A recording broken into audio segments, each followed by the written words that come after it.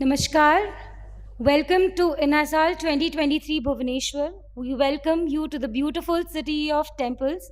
We hope you're having a good time. I request everybody to please take their seats. Now, I request Professor S.P. Singh, Sir, President INASL, to kindly address the gathering. Good afternoon.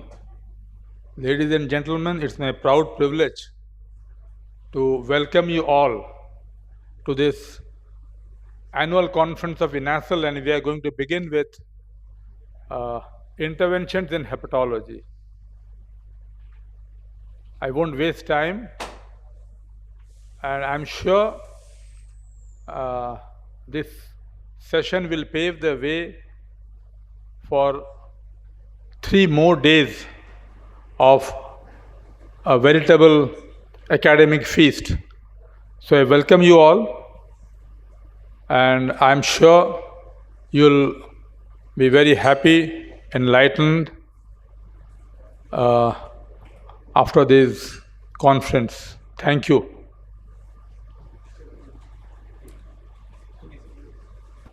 Thank you so much, sir. Now I request Professor Ajay Duseja, sir, to kindly address the gathering.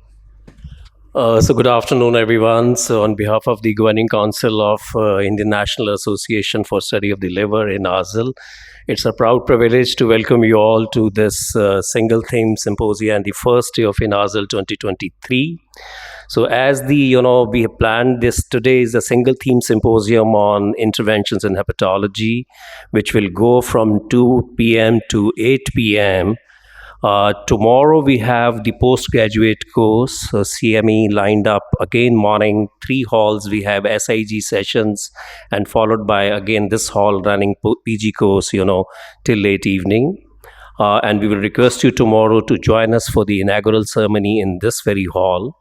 Day after is the main meeting where we have 3 parallel halls, 1, 2, and 3.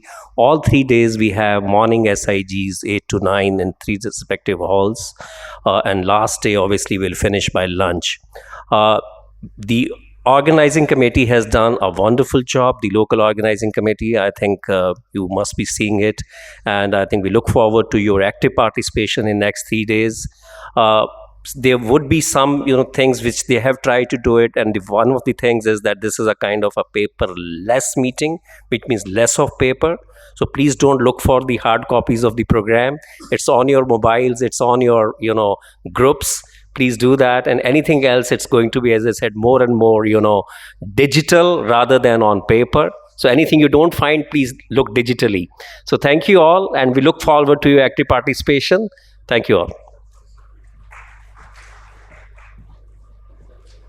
Thank you so much, sir. Now I request Professor Manoj Sahu, sir, to kindly address the gathering.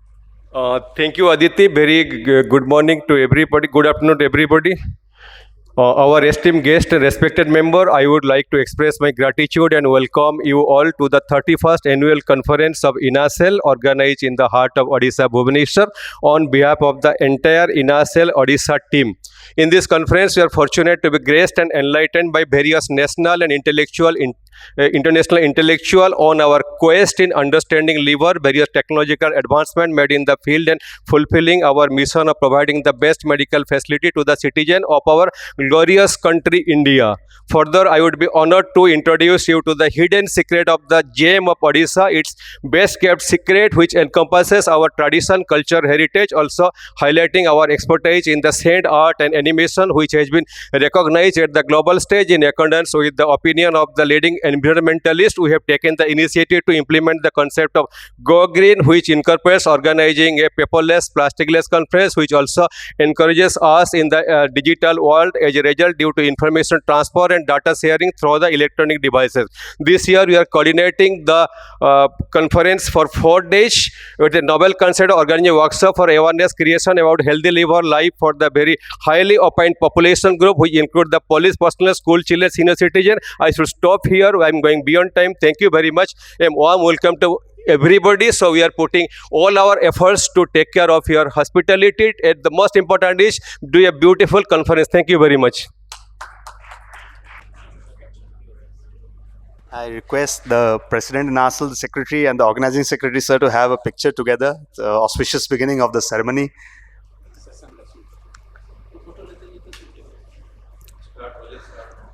I welcome you all. I've been waiting a long time to. I'm pretty excited to welcome all of you. I can see a small luminary and a galaxy of stars here from the field of hepatology, gastroenterology in India. Without wasting any time, I welcome you to the academic feast.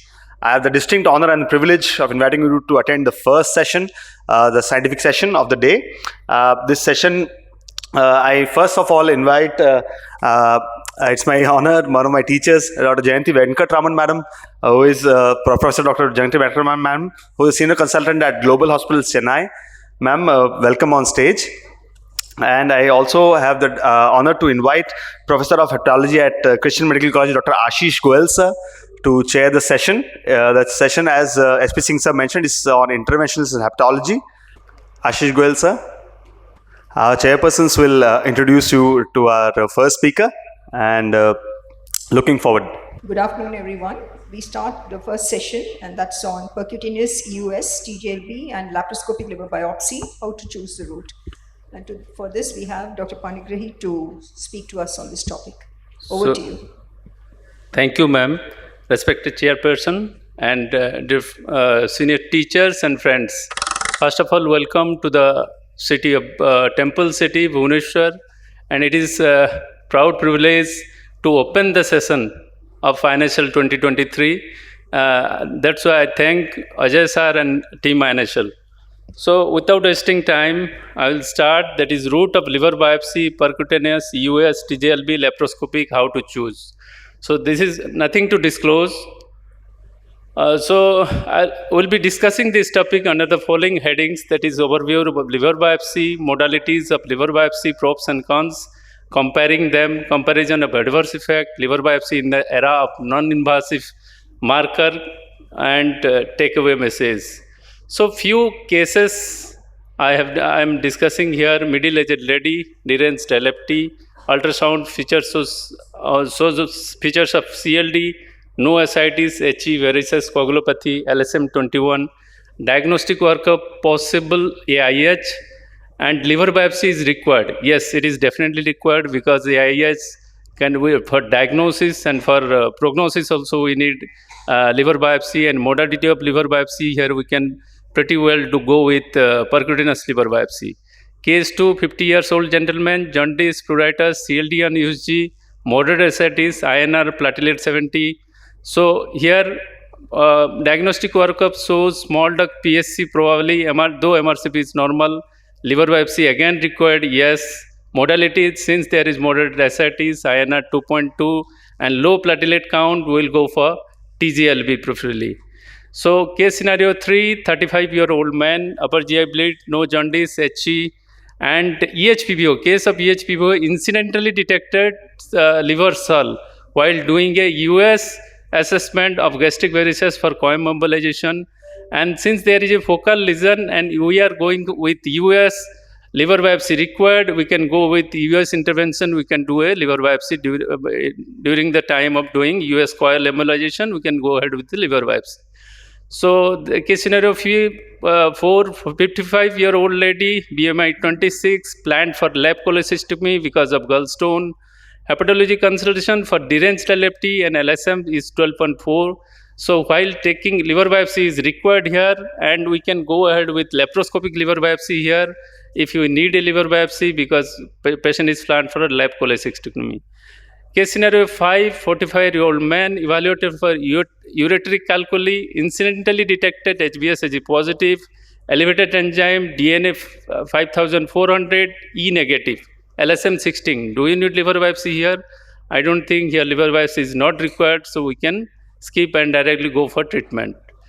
So if you'll see journey of liver biopsy, it is started in 1883 by Paul Eldridge, then 1 second liver biopsy by Manganese, then percutaneous liver biopsy, then comes TJLB, laparoscopic liver biopsy, and the new kid in the block is EUS-guided liver biopsy, started in 2009. So if you'll see indication of liver biopsy is required to diagnose the disease, prognosticate, and also manage the condition like AIH. So what constitute an adequate liver biopsy for accurate evaluation? So for adequate liver biopsy to tell, it should be the core length should be more than 20 mm, 2 centimeter, and it should contain more than 11 portal tract to give an adequate liver biopsy sample and to report it by a histopathologist. So we have different modalities. So how to choose? What is the principle of choosing then?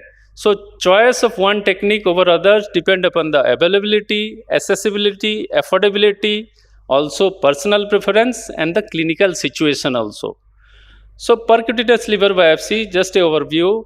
When it is, we should go ahead when platelet count is more than 60,000, prothrombin times should be less than 4 seconds, no recent use of NSAID, aspirin, clopidogrel, and no clinical history suggestive of coagulopathy.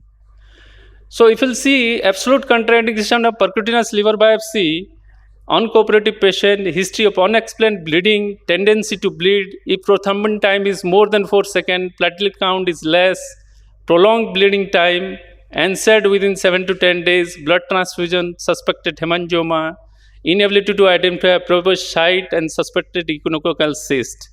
And relatively, we can avoid liver biopsy, percutaneous liver biopsy when there is moderate obesity, ascites, hemophilia, and infection of the right pleural cavity. We can relatively avoid percutaneous biopsy. So this plugged liver biopsy is a modification of the percutaneous liver biopsy, and it is done in patient with impaired coagulation where TGLB is not available also. And liver biopsy done in a conventional manner, only issue a gelatin is slowly injected into the sheath to avoid the bleeding in percutaneous, this plugged liver biopsy. You will see advantage of this percutaneous liver biopsy, it is pretty long time it is there, operator are familiar, and better understanding of this technique also, comparatively easier to use and demand less technical skill.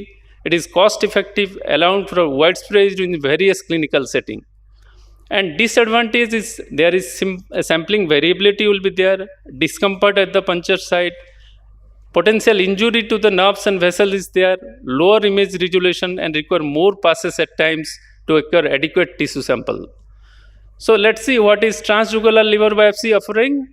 It is indicated in diffuse liver disease with when there is contraindication to percutaneous liver biopsy is there. That is coagulopathy, significant ascites is there, or increased bleeding risk situation is there, we can go ahead with TGLB. And in conjunction with other procedures, let's say we have to do a HBPG measurement, tips or dips, so we can, without going for percutaneous, we can go ahead with TGLB, and at the same time we can do two procedures.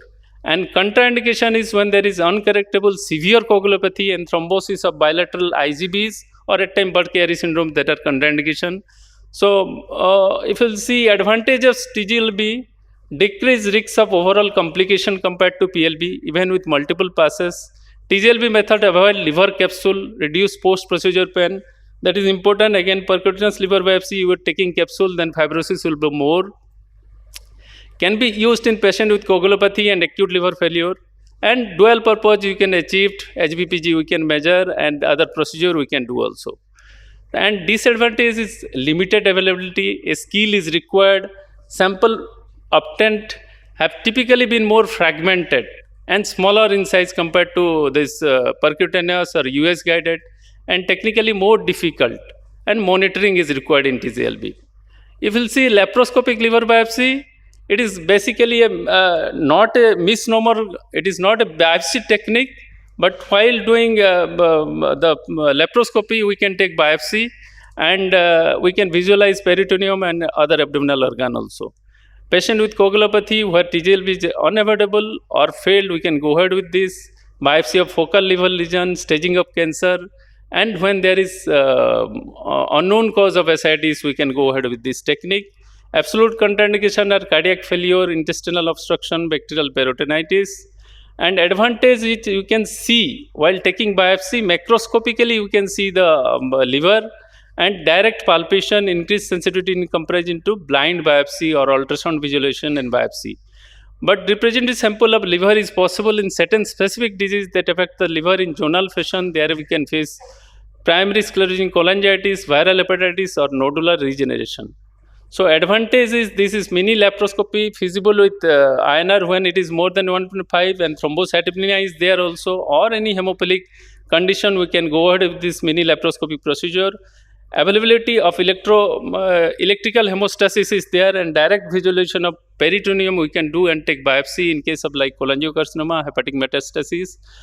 So, and disadvantage are we need a surgeon, operating theater, general anesthesia or local anesthesia sedation required. It takes a little bit more time, and technical limitations in case of morbid obesity cases, massive ascites and instrumental related complication is there.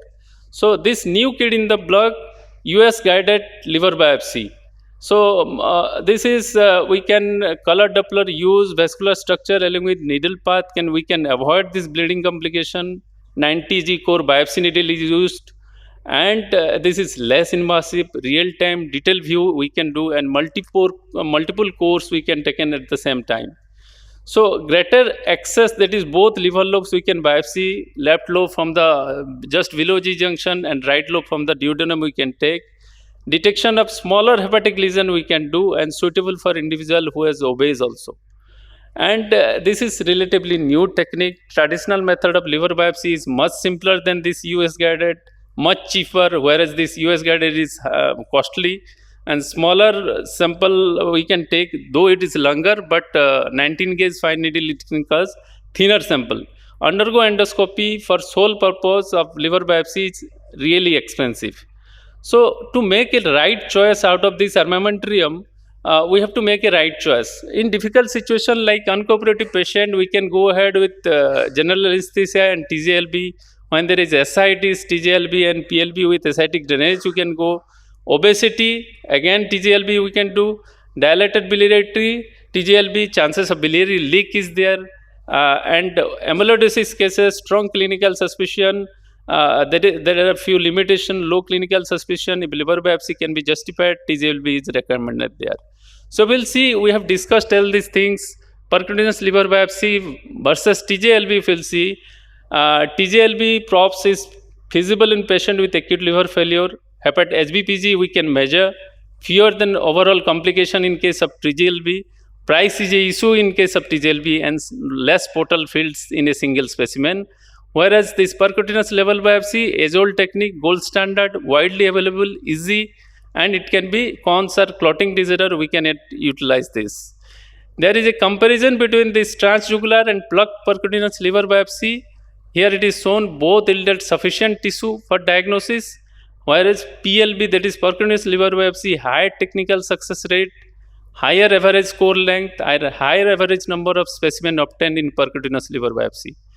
There is comparison between lab versus PLB, and combination, this mini laparoscopy, combination of macroscopy and histology help diagnosis a significant number of cirrhotic by mini laparoscopy. If you'll see, histology alone underestimated cirrhosis by 26%, whereas if you are going for mini laparoscopy, you can have an advantage of this 26%.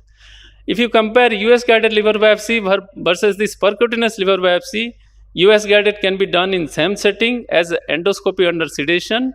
Simultaneous evaluation of other nearby structure, we can see pancreas, gallbladder and bile duct. Bile over sampling can be done. Lower incidence of pain can be performed with mild ascites, easy in patient with obesity, and can be done with same setting as EUS-guided portal pressure management. Disadvantages are required sedation, higher cost, low simple adequacy, whereas we know the advantage of percutaneous liver biopsy. You will see evidence, this is a meta-analysis where they have shown sample adequacy in US liver biopsy versus percutaneous is comparable, whereas diagnostic accuracy is better with percutaneous liver biopsy. Another meta-analysis where everything is comparable, that is adequacy, adverse event, complete portal tract, whereas specimen length there is significant difference between US and percutaneous, that is US-guided liver biopsy is more lengthier we can get, otherwise all things are comparable. So this is again same slide comparing different modality we have discussed already. So points to ponder, in the era of non-invasive evaluation of hepatic fibrosis, how often is liver biopsy justified? There is a physician and patient perspective, and liver biopsy is still considered the most reliable method despite the modest acceptance by the patient. And these non-invasive methods are gaining acceptance by physician and patient, and most of them consider this method as reliable. So only thing we have to keep in mind, first, do not harm. So my key takeaway is, first you have to rationalize the need of liver biopsy, explore the availability facilities, assess the clinical situation, discuss the patient various modalities and patient preference, know the preference and abilities, and acknowledge the limitation. So this is the key takeaway. Route of liver biopsy, one size does not fit all. We have to take an individualized approach. Thank you very much for patience hearing. Thank you, Dr. Panigrahi, for tackling the difficult subject here. May I ask you to join us here, and we'll have discussion at the end.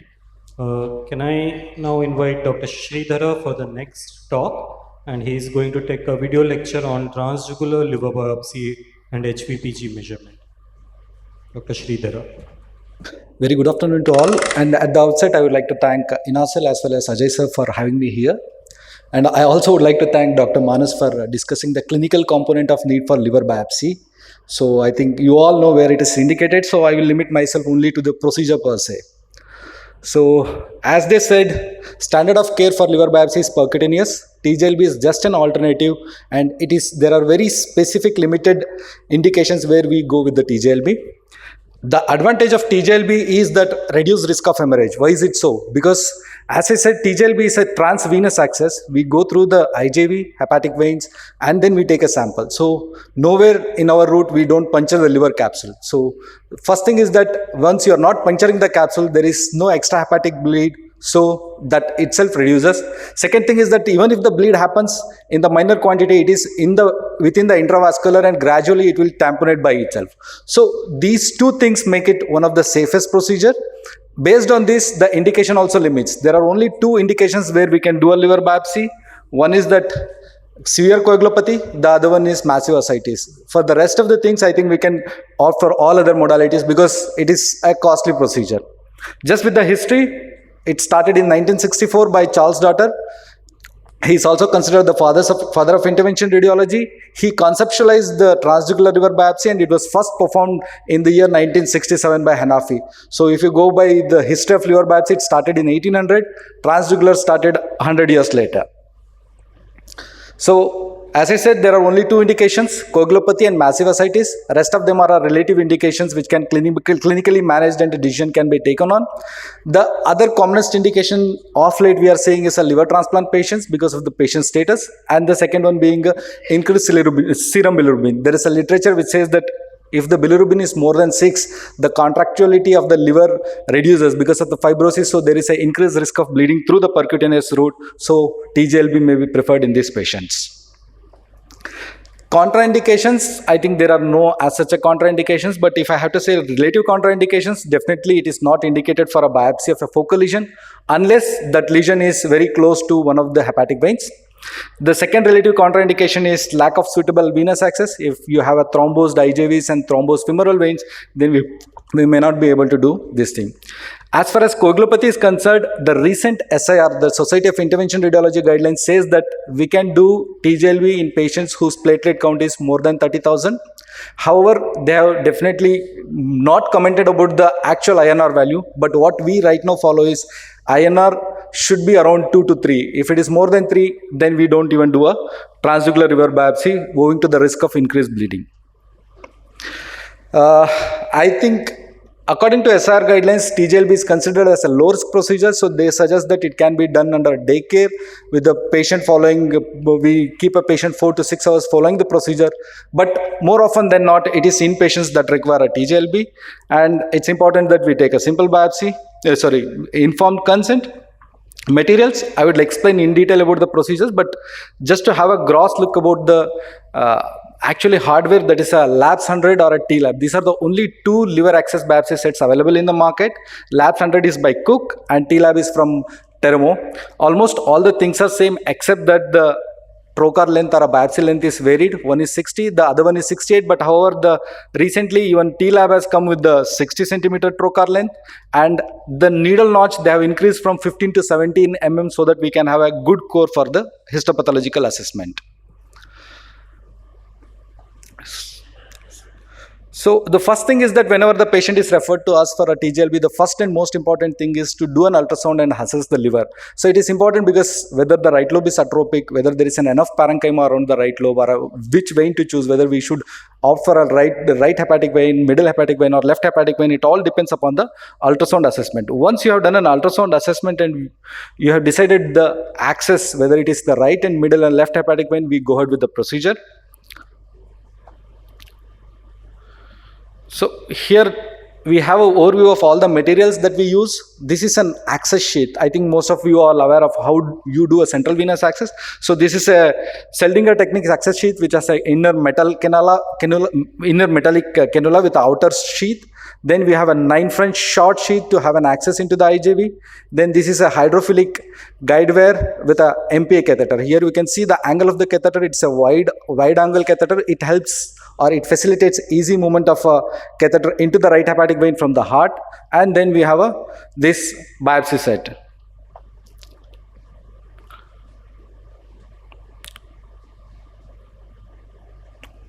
Then there is something called as a dilator set. Because it is a 9 French sheath, we need to dilate the tract before inserting the sheath.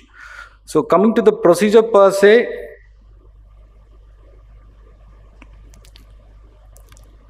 so the access to the right hepatic vein, right jugular vein, IJV, is generally at the level of thyroid gland. Here we can see the thyroid gland. This is the sternocleidomastoid muscle. This is the common carotid artery, and this is the IJV.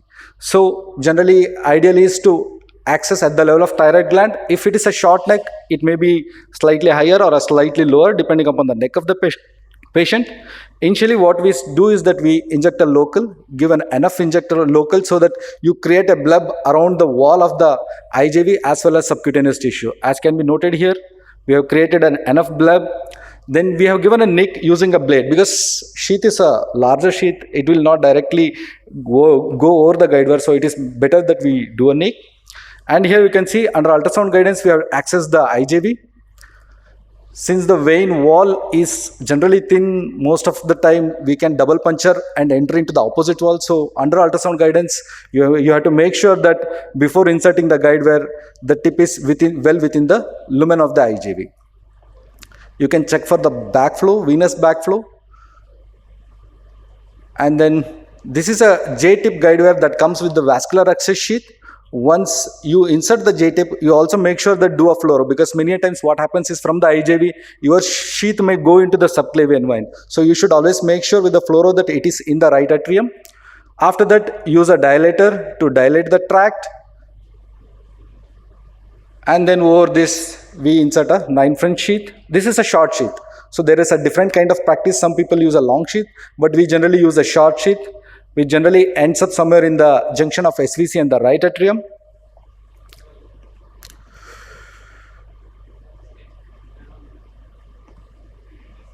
So once we have an access in the right IJV, the next thing is that we take a MPA catheter, which we can see all here. This is a wide angle catheter. Along with that, there is a hydrophilic guide wire. As soon as you enter the heart, it is important that you orient the catheter anteriorly and towards right, so that it easily goes into the IVC as well as right hepatic vein. The other important thing to consider catheterizing the IVC is that ask the patient to hold in deep inspiration. Whenever the patient holds in deep inspiration, these walls open up and it easily goes. So here we can see that once I have asked I have rotated it anteriorly, then I have asked the patient to hold in deep inspiration. And you can see that naturally, because of the curve, it goes into the right hepatic vein. As soon as you enter the infradiaphragmatic component, you just rotate it towards right. So it goes, it naturally doesn't have to do much of the procedure. So we can see that I have taken all the way till distal most component of the right hepatic vein. Why it is important is that when we go as distally as possible, the stiffening guide wire that we use later on will give enough strength for the stiffening cannula to go in. Since it is not a pliable catheter that we are taking over, it's a stiffening cannula, it will always have a difficulty primarily across the hepatico-venous confluence. So this is the run just to look. Then here we can see this is a super stiff amplans guide wire. So this is an exchange length. Again, we need to use an exchange length super stiff guide wire, 260 centimeter. We can see that it has a curved tip so that it should not cause any injury to the adjacent parenchyma.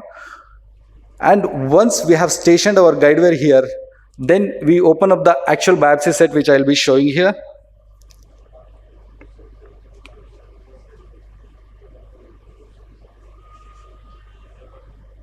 So these are the component of a LABS 100 or a T-lab biopsy set. It has 4 components.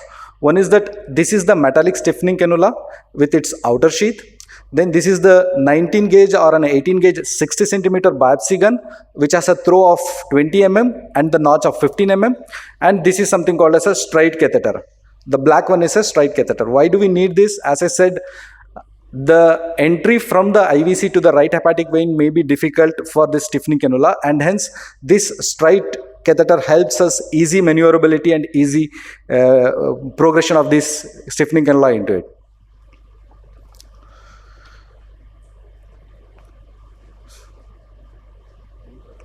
So the other thing to note about this stiffening cannula is that at the hub of the stiffening cannula there is a pointer. This pointer actually correlates with the angle at the distal tip. So if it is right side, if you rotate the hub towards right side using that pointer, your tip also rotates right side. If you want to anteriorly wedge, you can do it at the hub. You want it posterior, anterior, medial, lateral.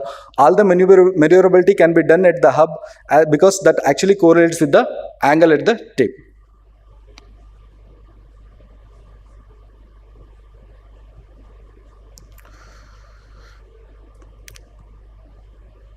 So I am just loading the striding catheter within this so that it facilitates easy movement.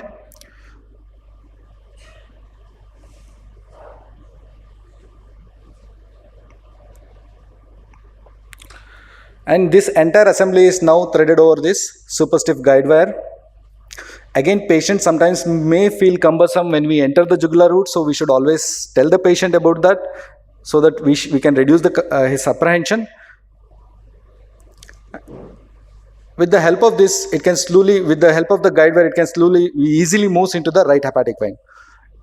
And once it goes into the right hepatic vein, this is how a normal right hepatic vein course would be. So naturally, our stiffening cannula takes a posterior approach because that's how the right hepatic vein is from the IVC.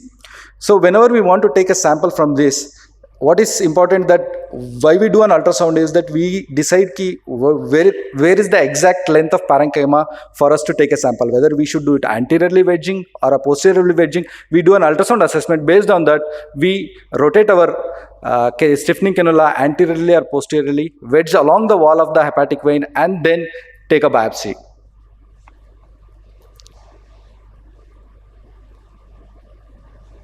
So here we can see this is the biopsy gun. It is 60 centimeter in length. And this is the notch, specimen notch, which is around 15 mm notch, and total length is 2 centimeter. So since when we take a sample, we actually go around 5 to 10 mm into the liver parenchyma. So we at least need a 3 centimeter of liver parenchyma from your puncture site or from the stiffening cannula site within the hepatic vein. And there is a black marker which helps us to tell that the distal end of the stiffening cannula and the biopsy gun are matched within the hepatic vein. Otherwise, we can always use a fluoro to confirm the distal end of the biopsy gun. So here we can see when it is matched, this black marker comes at the hub. So once we are in this position, next biopsy should be taken in 10 to 15 seconds with a single breath hold. Ideally, what we do is that we will ask the patient to hold the breath. We don't ask him to take a deep inspiration or an expiration. And based on the parenchyma, we either rotate it anteriorly or posteriorly, wedge the stiffening cannula. Once it is wedged, we move this biopsy gun around 5 mm into the parenchyma, and then we push this plunger and take a biopsy sample. This hardly takes 10 to 15 seconds. It can all be done in a single breath hold.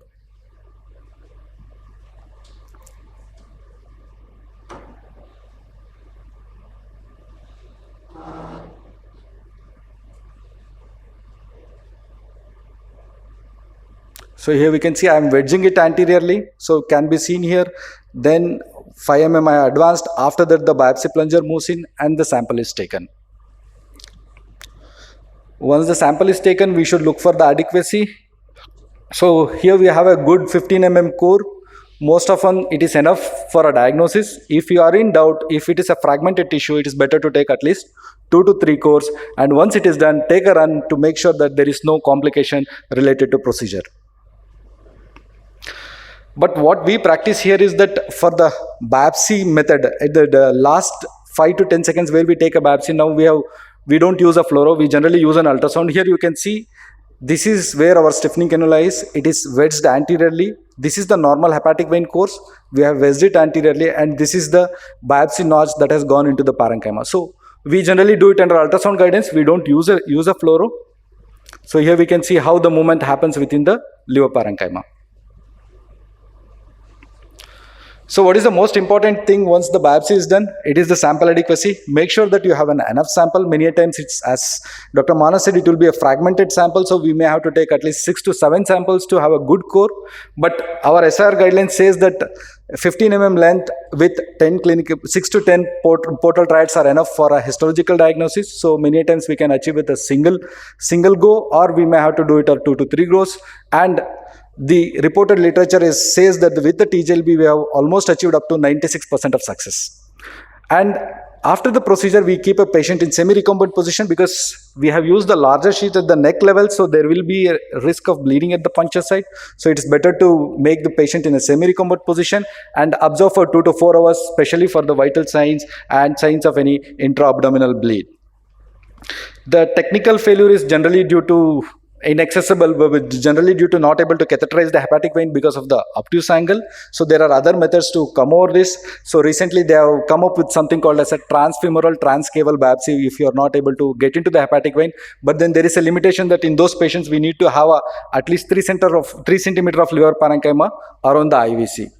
The complication rate, as I said, is less than 6%, but in a recent literature, it is less than 1%. Most often, it is a minor complications.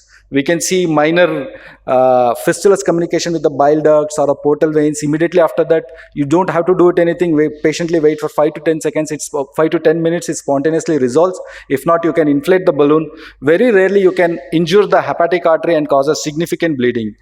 So here is one such case where we did a TJLB from the middle hepatic vein axis, and this is what we found. Patient had a fall in hemoglobin with the change in vital, so we did a CT angio. Here we can see this is where the aneurysm is. So if you look at this, this is where the normal middle hepatic vein course. So that's why they say that whenever it is possible, always choose the right hepatic vein. It is the safest route, but sometimes it may not be always feasible. So we can end up with these kind of complications. This is just, we did a same sitting DSA and we have embolized it. This is one paper which has come up in 2019. Here what they have done is that they have done a biopsy even for patients with less than 50 platelet count and for the patient who are more than 3 INR. And what they have compared with all other things, the complication rate is almost same. So this paper actually goes on to say that even at the level at INR of more than 3, TJLB can be safely performed. However, the present guideline says that platelet should be at least 30,000 and INR should be around 2 to 3. Moving on to the other most common minimally invasive IR procedure that is required for hepatology and gastroenterology, that is HVPG, that is to make a diagnosis of a portal hypertension. It's actually a difference between the hepatic vein pressure, free hepatic vein pressure versus a wedged hepatic vein pressure. Wedged hepatic vein pressure is indirect evidence of a portal pressure. So the difference actually correlates with the portal pressure gradient, which is called as a hepatic venous pressure gradient. And we know the thresholds when we say clinically significant, more than 10 is clinically significant, more than 12 is variceal bleed, more than 16 significant risk of recurrent variceal bleed, and more than 20 there is high chance of failure to control the active hemorrhage. And so in our literature it says that if it is more than 20, ideally consider a TIPS in these patients. These are the hardware. The only difference, as I said, the right hepatic vein access is same for both TJLB as well as HVPG. Only difference is once you have a right hepatic vein access, we use a compliant occlusive balloon catheter to occlude the hepatic vein. Generally, we use a Swan-Ganz catheter. We can also use a Fogarty. And then many a times it so happens in our practice, since we don't use a longer sheath, we may need a guide wire. So we use a exchange length 035 Teramo guide wire. Or sometimes we may have to do, if the Swan-Ganz catheter allows a smaller guide wires, then we use a VisiGlide 025 catheter. So ideal location within 2 to 3 centimeter from the IVC.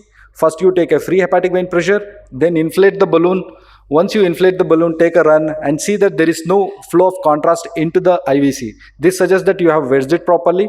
Then take a pressure measurements. What is important is that when we take a wedge pressure, we have to wait at least 1 minute after you wedge this. So to have an ideal pressure, and at least you need to take a minimum of 3 measurements and average of it to have an ideal value. Sometimes we can also do a transfemoral HVPG. Here we don't need, if we are not indicating a liver biopsy, we can go through the transfemoral route. Patient will not feel cumbersome because we are not going through the neck. So again, the same thing, measurement remains the same. So certain points about what the Bevino 7 consensus states: use an end hole compliant occlusion balloon catheter. The other thing here they say is that the recording should be always on paper or an electronically. So digital on-screen recording is avoided to show the pressure changes. And as I said, 1 minute pressure measurement has to be done. So just to conclude, I think the data says that TJLB is one of the most safest, well-tolerated procedure with an adequate sample of high success rate of more than 96%. Similarly, even the HVPG, which is a gold standard, is also a minimally invasive procedure, and it should be adopted in our routine practices without any worry of complications whenever possible. Thank you, Dr. Shikar. Can you join us on the dais, please? We move on to the next topic and request Dr. Dev to make his presentation on a video presentation on EUS-guided liver biopsy, and probably discuss about the measurement of the portal pressure as well. Thank you, Professor S.P. Singh, Dr. Ajay sir, and the organizers of INASL for the kind invitation. So the task allotted to me is EUS-guided liver biopsy and portal pressure gradient measurement. So EUS-guided liver biopsy, EUS-guided biopsy of a space-occupying lesion of the liver was described way back in 1997. But the first EUS biopsy for assessment of derangement of liver function test was first done on 2 patients by Matthews in 2008 using true-cut biopsy needles. But with improvement in imaging technology and improvement in needle technology, EUS liver biopsy has now evolved into an attractive alternate to percutaneous and transjugular routes. EUS also allows simultaneous assessment of the portal pressure gradient, and this greatly adds to making endoscopy a one-stop shop for assessment of portal hypertension. And it may be particularly suitable in patients with cirrhosis or compensated advanced chronic liver disease, because anyways they need to undergo an endoscopy.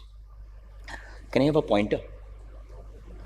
So before going ahead the EUS liver biopsy, the pre-procedure considerations is we obviously need to review the indications. As Dr. Manas has said, the indications have changed. There is no need for a we now have non-invasive assessment of fibrosis. So we go ahead with the biopsy only if it changes the management decisions. We need to review the contraindications. There are as such no published guidelines on contraindications for an EUS liver biopsy. So this is extrapolated from liver biopsies by other routes and also US FNAs from other lesions of the GI tract. So we would avoid in patients with hemodynamic instability. In coagulopathy, the standard parameters are INR more than 1.5 or platelets less than 50,000. But in our center, we would be doing a ROTEM or a sonoclot to decide whether to go ahead with it or not. A mild ascites which does not separate the liver from the stomach wall is not a contraindication. However, a massive ascites where the liver is freely floating in the fluid and separated from the stomach wall becomes a contraindication. Inability to tolerate sedation, luminal obstruction, esophageal obstruction, and if there are extensive collaterals with no clear biopsy path, these are all contraindications. The pros and cons of the procedure, particularly the financial implications, needs to be discussed with the patient in detail in Indian settings.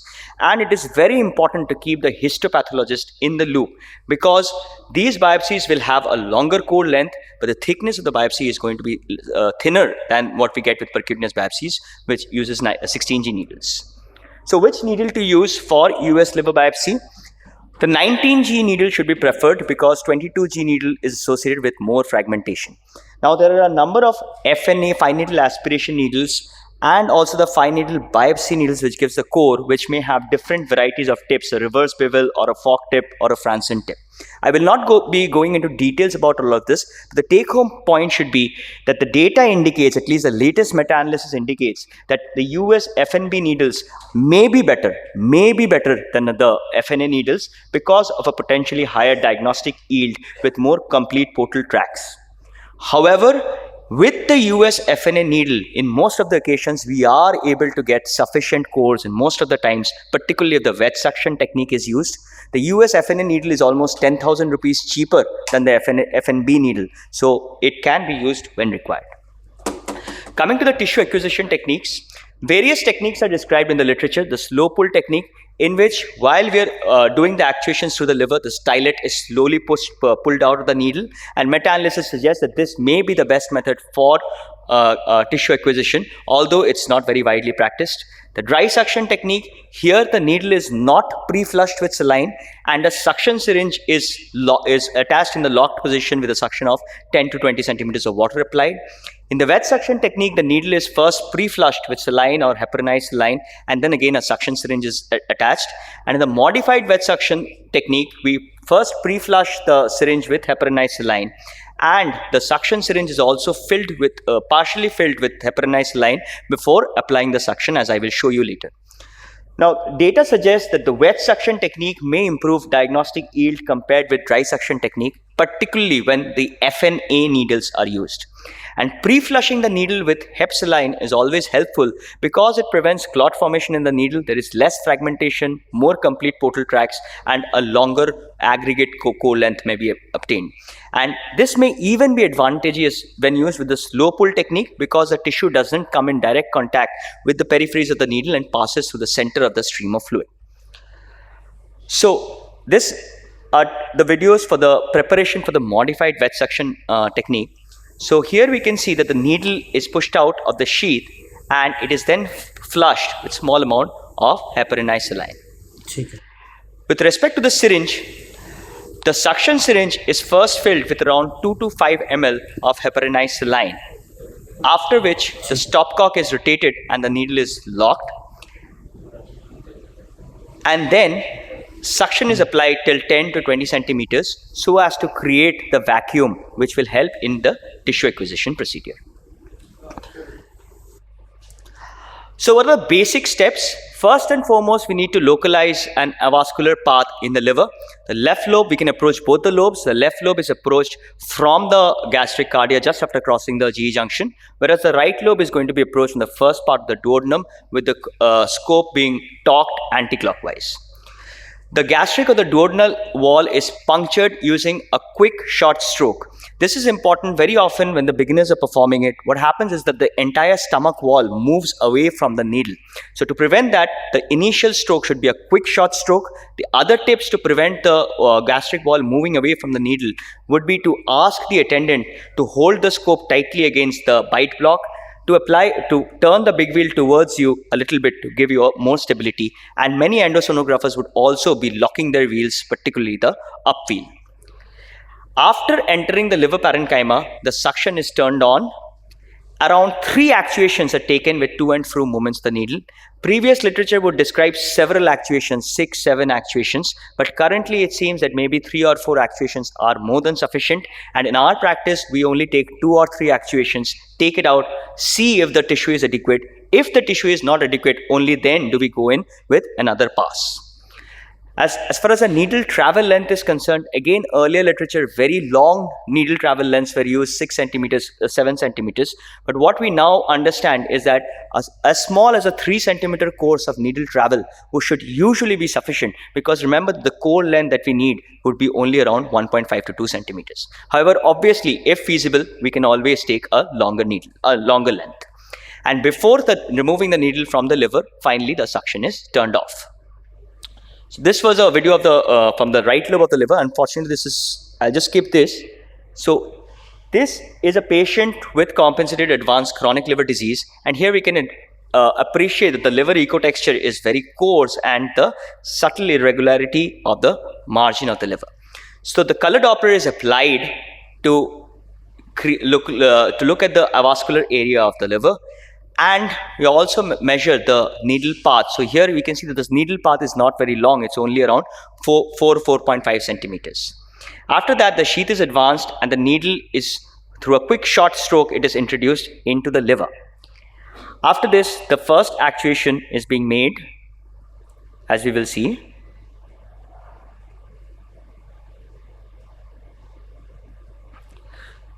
Now, what I want you to appreciate is that the actuation forward into the liver was a usual quick actuation, but when we are withdrawing the needle back during the actuation, it's a more purposeful gradual withdrawal. And the reason for that is to see if any needle tract is getting formed inside the liver. If a needle tract is getting formed which shows color flow on Doppler, the needle should be left in situ for some time such that the automatic tamponade of the liver can stop the bleeding.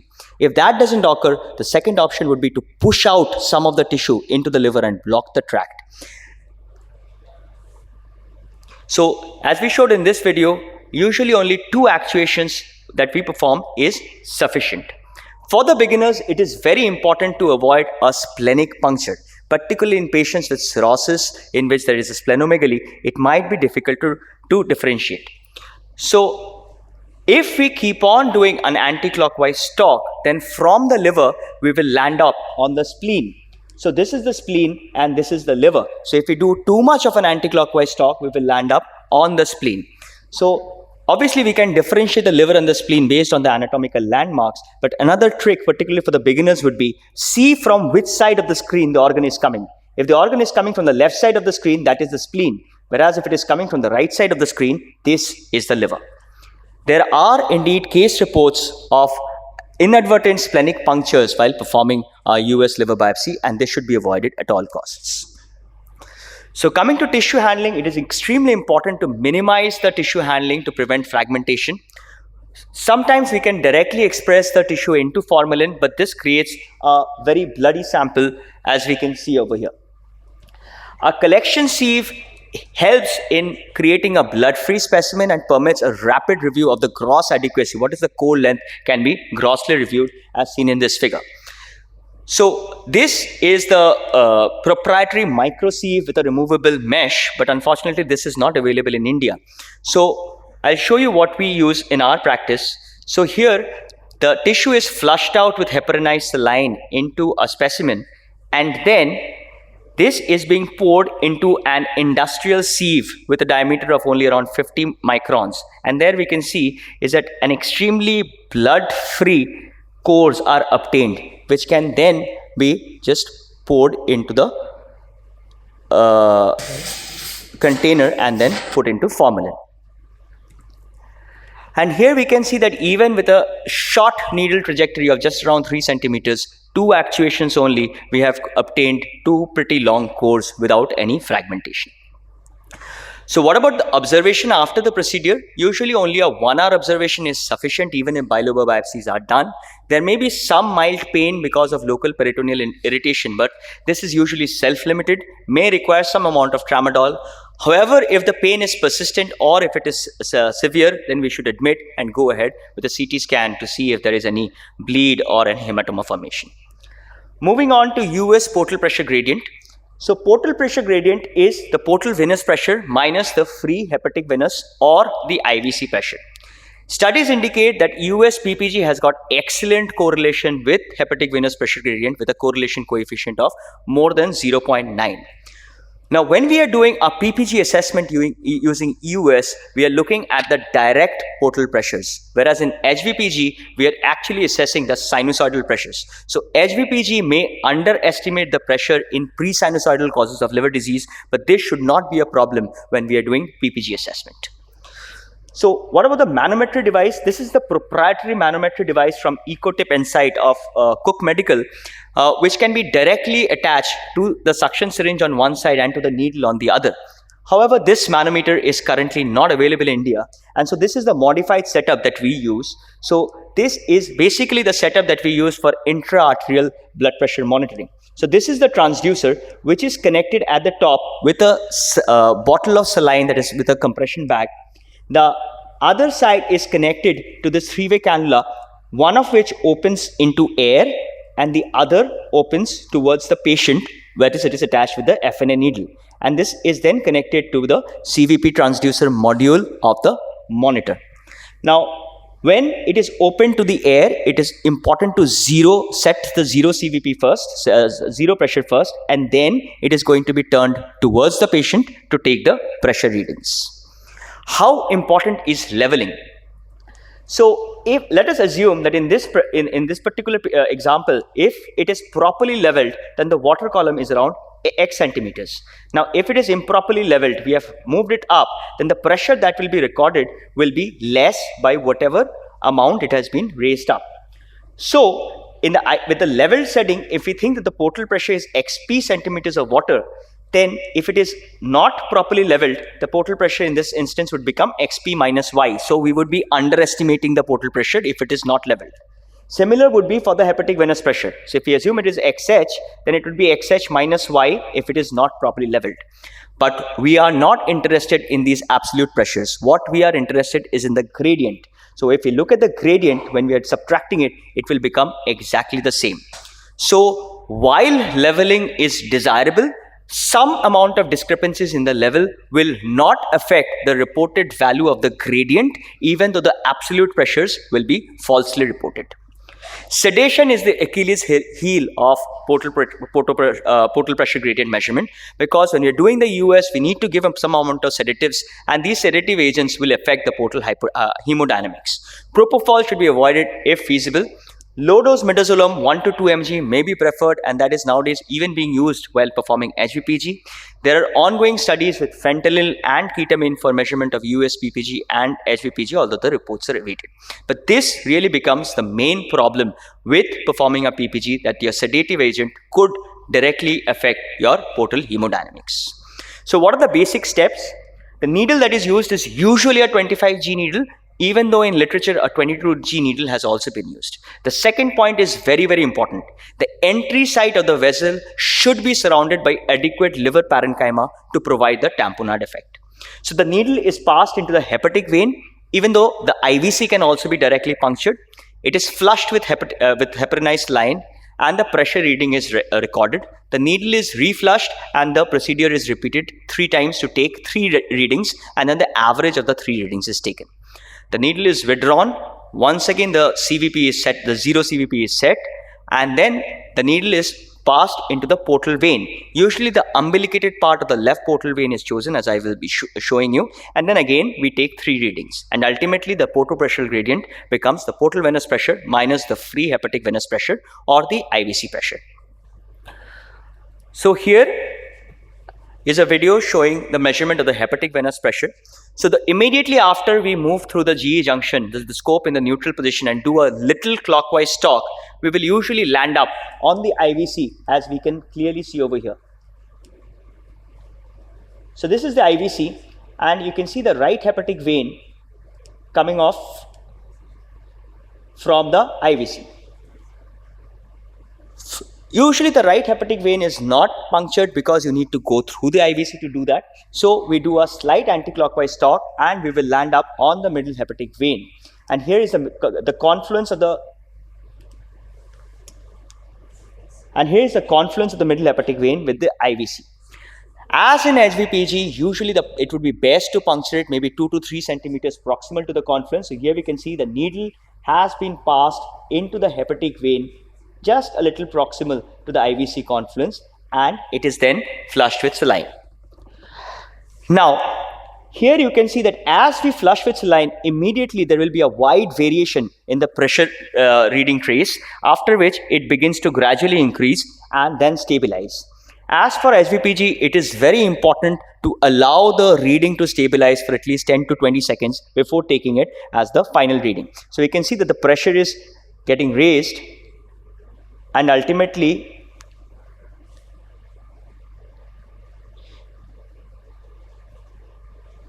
it settles at 4 centimeters of water.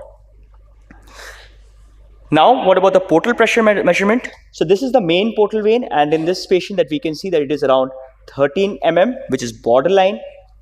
Now, the main portal vein is usually not punctured. What we usually puncture is the umbilicated part of the left portal vein. We just turn the scope a little clockwise and maybe a little inside to get this fisheye appearance. This fisheye appearance, which is the umbilicated portion of the left portal vein. We can see the ligamentum venosum on the top right hand corner and the ligamentum tedius on the lower corner.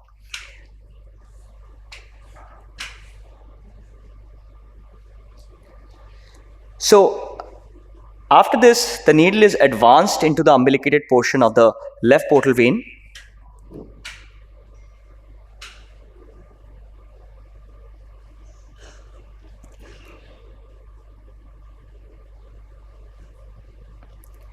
Flushed with heparinized line, and again the CVP readings are taken.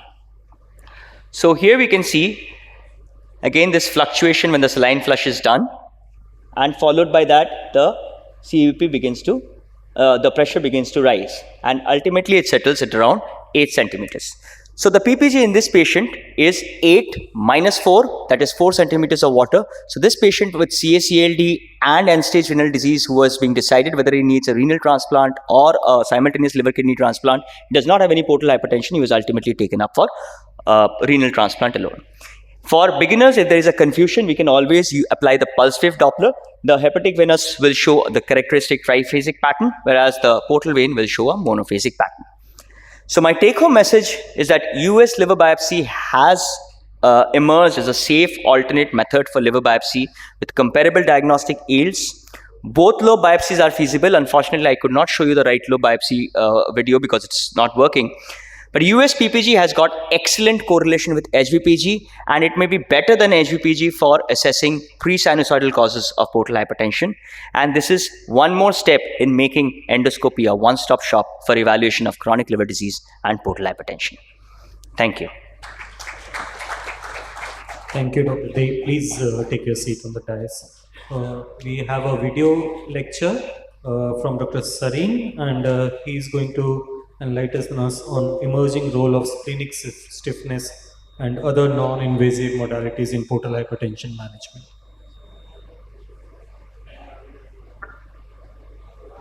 Greetings from the Institute of Liver and Biliary Sciences. I'm thankful to the organizers for including me in this important meeting. I will discuss the role of NITs in portal hypertension assessment. I have nothing to disclose. I will discuss what is the relevance of clinically significant portal hypertension, non-invasive tools, and spleen stiffness. The portal pressure, which is generally measured by hepatic vein pressure gradient, if it is above 10, it becomes clinically significant. 11 and 12, you will have 3-year decompensation of about 15%. This study by Dr. Ankur shows that patients who have got an HVPG or a gradient of 20 or above, in 2 years' time, half of them will decompensate. Those who have a pressure between 6 and less than 12, about 11% will decompensate. Pressure determines outcome of cirrhosis. This is a very important slide to show you that normally we take 10 as clinically significant, but even subclinical portal hypertension can be important. Here, patients who had a HVPG between 6 and 8 had 9% decompensation. Those who had 9 or 10 had 20% decompensation at 2 years. So pressures should be below 8. So what is the relevance of CSPH? Pressure of 8 can cause hepatic decompensation. Bring it to less than 8. How do you assess portal hypertension? Invasive and non-invasive. Invasive, I told you, hepatic vein pressure gradient. You get into the hepatic vein through the neck or through the femoral root, have a balloon inflated, and this is the wedge pressure which measures the pressure of the whole system, the tissue, the artery, and the vein.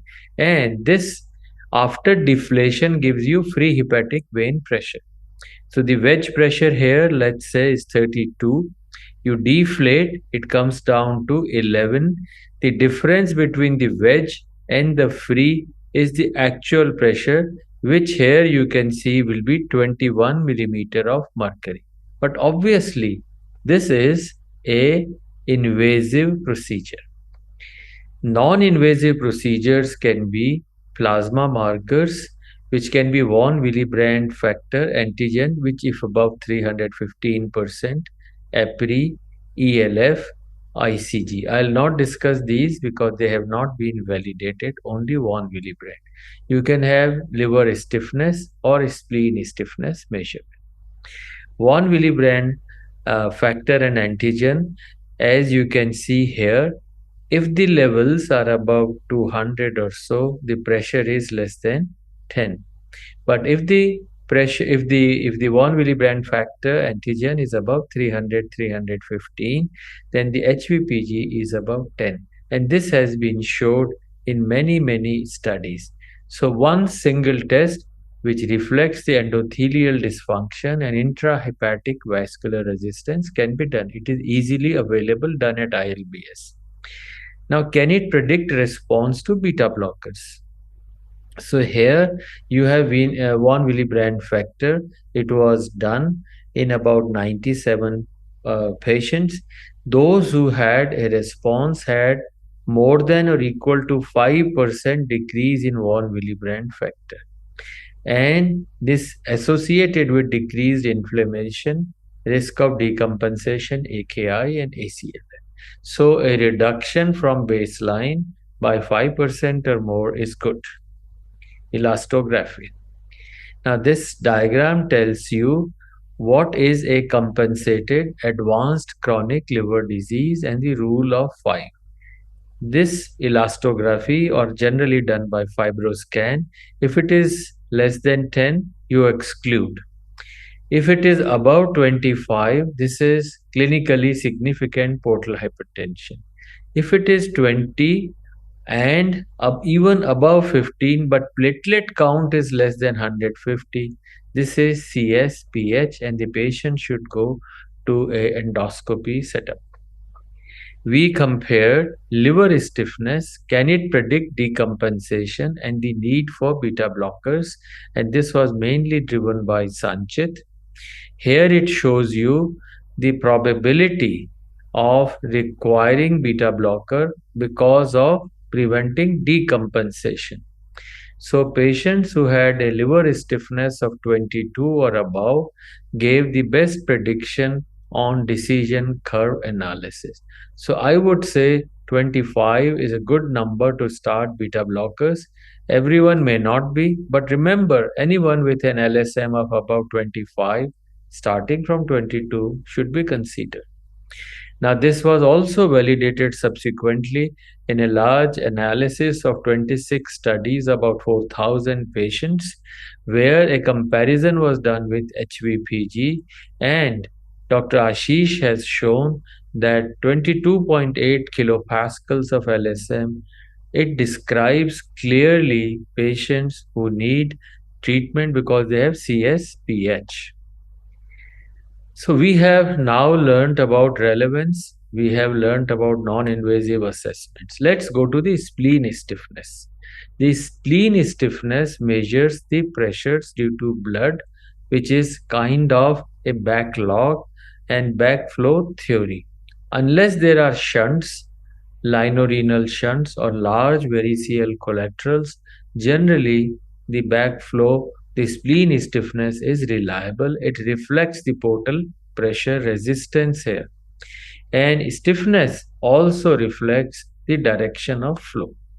Now, there were earlier fibroscan machine with 530, which had a depth of only 25 to 65, and it had a kilopascal up to 75.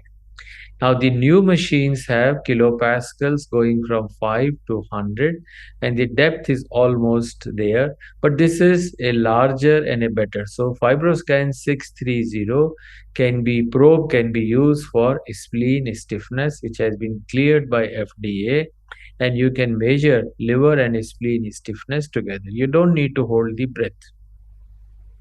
RF machines have also been used both by Philips and Acuson for using liver stiffness as well as spleen stiffness, but you need to hold breath, and sometimes they are not very good because of the limited depth. So if there is mild ascites or the spleen is far away, it cannot be used. I would say in general, remember a spleen stiffness above 50, clinically significant portal hypertension, and for liver about 25.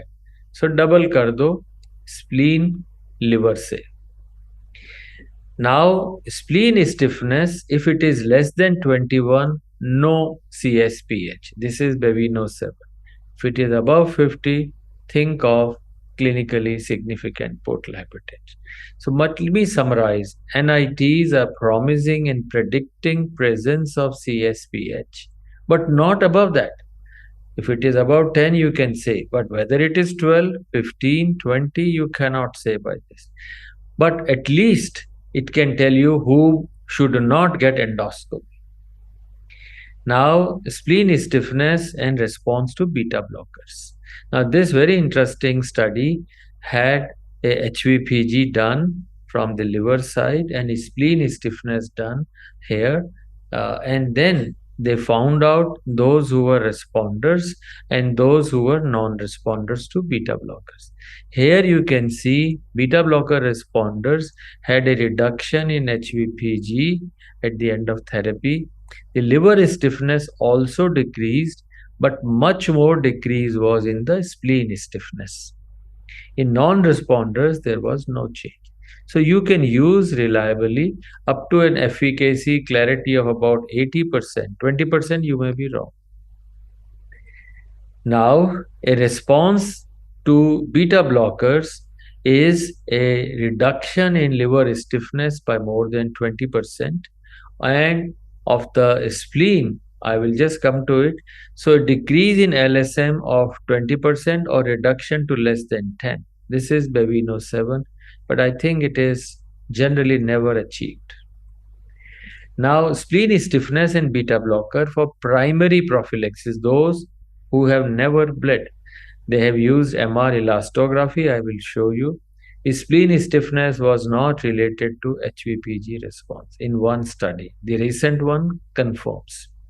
And RFE, when carvedilol was used, there was very low ability of change in liver stiffness and spleen stiffness to identify a response to medication compared to HVPG. HVPG remains a gold standard.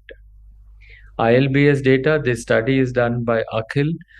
Now, in this study, he wanted to assess non-invasive methods to assess response to beta blockers as secondary prophylaxis, post-bleed.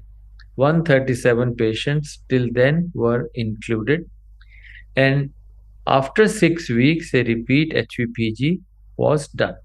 41% were responders. Now, here you will see the spleen stiffness in responders, spleen 81 to 71. In non-responders, no change. And liver stiffness also from 58 to 51. In non-responders, no. So you actually in 6 weeks and even at 3 weeks can say this is not a beta blocker responder. You may or may not do an HVPG, and the reliability of the curve is about 76%. So I would say, based on our data, spleen stiffness reduction by 6.5% or more than 10 kilopascal, here you can see 81 to 71, is suggestive of response to beta blockers. And at 6 weeks, you can accurately define it without even doing an HVPG. This has to be published. MR elastography, here is the HVPG and liver stiffness. In elastography by MR, the scale is different, and normally a scale of 8 or 10 suggests cirrhosis of liver. There is a lot of heterogeneity, and spleen stiffness also, heterogeneity is there, although the R is about 0.9. Now here they show elastography and use of beta blockers, and in this study they have shown that in non-responders, the relative decrease in liver stiffness is not that much. In fact, responder and non-responder, there was very little difference in this. So I would say that MR elastography is not very reliable for suggesting this. So let me now summarize one more time. Non-invasive tests are promising in predicting CSPH, high portal pressure, but do not correlate like HVPG. They exclude patients not needing endoscopy, but they are not reliable for predicting beta blocker response or rebleed. And we have no etiology specific cutoffs, and maybe combination is better. I'll briefly touch in the next 2 or 3 minutes AI, artificial intelligence, which refers to computational approaches to data analysis in which computer programs are not guided by people, but primarily they learn from examples. So AI, a program that can sense, react, act, and adapt. Then you have machine learning, where algorithms based on data will improve as more and more data comes, so the machine learns. And the deep learning, in which multi-layered neuronal networks come, and then you have computer vision, deep and machine learning that allows. Let me show you. Now here you have Mona Lisa, all of you know it. It will identify the dark spots, the light spots, the angles and all that. So here is an input layer. Then you have combination of edges, each and every. Then you have identifying features like the nose or the lips, and this continues. And then you have combination of this, and then you give an output which shows you this is Mona Lisa. So this is learning and more data. Here you have, unlike this pleasant face, endoscopy, which shows you varices. And our aim is whether using all these methods, you can predict presence of varices, red color sign, and bleeding risk.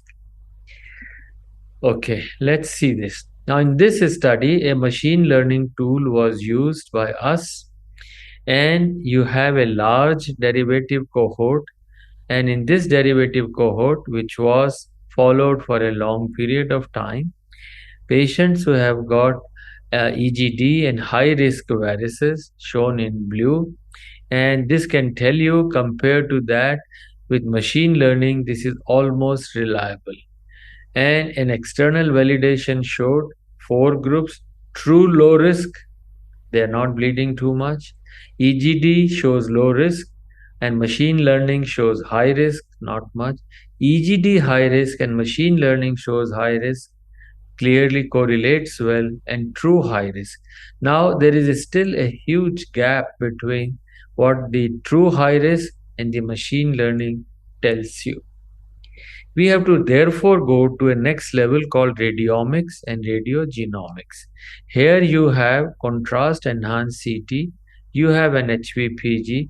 So the images on CT and images which are related to HVPG, the machines are told, and this is an artificial augmented auto-learned HVPG.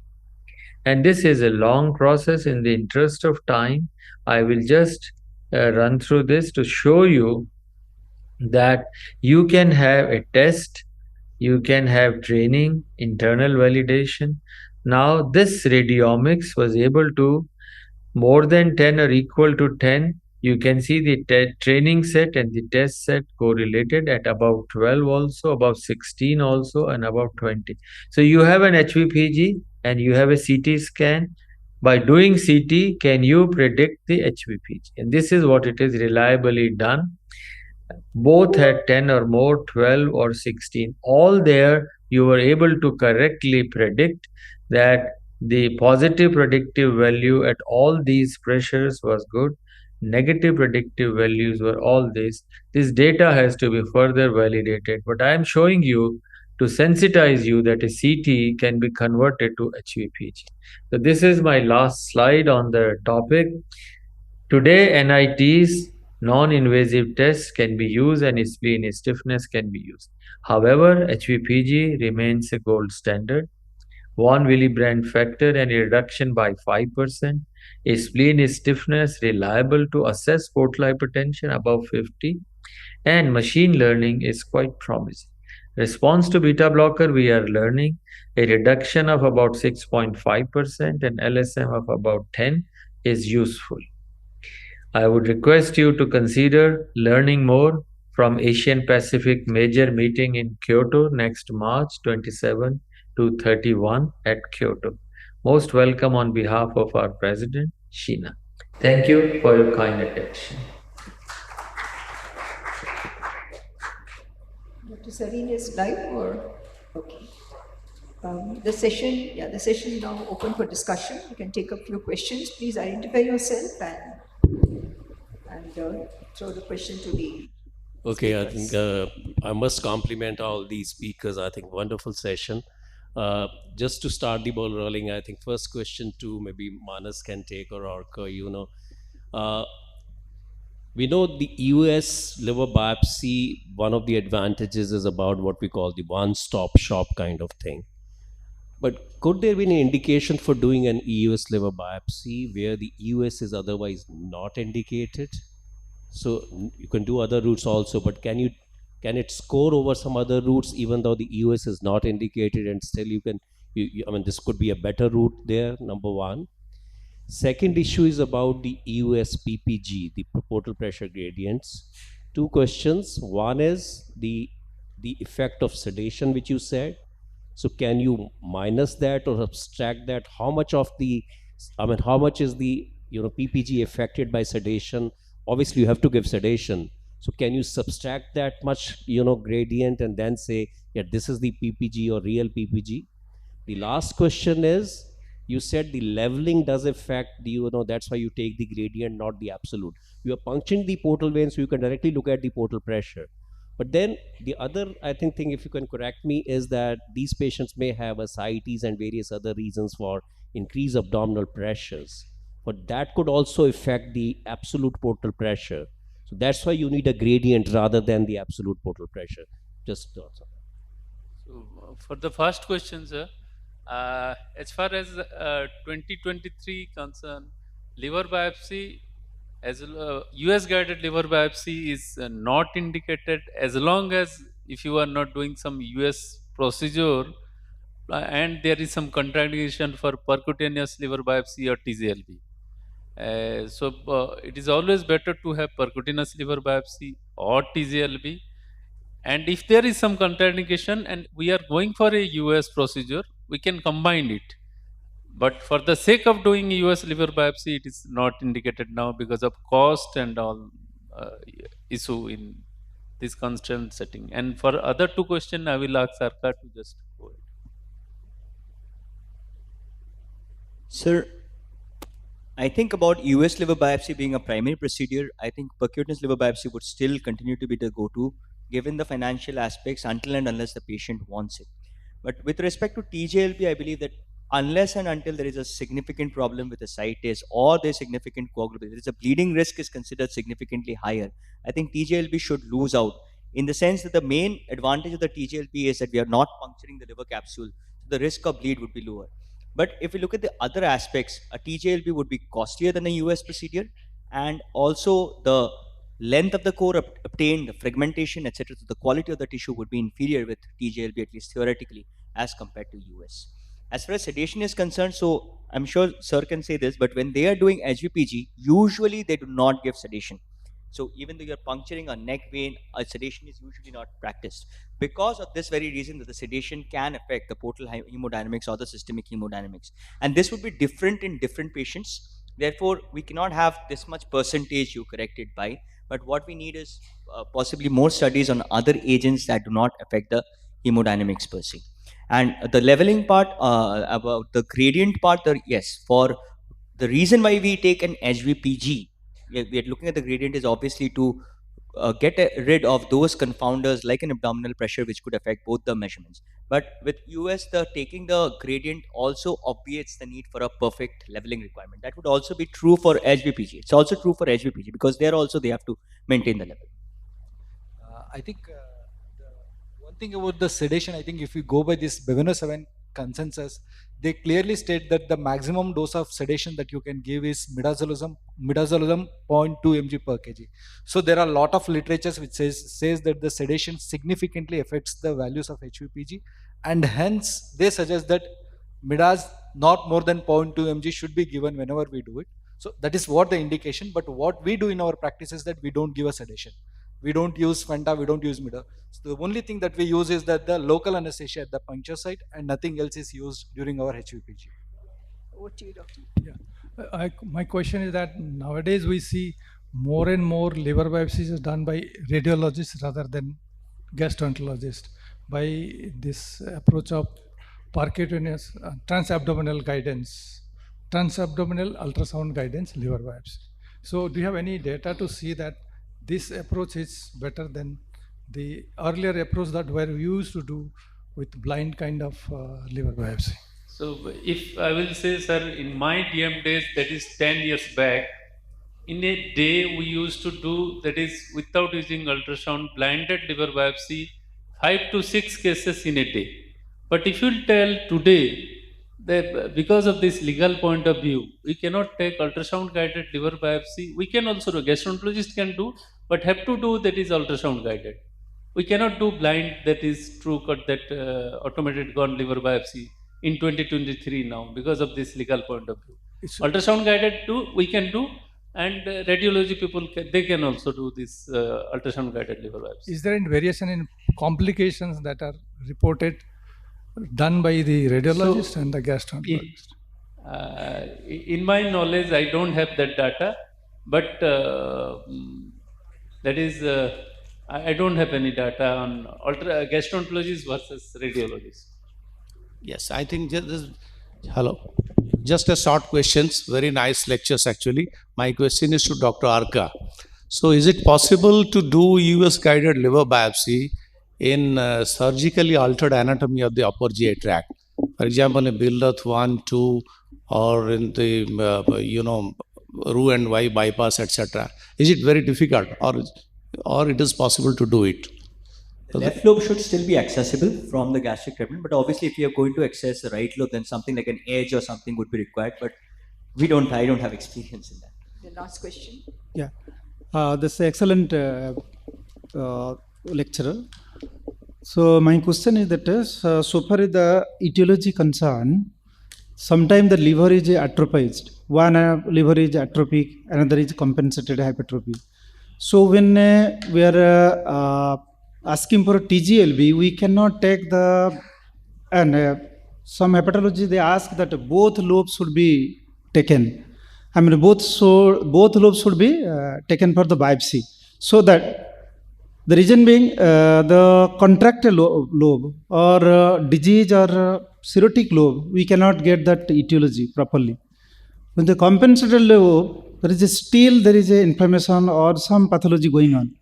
So in the TGLB, we cannot take this, or I can ask Dr. Day whether we can take both lobe biopsy simultaneously when we are doing TGLB, which is advantage over the that is the endoscopic ultrasound. At the time we can take both the lobe biopsy, right and left lobe. So that is a question. Another thing that in the percutaneous we can take both the thing, but in the TGLB, Dr. Day, can you say that both lobe, because in the right lobe you cannot get that something that we can take from both the lobes. We have a case series, we have done it from the left hepatic vein, middle hepatic vein and right hepatic vein. So that is a wrong concept that we cannot take it from the left. And if you go by the transplants, especially live donor transplants, most of the time we end up going through the left hepatic vein, taking the left lobe. So we can do it from all the lobes. Right and left lobes can be easily done. Just to add to what Dr. Sridhar said, that with TGLB is also possible. With US, obviously we can take both left and right lobe biopsies. But like Sir said, in a cirrhotic patient, sometimes there is left lobe hypertrophy or some lobar hypertrophy. There is often a caudate lobe hypertrophy. So the caudate lobe is also very easily accessible via US from just near the GA junction. That is another advantage. One very simple query. If you give sedation, it may affect wedge hepatic venous pressure. If you give sedation, it may affect free hepatic venous pressure. but then gradient will remain same, no? Gradient will not change. Absolute values of wedge petic venous pressure or portal pressure will change. Absolute value of free petic venous pressure will change, but gradient will remain same. How the gradient will be affected by sedation? I think probably that's to do with the dynamics and the duration at what time you have given a midas and what time you are taking a free pressure and what time you are taking a wedge pressure. So obviously it's a procedure which would take 10 to 15 minutes. Maybe it is something to do with that, but I'm not 100% sure about that. Just close the sessions. Procedure sedation given only one time only, no? It's not repeated usually in between. Before procedure is starting. So gradient will not change. Absolute value might change. So with the sedative agent, there is a differential effect on the portal hemodynamics and the systemic hemodynamics. So the free hepatic venous pressure would respect the systemic hemodynamics. So the change on that would be different from what we see in the portal hemodynamics. So for instance, with propofol, the systemic pressures fall a lot more than the portal pressures fall. That is why the gradient also changes. Thank you. Thank you, all speakers, for the wonderful session. And we now conclude the session. Thank you. I thank our esteemed speakers and our honorable chairpersons for the auspicious start to the INASL 2023. I conclude the first session without wasting any time and also the active participation from our delegates. Without wasting any time, I would now invite the chairpersons for the second session, which is about the management of portal hypertension. We have a good mix of talks by radiologists and endocrinologists, endoscopists. I invite the honorable chairpersons, Dr. Sanjay Bandopadhyay sir from ILS Hospitals, Kolkata, and Dr. Sandeep Pal sir from the Narayan Hridayalaya R.N. Tagore Institute of Sciences from Kolkata. Welcome sir to the stage and take over the session, sir. So good afternoon everyone. So the last session was about the diagnosis of liver disease and portal hypertension. So now we are coming to management of portal hypertension. So I'd like to invite the first speaker, this is Dr. Amar Mukund. He is going to speak on interventional radiology guided obliteration of gastric varices and portal systemic shunts.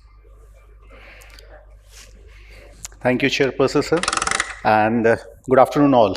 At the outset, I would like to thank Professor Ajay and the team INASL for having me here. And in next 20 minutes or so, I'll be talking about intervention radiology procedures for obliteration of gastric varices and shunts.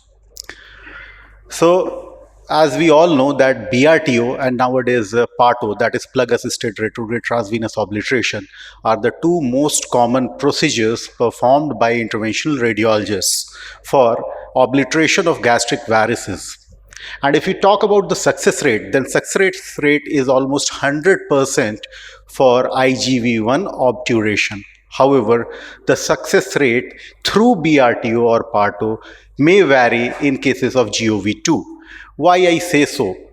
I say so because all GOV2 may not be associated with a gastrorenal shunt. So if there are no shunt, no BRTO, no PARTO, definitely there are alternatives to it where we can go and do a obliteration. But if there is a IGV1, then definitely there is a splenorenal shunt. There is no doubt about it. If it is IGV1, we are 100% sure there will be a gastrorenal shunt. With this, I'll move to a case of gastric varices. Here is a 52-year-old gentleman who presented with 2 episodes of upper GI bleed, for which 2 sessions of endoscopic glue injection was done. And this is the CT scan. This is the video where, anyway, if it is not working. So you can see that there are multiple varices. You can see the enlarged left gastric vein, paragastric collaterals. And for the betterment, I'll show you here this particular image. Yeah, perfect. So this particular image, you can see here, this is the gastric varices which is protruding into the lumen. So this is the gastric lumen, this is the gastric mucosa, this is the perforator, paragastric vein, and this is the large tortuous giant left gastric vein. And most interestingly, we don't see a portal vein over here. So the blood is being shunted into the left gastric vein, which is coming through the paragastric vein with a perforator into the gastric lumen, protruding into the lumen. And if you see this gray area carefully, this gray area is the glue cast which was injected on endoscopy. So anything which is injected, the glue appears gray. Normally, what a radiologist injects, how does he injects a glue? He mixes with a lipiodol, like we mix it with lipiodol, so it appears white. If non-diluted glue is injected directly into the varices, this is how it appears. Then this is another picture to show how small is the portal vein. If you see, this is the portal vein, this is the hepatic artery. So the portal vein appears even smaller than the hepatic artery. So it is almost an atretic hepatic portal vein, and all portal blood is being shunted through this left gastric vein into the paragastric collateral, through the adrenal vein into the renal vein. So this is the coronary formatted image. For better understanding, this is the portal vein, what we see, a thin atretic. As we go inside the liver, it is papery thin. We don't see any portal vein inside. And if you carefully see and understand, then this is the superior mesenteric vein. The blood is coming from the superior mesenteric vein. It is also coming from this enlarged spleen. So this is the spleen. We have heard about the splenic stiffness and everything.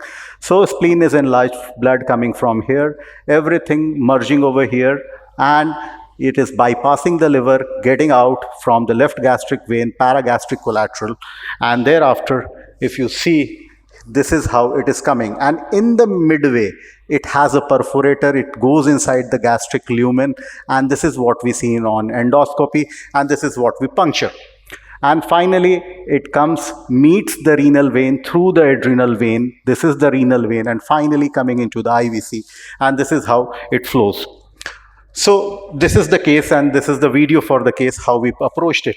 So if you see, this is the IVC, this is the renal vein, and you can see a structure lying here. This is a vascular sheath.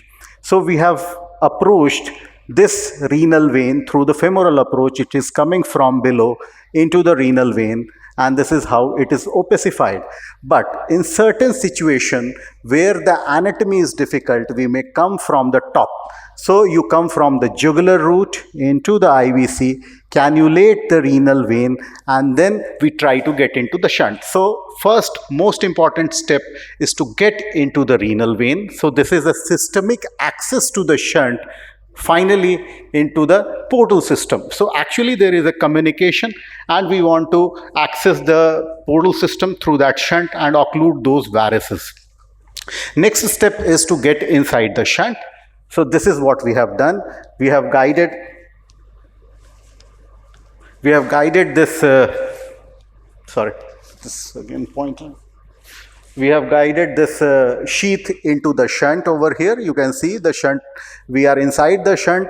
This is the junction where it meets the renal vein. This is the shunt. And then this is a structure, what you can see. This is a sieve-like structure. So this is a vascular plug. It has 3 discs. One disc, which is the smaller disc, then a bigger disc, and again a smaller disc. And while deploying it, we keep a microcatheter beyond it. So it actually stops anything which is being injected into the shunt coming into the systemic side, because the blood is flowing from portal, because of high portal pressure, it is coming into the LGV through the paragastric collateral. It has to go towards the systemic side. So what does this balloon or a plug does? So this balloon or a plug occludes the outflow. It doesn't let anything get inside the renal vein, so there is no systemic embolism. So basically, if you don't place it, or if your balloon ruptures, then there are very high chances of pulmonary embolism, because whatever you inject may get inside the renal vein and go into the systemic side, right atrium, and cause pulmonary embolism. So we are sure now it is working well, and then we have started injecting sclerosing agent into it, and now you can see these gastric varices also opacifying over here, and this is the end point. We don't want our sclerosant to get into the portal system, portal sides, so that there is no thrombosis into the portal vein.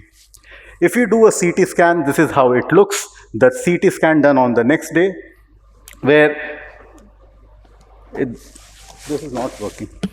So anyway, so this is how it looks over here. And this is the coronary formatted image, where we can see that the lipiodol cast, the plug, this is how it looks. And this is a very interesting picture which was the patient had a CT scan which was done after 6 months, and if you see, none of the varices, the big giant LGV which was seen, it is not seen. What we see is just the plug, some residual glue cast which is present over here, and this is the area which was there previously. It has thrombosed. And another interesting fact is that if you see the portal vein, so if you see the portal vein which was atretic, very thin, we were unable to see it inside the liver, has nicely dilated. We see the intrahepatic portal radicals, and there are, many advantages of such kind of portal opening and mesenteric flow being diverted towards the liver. And I'll show you how it works. So this is one of the paper from our institute highlighting how BRTO can help, at least in salvage setting. So out of 154 patients, we analyzed 52 for salvage BRTO, and the survival rate was 92.3% at 1 year. And 4 patients, we lost 4 patients, but all 4 patients died within 30 days, and of 3, they succumbed initially in 7 days due to ischemia related multi-organ failure. So those who survived, they continued to survive. So that is most important. It's like once you stop the bleeding, if there is no ischemia related multi-organ failure, you are going to save the patient. Now moving next to shunt related hepatic encephalopathy. The current treatment options include medical management. If we talk about interventional treatments, it consists of BRTO and PARTO, but can be done only in patients having splenorenal shunt. But those patients who do have shunt, but it is not a splenorenal shunt, still we can try and occlude these shunts by going through transhepatic axis, transsplenic axis, or directly puncturing the shunt. So I'll give you some of the examples, like there is one case of mesocaval shunt, and this is the CT scan. If you see at the bottom, so this area has a big shunt. You can see this is how a jumbled up shunt, so right from mesenteric vein into the IVC.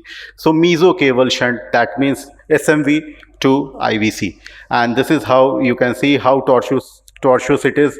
It is very difficult to at least ascertain where it is meeting from the IVC, but we generally try and work hard on it to look for the, where does it meets the IVC. So we found that this is one of the point where the shunt is formed, and this is the another point where shunt has formed. So there are 2 points where we could identify on CT scan, and we approached it. So this is the lower shunt, this is the lower shunt over here. We went inside, then we further went deep inside, then we saw that it is intercommunicating with the upper shunt. So there are 2 shunts now. We cannulated both the shunts. So now we have 2 axes, one in the lower shunt, one in the upper shunt, and then we placed one plug in the lower shunt, another plug in the upper shunt. So here is the upper shunt, this is the lower shunt, and if you see a microcatheter is lying beyond it, then what we do, we start injecting the sclerosing agent and gel foam into it, and we were very happy that we are about to complete the procedure, as both the shunts have been occluded, and with this sclerosing agent going inside, probably we have done our job. But as we started injecting more sclerosing agent, then we found that there is a shunt which is communicating with the iliac vein. And now the trouble starts, because these are very small shunts which open up after occluding. So then what we do, we inject some glue into it mixed with lipiodol. So it is not the absolutely clean glue. It is mixed with lipiodol and with certain dilution, like sometimes it is 30% or 25%. And then we can see there is some glue cast, if you see over here carefully in the same serpentine manner. This is the sclerosing agent over here, one plug here, the other plug here. And this is again a 6 months follow-up CT of the same patient. One plug is identified over here, the other plug is identified over here. And if you see this area, this is totally free of any varices. And this is the comparative CT scan, coronal reformatted image. So no shunts further seen after this procedure. Next, I'll show you transhepatic shunt occlusion. So another case with a very small portal vein. If you see, the velocity in this portal vein is 6.5 centimeter per second. And this is again a very difficult, a very tortuous kind of a shunt seen in perisplenic area. Even the communication with the renal vein was not nicely identified. So we went ahead with a transhepatic closure of the shunt. So this is the axis. If you see my catheter coming from the percutaneous axis into the main portal vein into the splenic side. And so these are multiple shunts you can see here. So there are multiple shunts communicating with the renal vein. So we embolized it with using a coil, but that was of no use because coil was just bunch of wires over there, didn't do anything. We injected glue into it, but after glue what we saw that still there are small collaterals filling up. Then we took our hardware catheter to a proximal position and we found that interestingly there were many more collaterals over here. So we placed a plug over here, and then this is the plug which has been placed. And finally there are two plugs, multiple coils and glue, and we were able to get a hepatopetal flow. So this was the final image where you can see what all we did. So two plug, one here, and bunch of coils. And this is the post-procedure CT, and this is a 1 month follow-up ultrasound where we can appreciate the hepatopetal flow with a dilated portal vein and a velocity of 21 centimeter per second.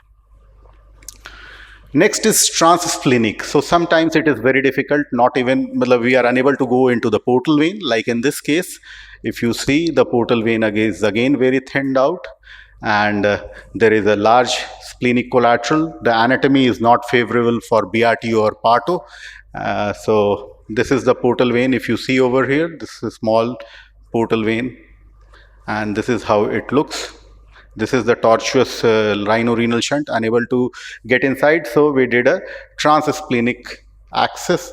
This is the axis from the spleen parenchyma, and this is what you see over here, how this tortuous rhinorenal shunt is coming from and going down and then coming up into the renal vein.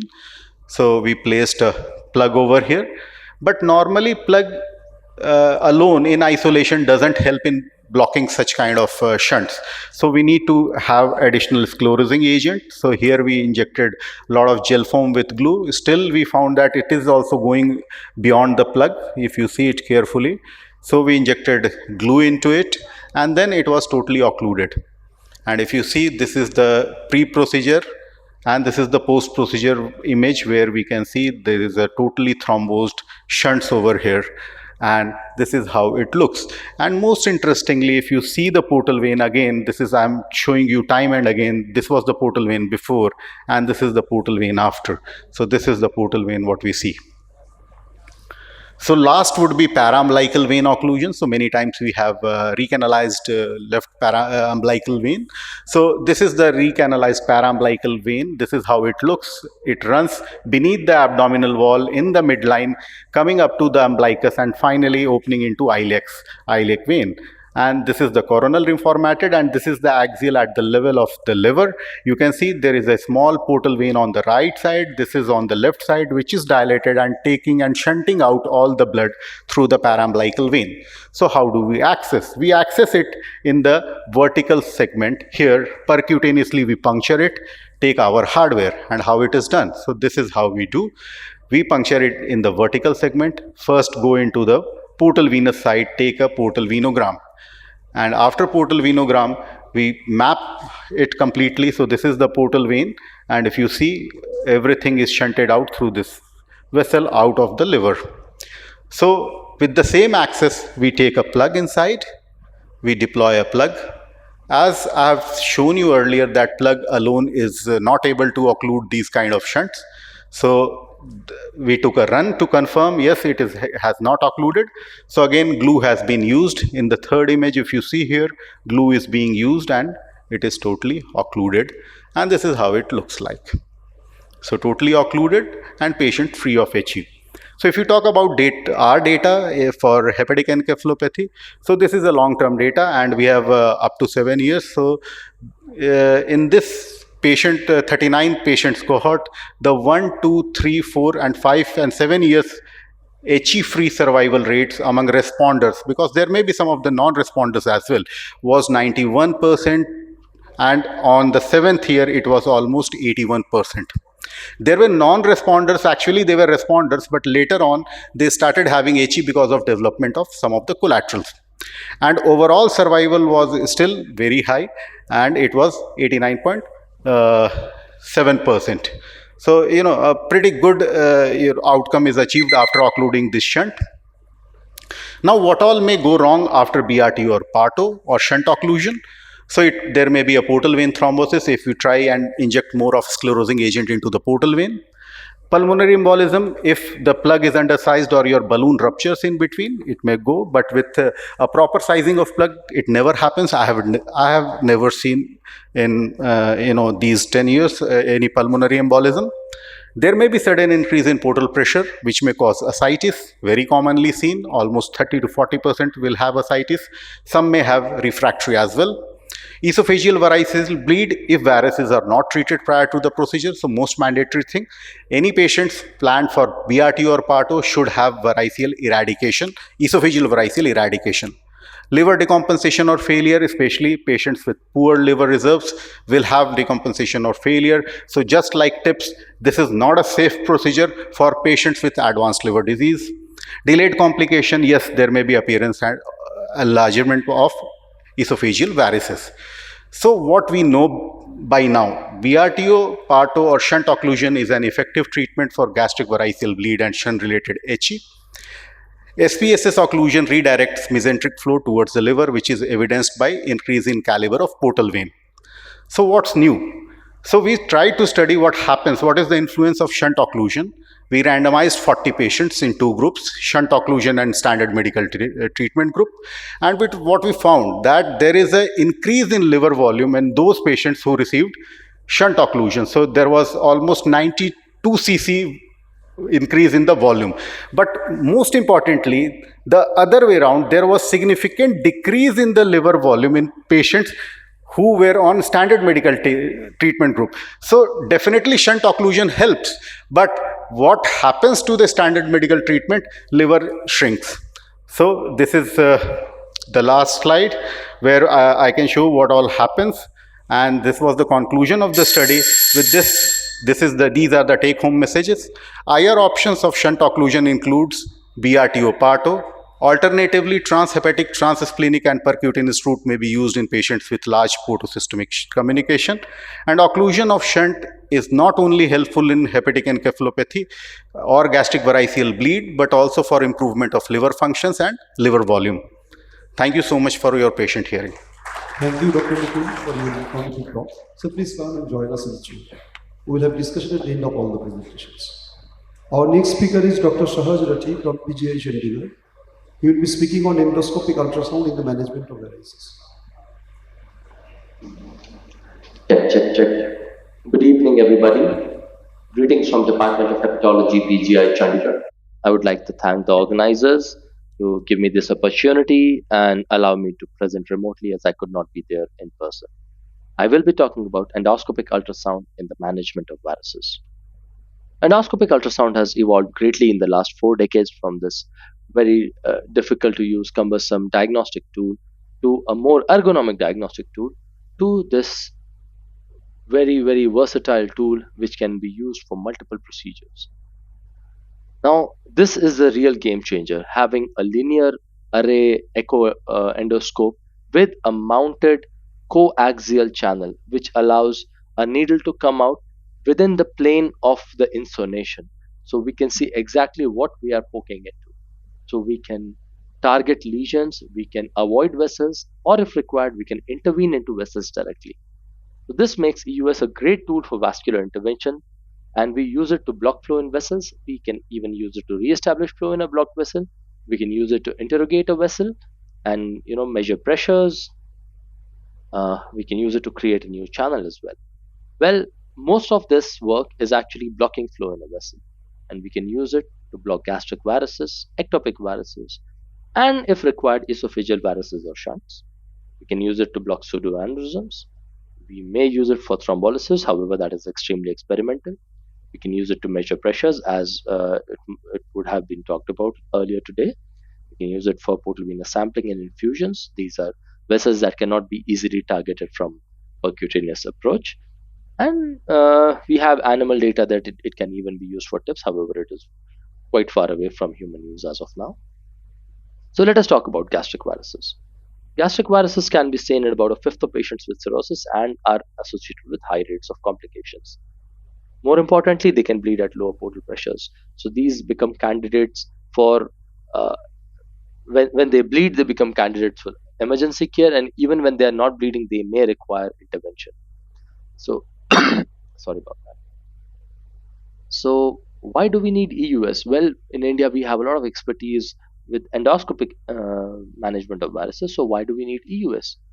Well, when these varices are not bleeding, the only way of assessing them is by probing, which is rather archaic and does not give us a lot of information. And when they are bleeding, they can sometimes lead to this large pool of blood in the fundus and make things very difficult to assess. Well, this is what EUS gives us. It gives us an exact estimate of where the varix is, first of all, whether it is there or not, where exactly it is, how badly is it flowing, can we tackle it, if we do tackle it, have we done a good enough job. All of that can be assessed right there on table in real time.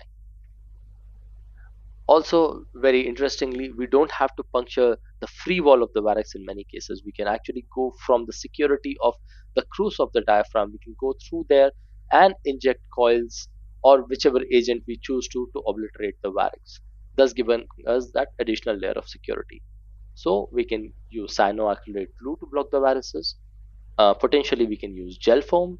We can even inject thrombin or just pack the whole varix with coils, and that alone will take care of all of the flow in the varix. So, cyanoacrylate glue is the most commonly used ingredient, and it is what most people use in day-to-day practice. So this is a video of how this procedure is done. This is the large varix, approximately 4 centimeters, 3.5 to 4 centimeters. It has this sorry, it has this distal loop and a proximal loop. We can inject a needle from here. This scope is currently in the esophagus. We can see the hypoechoic crust of diaphragm over here. We can cross it and inject coils. This is the first coil being injected. Here we are injecting the first coil. Then we can withdraw the needle and place the second coil in this loop. And we can already see thrombuses forming over here. And then we can inject glue and lead to complete obliteration of the varix.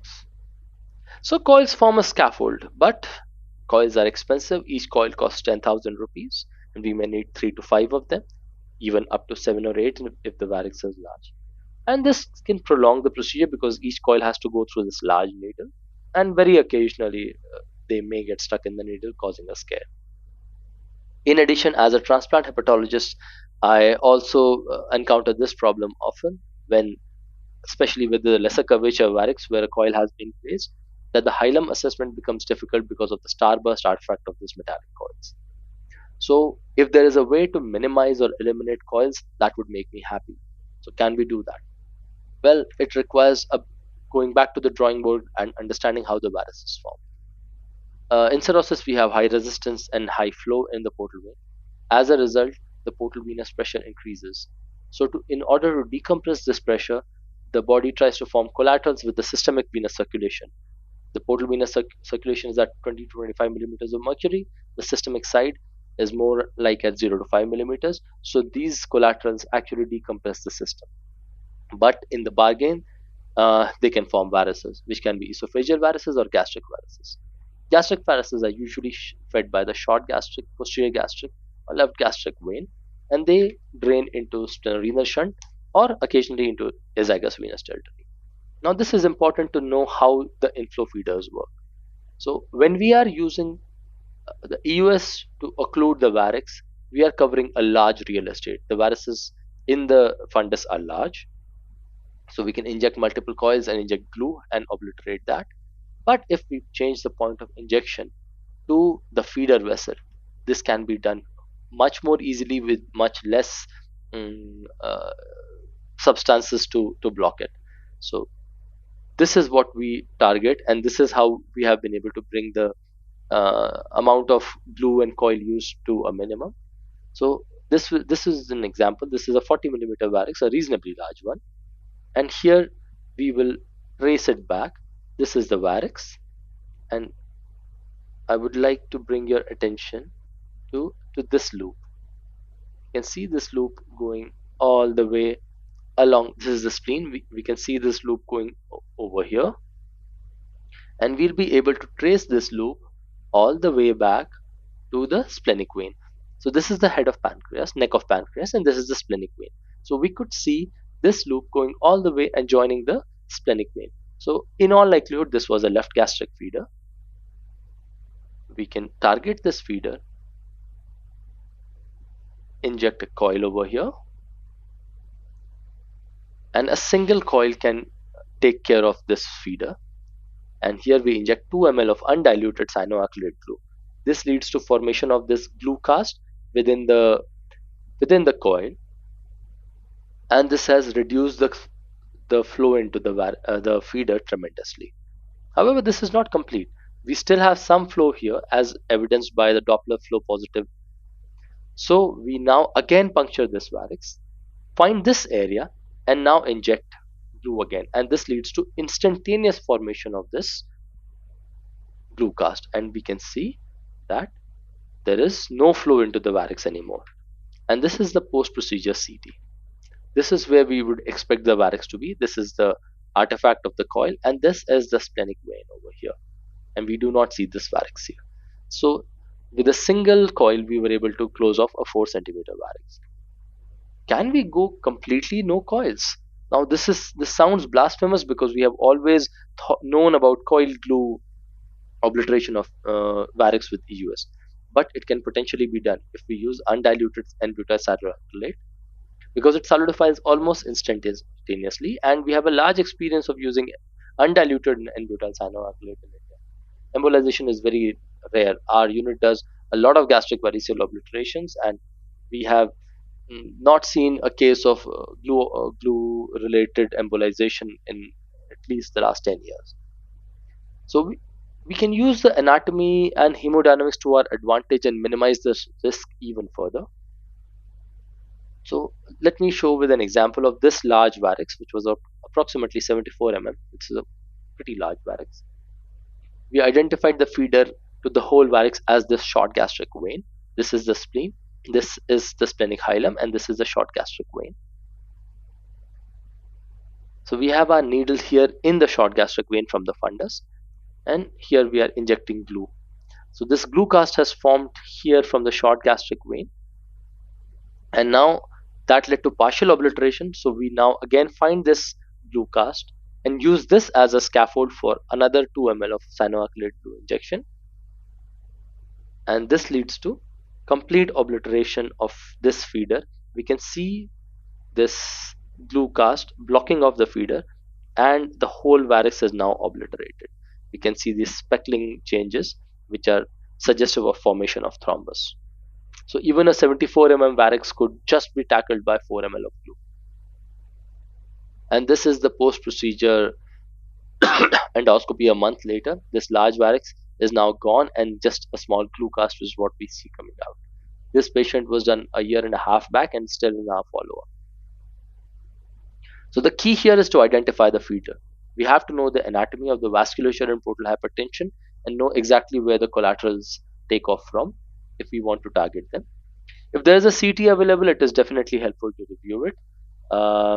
If there is none available, then we can still go ahead, but it definitely helps if we do have one. If we can trace it back to the portal end, it is the feeder, because obviously it's a portosystemic collateral, so it has to start from the portal end and go to the systemic end. And then we can use our Dopplers, directional Dopplers, to assess where the flow is coming from and be doubly sure. So for example, when we apply the Doppler, we see a lot of the speckle artifacts on this aliasing on EUS, and if once we adjust the scale correctly, we now see proper reds and blues, and we can now know where the direction of blood is coming from in relation to the transducer. And as we move the transducer, this direction changes, and we can use this property to our advantage to make sure that we are dealing with an inflow from, let's say, this end and outflow towards that end. We do not want to inject into the outflow because that can be disastrous. But if we are injecting into the inflow, we are absolutely safe. So we can use this needle to go against the flow. Now, in this case, the flow is towards the needle. We have ex vivo models. We have validated what is the speed of flow when we inject glue, and it is somewhere between 30 to 50 centimeters per second. Usually, these shunts have a speed of 20 to 30 centimeters per second, sometimes 10 centimeters per second. So, if we are injecting against the flow, there is no way that our glue is going to migrate away towards the systemic circulation. So, we are injecting against the flow with a higher velocity, causing dispersion of the glue, instantaneous solidification in the glue cast forms right here. Let me show this with an example. This is a large varix, approximately 6 centimeters, very high flow. We are going to switch this to a directional Doppler. We are going to change the velocity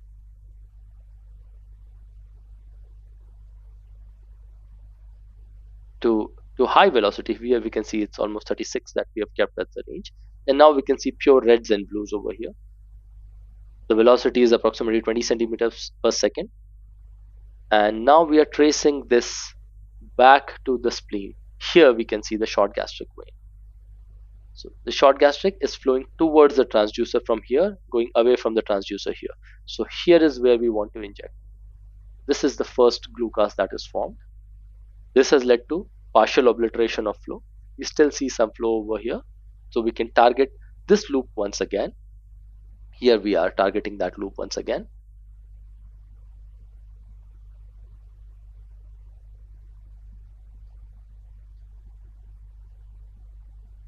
And again inject this whole loop is now gone, and we can see that the shunt is completely obliterated and the flow is much lower now.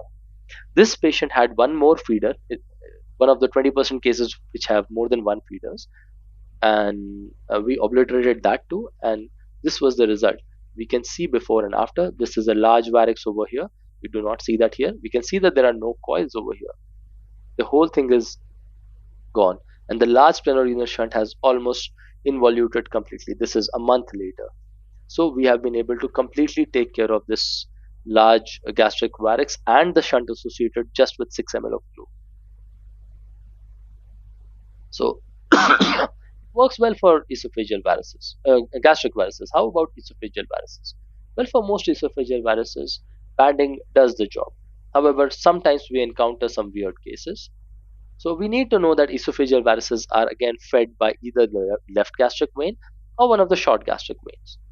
And it beyond the palisade zone, it continues as esophageal varices.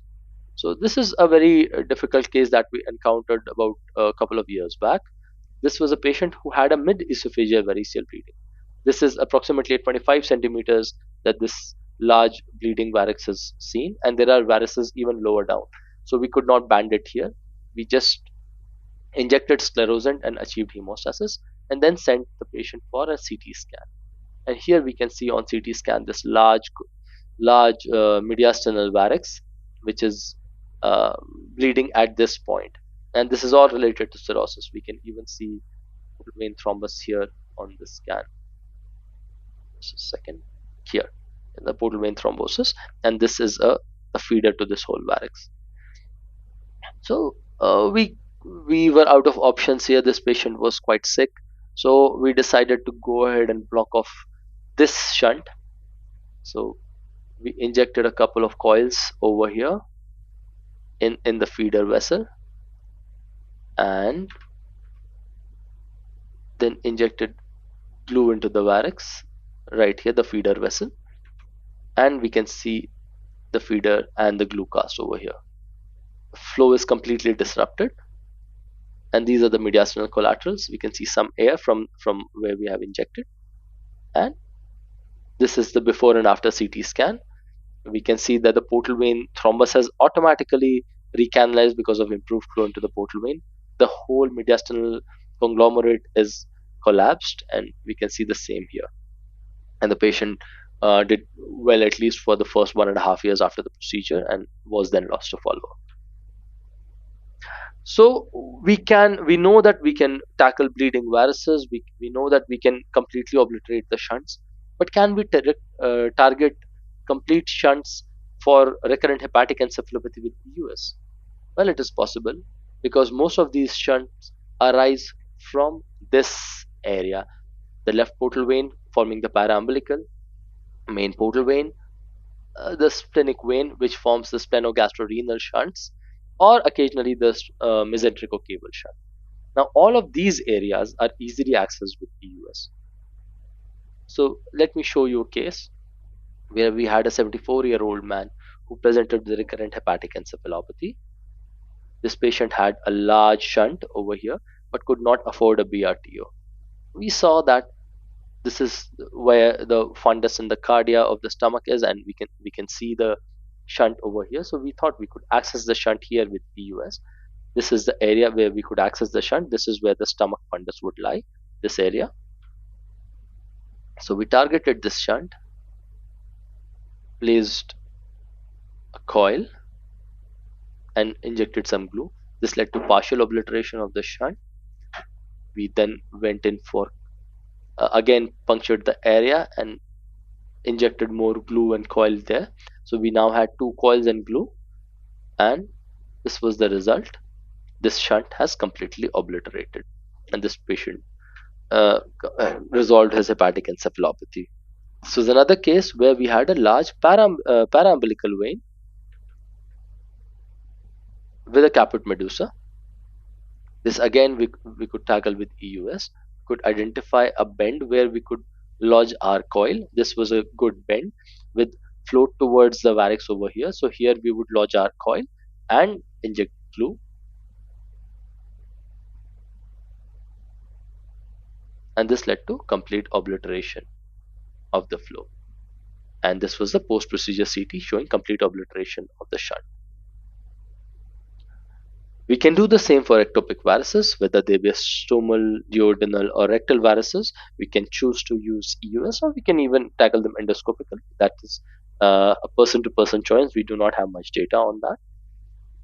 However, it seems that for gastric varices, we have strong evidence on the use of EUS. We can use coils with glue, gel foam, thrombin, or just coils alone. It all works. And over time, we are realizing that we can use glue only, and we'll be presenting our data on Sunday morning on the use of coils with glue versus glue alone, and we feel they are comparable.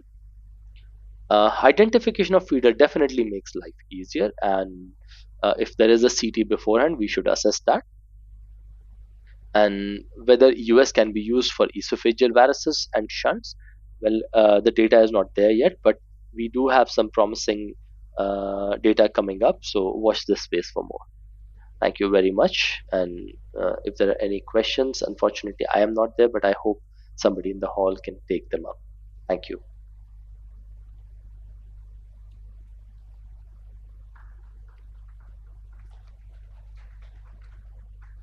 The next topic is endoscopic oblique radiological management of non-variceal portal hypertensive bleed. I would like to request Dr. Bikram Bhatia to come here and start the talk.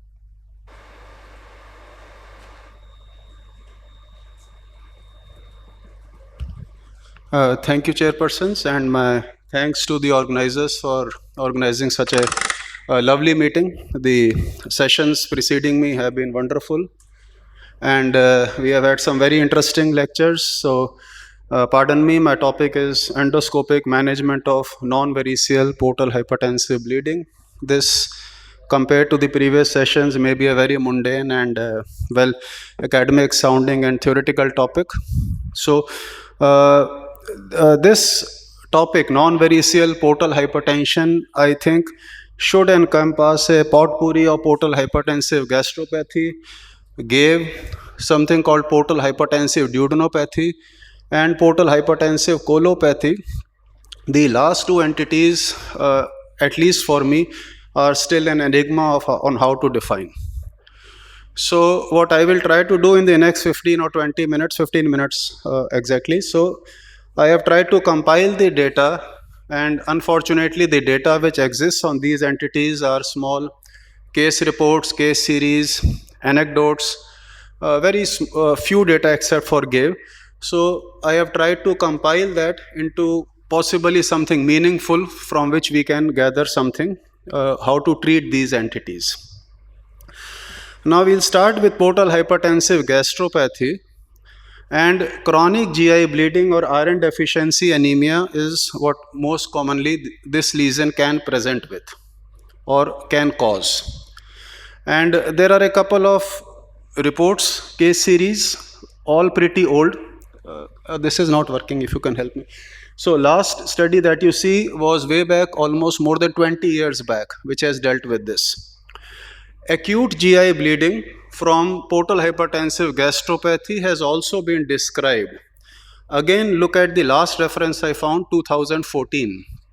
And this is very variable, and in practice, it is very difficult to say that a patient who has a multitude of lesions in the GI tract, varices, gastric varices, this, that, is actually bleeding from PHG if the stomach is smeared with blood. So that is the practical issue.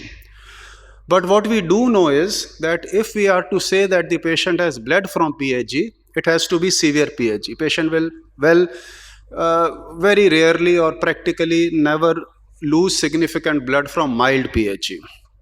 And this is a very old study by D'Amico, famous study, which says that 4% of all bleeds in CLD were from PHG. We don't have any recent data, unfortunately, on this important entity. Everybody knows that this is severe PHG, but severe PHG should be strictly defined as, there are many definitions, but it should be strictly defined as a mosaic pattern in the fundus and body with spotty red patches on this mosaic pattern. When there are no red spots, we call it mild PHG. GAVE operationally can be defined as red spots starting from the antrum and extending proximally without a mosaic pattern. But now with the newer endoscopes, we can actually define it much better. How do you treat portal hypertensive gastropathy bleeding?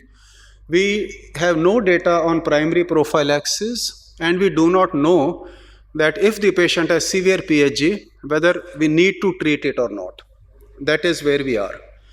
For chronic bleeding, if we believe that this patient has iron deficiency anemia due to chronic blood loss from portal hypertensive gastropathy, there is some old data that propranolol may be useful.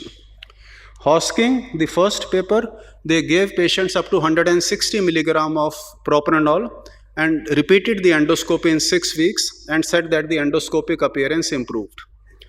The second paper by Paris Ayuso, they gave patients propranolol and followed them and said that at 12 months and at 30 months, the patients who were on propranolol bled less. They did a randomized study, but these are very old studies.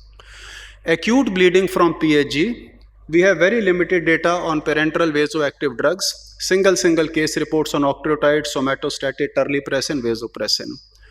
On APC, there is a single study by Herrera, and they showed that they could effectively use APC in 9 out of 11 patients of PHG.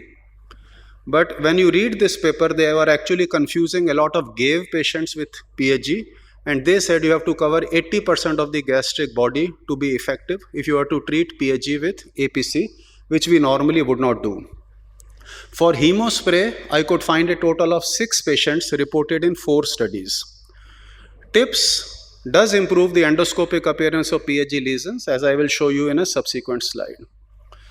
This is just to show you the hemospray. This is yet not available in India, should be launching soon. This is a carbon dioxide delivered pressurized handheld canister, and this canister contains bentonite. This is aluminum phyllosilicate clay, which forms a cohesive and adhesive barrier on the bleeding surface. It is very useful for treating large bleeding surfaces. These are nanoparticles. They form a barrier, they concentrate the coagulation factors, and they stick on for 12 to 72 hours, after which they slough off. And this is just to show you one of the largest series of acute bleeding in PHG, which is actually 3 patients in aggregate. And if you see what we are calling as PHG, this is still not working. I'm sorry, please. I'll need a pointer. So, okay. So this is, they called antral PHG, bleeding from antral PHG, and here is something which actually looks like something like PHG. So this is the, unfortunately, the largest series of endotherapy in PHG bleeding which I could get. Moving on to GAVE, on which we have some data. Again, for acute bleeding in GAVE, I had to compile all of these studies from PubMed, and I found a total of 7 studies, including 47 patients, in which acute bleeding from GAVE was described. So for the audience, I have compiled this, and they have used laser, heater probe, mainly APC, some banding. And in these studies, for acute bleeding from GAVE, 100% of all of the treatment modalities were effective. So use what you have. Most often GAVE will present as chronic or refractory bleeding, and there are case series of using octreotide, tranexamic acid, bevacizumab, estrogen, progesterone, and thalidomide. These are all multiple patients, but yet small uncontrolled series for chronic blood loss from GAVE. For APC treatment of GAVE, which we normally use, these are the key points. APC avoids deeper mucosal injury. Cirrhosis patients require more sessions to eradicate GAVE as compared to non-cirrhotic patients. APC has a very good efficacy in short term, but the problem with APC is that there is a very high recurrence rate, and only 50% patients are free of recurrence at 1 year of follow-up. What about radiofrequency ablation? Most of these studies on RFA have included patients which were refractory to APC. And any focal RFA device can be used. You can use a Barks 90, a Barks 60, or a Barks ultra long. These are over the scope focal APC devices to be used with Barks generator, which are actually licensed for use for Barrett's ablation, but you can use these also for the GAVE ablation. The problem is that you have to repeatedly remove the endoscope with the large probe on its top and repeatedly reintroduce. So 1 to 3 sessions are given 4 weeks apart, and the data suggests that it has comparable efficacy to APC, and that's where we are. Something which I found very interesting is EVL for GAVE. Now the mucosa in the antrum has very loose subcutaneous tissues, and it can be easily plugged up and banded. And I show you 2 meta-analyses. Both came in 2021, one by McCarthy, other by BP Mohan. And they showed a high clinical success rate of 80 to 90%, mean sessions of close to 2 to 3. Most of the time they required 12 to 15 bands, which is 2 to 3 cartridges of 6 or 7 shooter. And the important thing of EVL is that EVL will treat deeper vessels compared to APC. So if you know the pathogenesis, there is neoangiogenesis and fibrohyalinosis, and feeders are lying deeper in the submucosa. So once you band, you catch these deeper vessels compared to APC, and the data shows that the recurrence is only 15% with very low adverse events. So possibly this is where EVL scores for the treatment of GAVE. And now we have 3 meta-analyses. The last one came only in July 2023, last month. And the gist of all of these meta-analyses is that EVL has higher endoscopic eradication, less bleeding recurrence, fewer transfusions, and fewer procedures compared to both APC as well as the radiofrequency ablation. So this is where possibly we are moving towards a cheaper procedure for the treatment of GAVE. Miscellaneous other endoscopic treatments have been used for GAVE. This is an example of a spark tip coagulation, where with the snare you can use spray coagulation, but obviously you are not supposed to touch the mucosa. You can use a heater probe, and you can also use spray cryotherapy, but more recently what is called a balloon cryotherapy. This is a commercially available cryo balloon, and this inflates to a diameter of 25 to 30 millimeters. It can hug the antrum, and then you give 1 puff of cold nitrous oxide, and you can actually freeze and then thaw the mucosa with this effect. So this study by Patel studied 23 patients and achieved success in close to 100% of these with very few side effects. Tips for GAVE-related bleeding. Now this is a landmark paper, and I want you to look at it. This is an old paper in Gut 1999 by L. Spahar.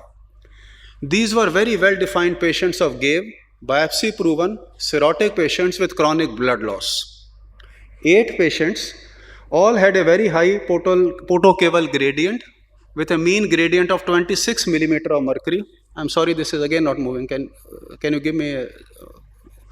So 26 portocaval gradient.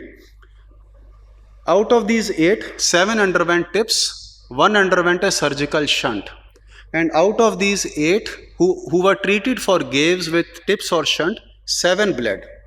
And when they bled, they had a very reduced portocaval gradient. I'm sorry. So the message from this was that even though these patients may have a very high portal pressure when they are bleeding, and you can successfully reduce this portal pressure by doing TIPS, they may still rebleed. Hence, TIPS is ineffective in GAVE. Subsequently, another study by Patrick Kamath in Gastroenterology 2000 studied patients retrospectively before TIPS and after TIPS. They included 54 patients and included both PHG and GAVE, and they followed them up for up to 6 months. And they showed that if you do TIPS, close to 90% of mild PHG will disappear, close to 70% of severe PHG will disappear. But as far as GAVE goes, there is no endoscopic resolution and there is no resolution of requirement for blood transfusion after doing TIPS. But this is where we are. What about portal hypertensive duodenopathy? I have one slide on this. The largest and possibly the only good study is from SGPGI by Dr. Rajesh Gupta and Dr. Vivek Saraswat, published way back in 1996. They included cirrhotic patients with esophageal varices and showed that 14% of them had portal hypertensive duodenopathy. But they also showed that presence of duodenopathy had no relationship with either variceal endotherapy or with GI bleeding.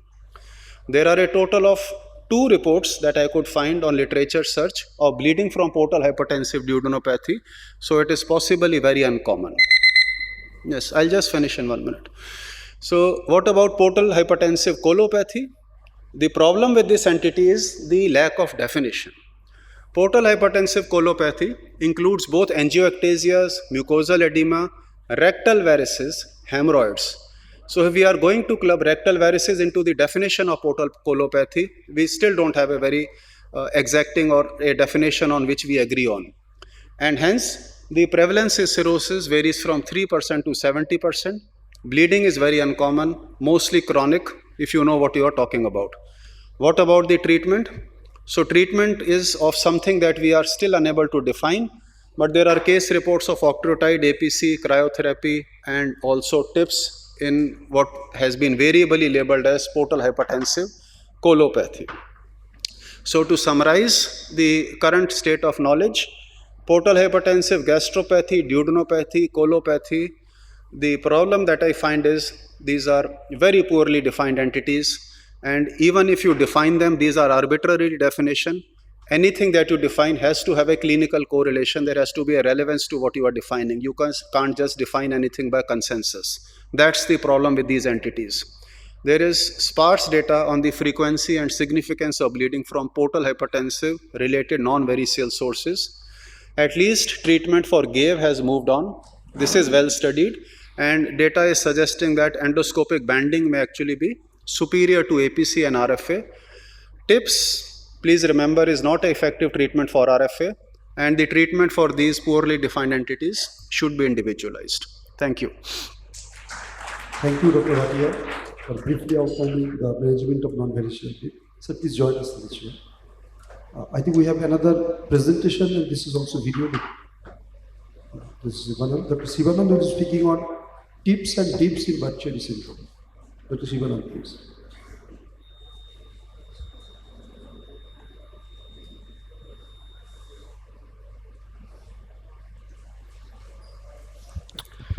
So good evening.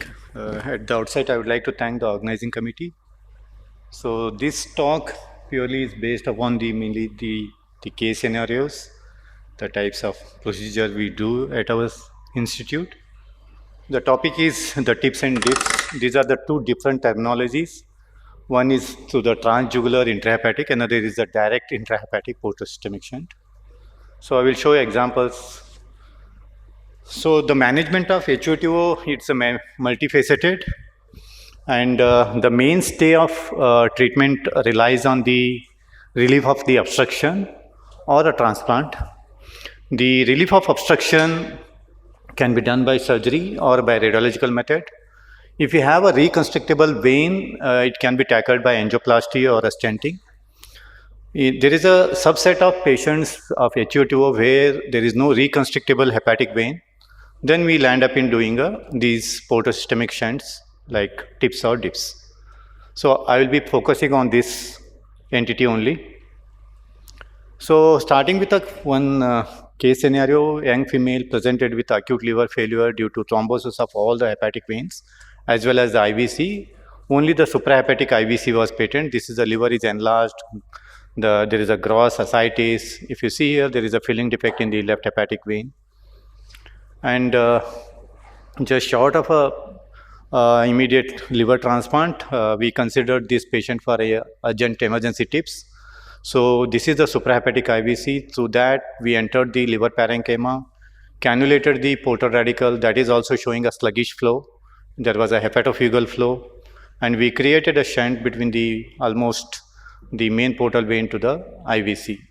So after that, she relieved of this acute liver failure. She went home without any disability. So to start with the classical TIPS, we need to have a patent IGV, patent IVC, patent hepatic vein, and patent portal vein. That is classical TIPS. So where the shunt is created between the right hepatic vein in most of the time patients and the right portal vein, where the shunt is placed between the right portal vein and the right hepatic vein. That is called as a classical TIPS. But having said that, in Budd-Chiari syndrome, we don't have a hepatic vein. So we don't have a hepatic vein. Maybe we may have a hepatic vein stump. This is an example where this patient had patent IGV, patent IVC, but the hepatic vein, only the stump was available. So this was the stump. So we use that stump to access the parenchyma. From that, we entered the left portal vein, and from the left portal vein, we created a shunt and connected to the hepatic vein stump. So you can call it as an extended TIPS. Now comes there is no hepatic vein stump, only IVC is patent, and there is no hepatic vein. So if you see here, the IVC is patent, but the IVC, the right lateral wall is smooth. We don't see any hepatic vein stump. We entered through the right lateral wall and entered into the parenchyma, accessed the right portal vein, and after creating a track, we connected the right portal vein to the IVC, what we can call it as a portocaval shunt. Okay, so that is another example. This is just a short video. There are many hardwares needed for this procedure. So balloons, and this is the dedicated stent which is currently not available, where it has both covered and uncovered portions. And typically we access the right IGV under ultrasound guidance, and we place a long sheath through the right atrium and into the IVC. Sorry.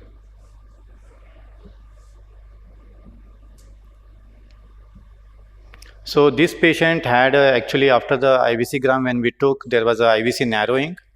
So we dilated that. So after making the IVC is normal, we have to access the portal vein. So we use this long metanyl cannula, which is about 18 gauge. Yes. So we entered, this is the wedging of the needle against hepatic parenchyma. So once we enter the parenchyma, need to access the portal vein. So this is the portal vein is accessed. And once we access that, we dilate the tract, parenchymal tract, using a balloon about 8 to 10 mm.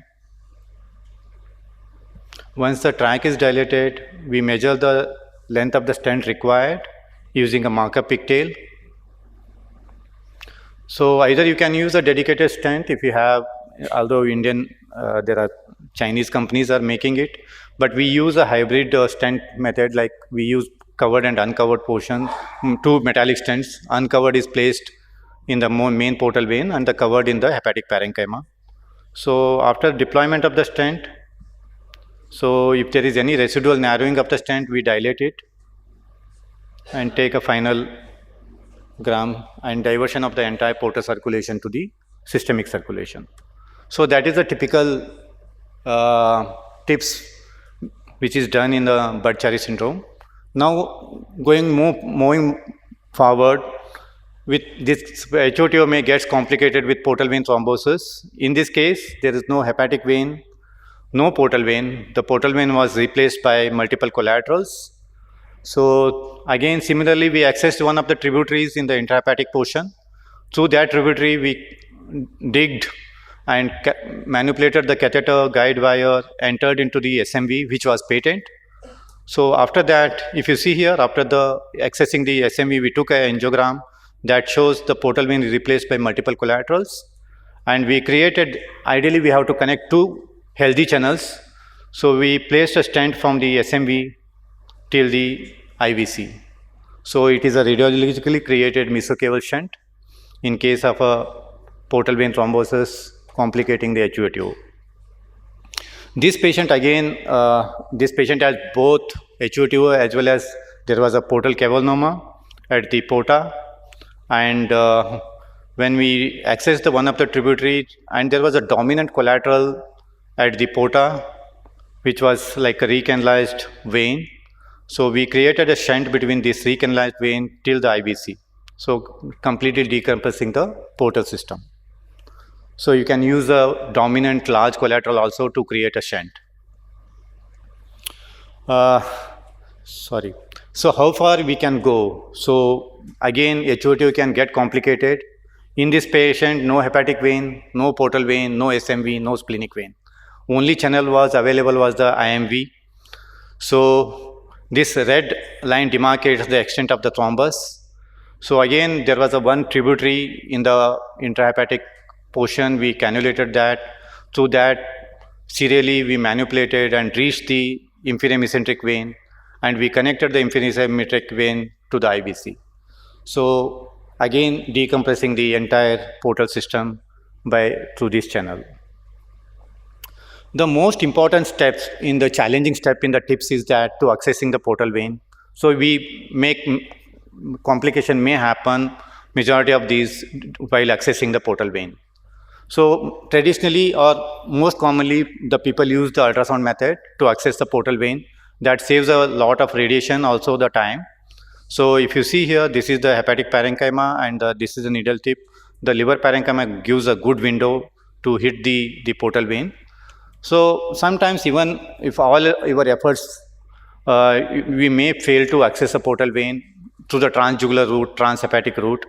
But in such cases, we'll end up in doing some other technical modification, what we call it as a percutaneous sonographic guidance. This is what we call it as a DIPS, direct intrahepatic posterior-systemic shunt. We are accessing the portal vein and the IVC percutaneously. Okay, so what we do is we place a sheath in the long sheath in the IVC and access the portal vein and the IVC in one plane. I will show in the video clip how it is done. So this is a needle direction. We puncture the left portal vein. Without changing the needle direction, we hit the IVC. Okay, so just a short clip. So this patient, because of a dysmorphic liver, we were failed to hit the portal vein through the transjugular route. So we plan to enter into do it percutaneously. So this is the position of the probe keeping it in the epigastrium. And we place a dormia in place in the IVC. So just to snare out the guide wire after puncturing the IVC. So this is a 17 gauge needle we are using.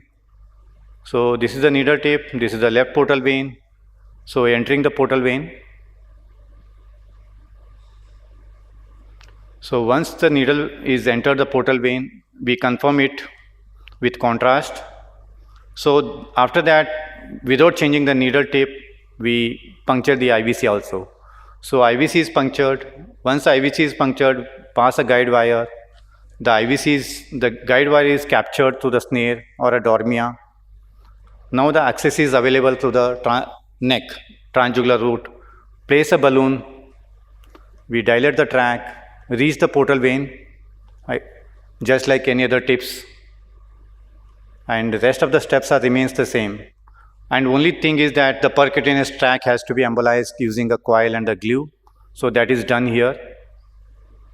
And after that, dilating the tract, the shunt is created.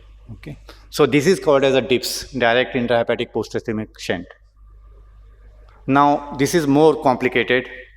This patient had no IGV, no internal jugular vein, no hepatic vein. The IVC was patent and the portal vein was patent.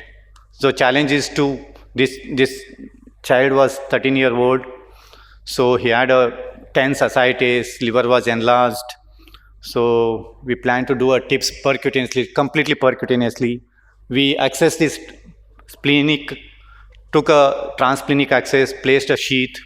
So this is the portal vein is patent, this is the splenic vein.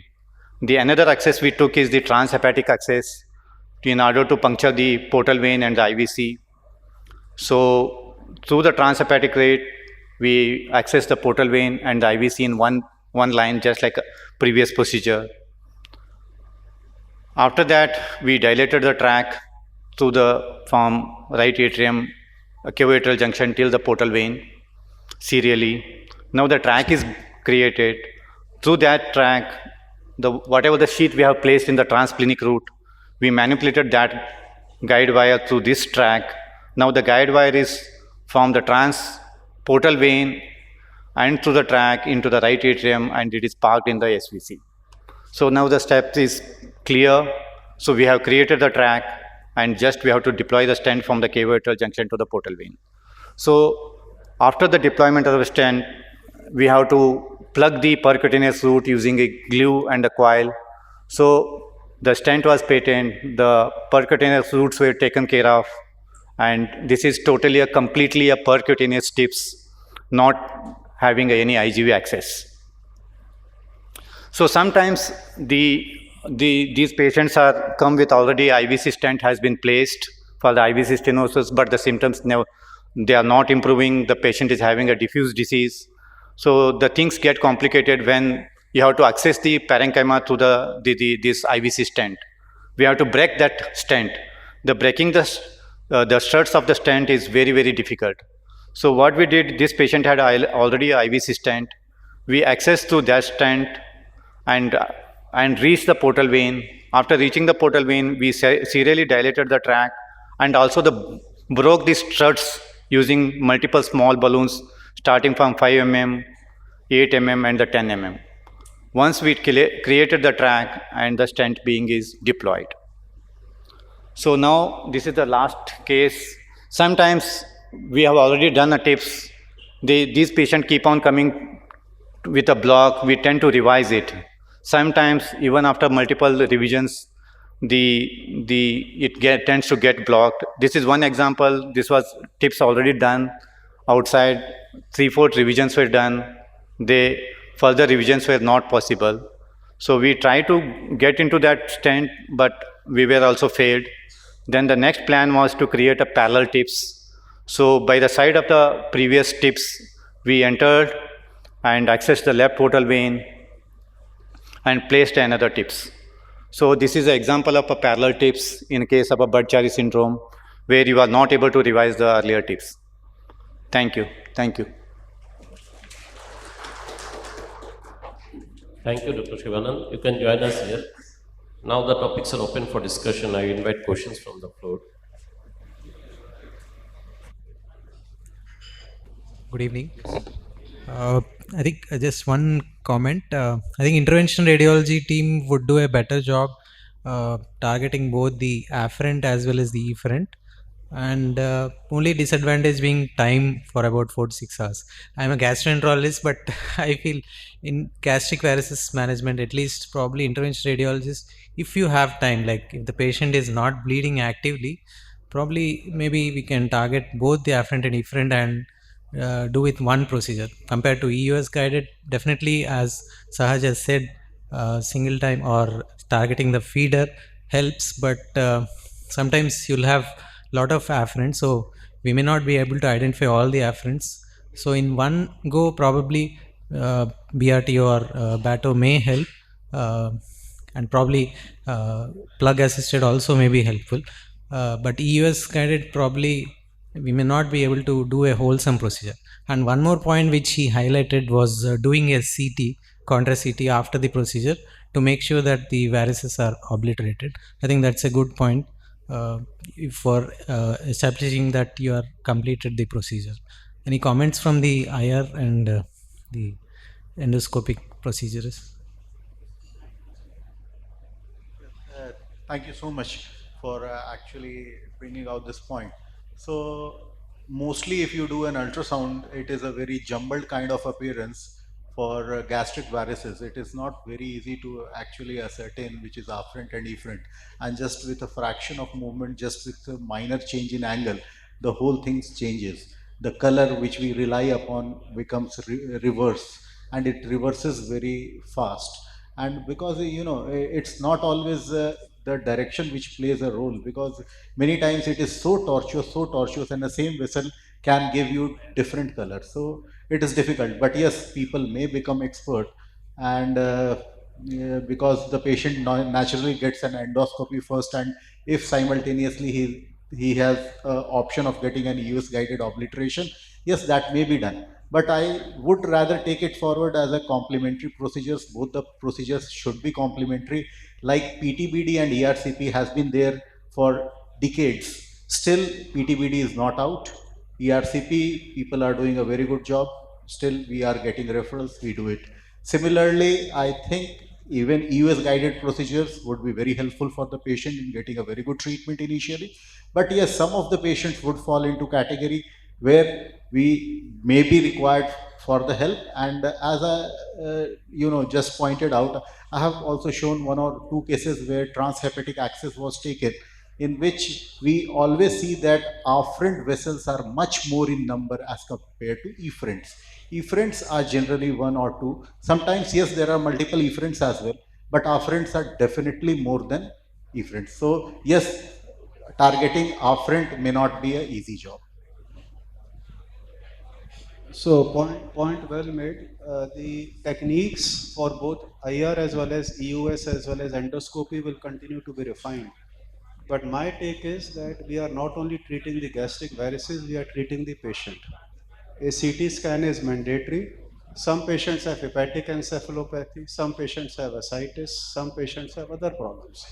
So it is not whether it is EUS or it is BRTO, it is what serves the patient. If this patient has recurrent hepatic encephalopathy, a TIPS with left gastric artery embolization may be much better than any EUS-guided procedure. If he has ascites, I can't do BRTO, and then even if Dr. Amar can do it very well, I would possibly still want to do a EUS-guided procedure. So we are not treating the gastric varix alone, we are treating the patient holistically. And as endoscopists, we should keep that in mind. We start with the clinical picture, we take a history, we do an examination, we always do a CT before planning any gastric variceal treatment. We discuss it together, we discuss with the patient, and usually then you can narrow down to one good procedure for the patient. Sometimes we end up having a choice between Amar doing a BRTO or me doing a normal endoscopic or a EUS guided procedures. If you take clinical consideration, the treatment gets stratified usually on its own. Yeah, sir. I was party to the first embolization which was done with Sahaj, and in that it is very difficult. See, especially this patient had some evidence of ascites also. So in that we did the did block, but it was a partial block in the first instance, and then we again called this patient, but there was a marked improvement, and it is very gratifying. Although it is very difficult to recognize the afferent and efferent, so but it requires a lot of time.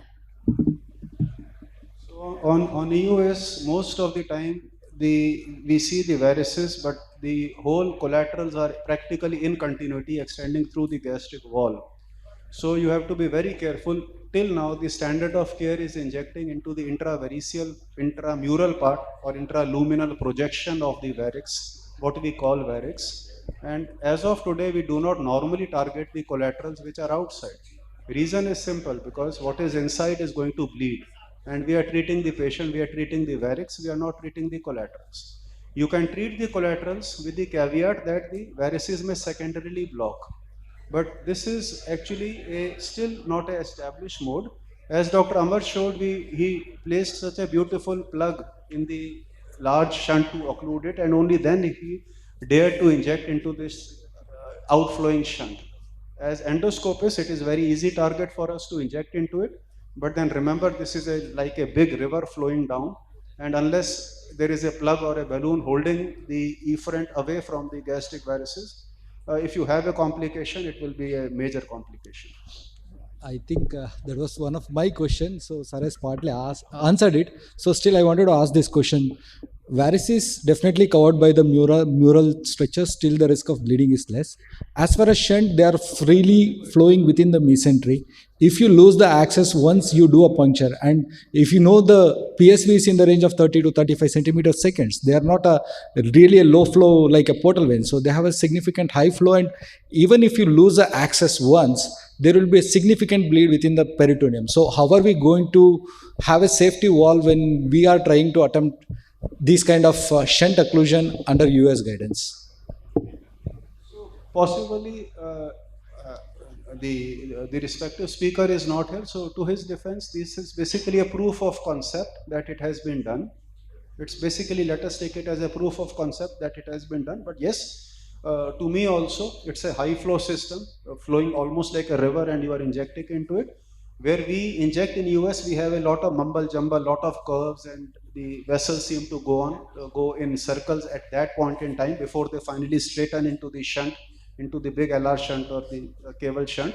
So if you inject at that time, your glue may stick, keep coiling and rolling there and there, and you may get away with it.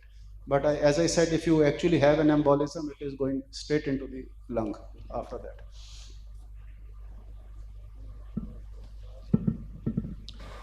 My question is to Dr. Bhatia. Sir, like obviously, like you said, the standard of care would still be injecting into the gastric variceal conglomerate. But when it comes to targeting the feeders, the main issue would be which is the afferent, which is the efferent. Very difficult to understand. What is the role of EUS variceography in that? Inject some contrast and see in fluoroscopy which way it is going. Yes, that would be something very helpful. But then you obviously have to have a fluoroscopy in the suet, and then also very deft eyes. Even I have done variceography. When you actually inject contrast, it flows away like anything. So still it is an intelligent guess, because now you have to see a variceography on fluoroscopy and correlate that channel to what you are seeing on US. So it is totally different from what the radiologist is seeing. I am seeing a fluoroscopic image, and now I am extrapolating it in my head on a different orientation on US. If you can do it, fine. It is very helpful. It is quite interesting actually, academically. So I wish to do it more often, but it's difficult. So that's a very interesting question. In fact, as far the flow dynamics is concerned, that is a flowing vessel. Wherever you inject, it will go somewhere or the other. And if you are able to make out from where it is going and where it is going, still you will label it, okay, this is the afferent and this is the efferent. But actually, is it the afferent or efferent? That is the question, because what you are actually seeing is the jumbled varices all and around the cardiac, the fundus. That is what we are seeing. But having said that, I'm not trying to say that BRTO Part 2 is the best thing, but still what we see is we see the portal vein, we see the different kind of afferents like left gastric, short gastric, posterior gastric, and then we see the efferent. So definitely the vision is a bigger vision. You have a bigger picture. So bigger picture versus a smaller picture will always play a role. But having said that, if it is a bleed, at that point of time, you have to control bleeding. You have to achieve hemostasis. Whoever does this first, whoever saves the life is the most important person. And last point, finally, there are many patients in whom I would not want the IR to do a procedure. They are not well served because of their clinical condition to undergo either TIPS or a BRTO. There, obviously, a endoscopic approach is a straightforward scope. For varicealiography, real time, not before injection, but as you inject coil and as you inject glue, it is reasonably reassuring to see the whole thing there. So real time after injection, it is very useful during and after. Okay, Dr. Shivanand, I have two questions related to DIPS. So how will you assess the patency of DIPS? Will ultrasound be useful or venography? Color Doppler every 3 monthly. Ultrasound will be useful ultrasound, because I think the stents is little placed posteriorly. So no, it is easily accessible to the intercostal route. So that is the standard method assessment. And these DIPS will not cause any problem with subsequent liver transplantation. Subsequent? Liver transplantation? No, there are standard guidelines where to put the stent. At least it should be at least 2 centimeter far away from the spinoportal confluence. At least they should have a reasonable length. But in Budd-Chiari syndrome, obviously the hepatic vein is not there. We have to enter till the IVC. So there you have to take a cuff. But yeah, the portal vein, we tend to keep it away from the spinoportal confluence. So if there is no other question, we thank all the speakers for their excellent presentation. We thank the audience for this lively interaction, and we conclude this session. Thank you.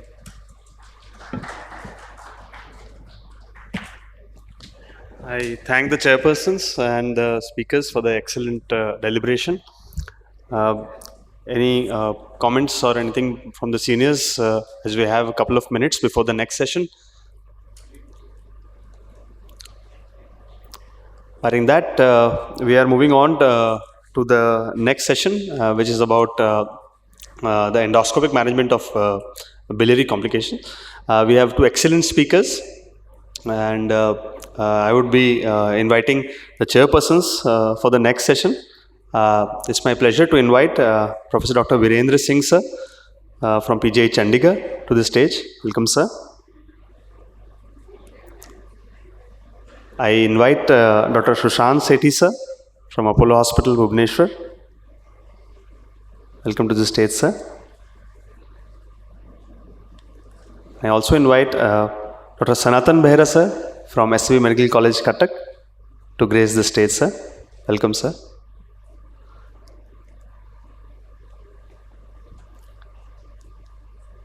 Chairpersons who can take over the session. Stage is yours. Thank you, sir. Now, without wasting time, we'll call the first speaker, Dr. Rajesh Puri. And although looks a little different in photograph, I hope he's here. Yeah, Dr. Rajesh. He is an excellent endoscopist at Medanta. Dr. Rajesh Puri. He'll be speaking on the difficult situation, the gallbladder drainage, and a very poor surgical risk candidate. Rajesh. Thank you, sir, for the kind introduction. Good evening, everyone. At the outset, would like to thank Dr. Duseja, Dr. Manoj Sahu, and team INASL for giving this opportunity. And I'm going to talk endoscopic management of the gallbladder drainage.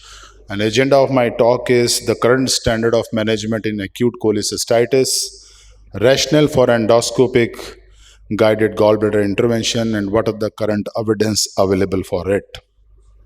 So according to the Tokyo Guidelines 2018, surgical cholecystectomy is the gold standard for the management of acute cholecystitis. But patients who are at high risk candidate, like a patient who is fragile, old age, advanced malignancy, organ failure, poor performance status, and coagulopathic patients, there is an alternative to surgery, either as a bridge to surgery or an alternative option permanent. That is in the form of percutaneous transhepatic gallbladder drainage, endoscopic transpapillary gallbladder drainage, and endoscopic ultrasound guided gallbladder drainage. So I think percutaneous transhepatic gallbladder drainage exists from more than 50 years, started first time in 1980, And the advantage of percutaneous transhepatic drainage is easily available, can be done bedside, no anesthesia or minimal sedation, and post-procedure surgery is possible. But it has an inherent disadvantages. There is a possibility of catheter dislodgement, high re-intervention rate, cannot be done in a patient who has ascites or coagulopathic patient, does not treat the etiology, and non-surgical candidate, it is difficult to internalize. So the rationale for endoscopic guided gallbladder intervention is because of significant morbidity and recurrent cholecystitis, the endoscopy gives the internal drainage. An advantage of internal drainage is there is no skin discomfort, no maintenance required, preservation of bile physiology, cosmetic, and no risk of external fistula that lead to the evolution of endoscopic guided gallbladder drainage. This can be done endoscopic transpapillary, that is with an ERCP, or can be done transmural with an endoscopic ultrasound. So the first transpapillary ERCP was done by Professor Konark in 1984, and that opens or expands the diagnostic and therapeutic horizon of ERCP or endoscopy for the gallbladder drainage. And these are the case report in 1990 where the transpapillary catheter was placed into an empyema of gallbladder and patient got relieved. Then there are various case series in the case report which shows a significant improvement, resolution of empyema in 100% of these patients. And the first multi-center trial which was published in Endoscopy 2011 that shows the transpapillary drainage has a technical success of around 80% with the mean procedure time of only 20 minutes. And the median patency of stent in this study was shown around 760 days. And this is the video. So this is the example of patient who has a child C cirrhosis, presented with the obstructive jaundice and the recurrent pain abdomen in the past, suggestive of cholecystitis. We did the removal of the gallbladder CBD stone by doing the balloon dilatation of the papilla. The stone was removed, and following the removal of the stone, the guide wire was negotiated into the cystic duct. Sometimes it is difficult, but if your technician is good, it is easy. You negotiate the guide wire deep into the gallbladder and you can put a double pigtail stent. So those patients who are surgically unfit, like this patient, child C cirrhosis, has a recurrent cholecystitis, surgery was not possible and the transpapillary stenting was done and he was relieved of the recurrent episode of the cholecystitis.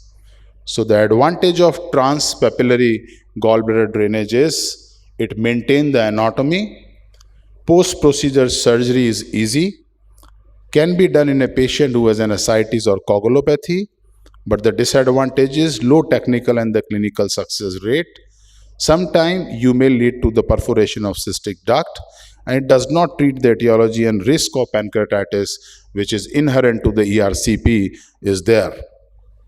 Then the concept of gallbladder drainage came, and the first case series done in the Europe, they put a transmural plastic stent and they have seen the complication rate is up to the tune of 25% in the form of bile leak, air leak, or the migration of the stent. Then from plastic stent to the people moved to the tubular stent, and this is the study which was published in Endoscopy. 65 patients of acute cholecystitis, 4 centimeter, 10 millimeter fully covered SAMS was placed. Again, the success rate is more than 90%, but the complication in the form of perforation, pneumoperitoneum, or the migration in the occlusion was seen. So this is the courtesy of Professor Binmoller. The gallbladder was punctured using the 19-gauge needle.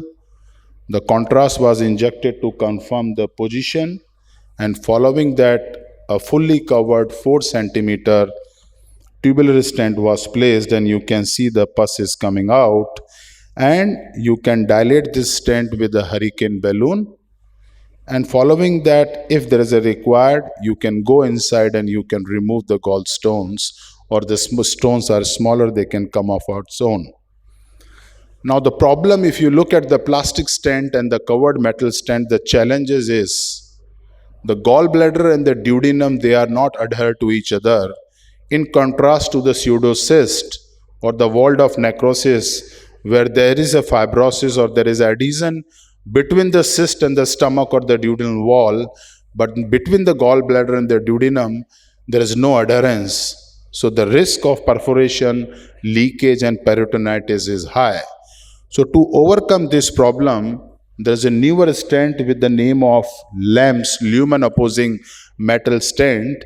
It is available as a HOTS that has an inbuilt cautery, and it has two advantages. That is, the delivery of the stent eliminate the over the guide wire exchange, and it has a stent which is loaded in the delivery, and it is covered metal stent which is 1 centimeter in length, and the diameter is available in 10 millimeter, 15 millimeter, and 20 millimeter.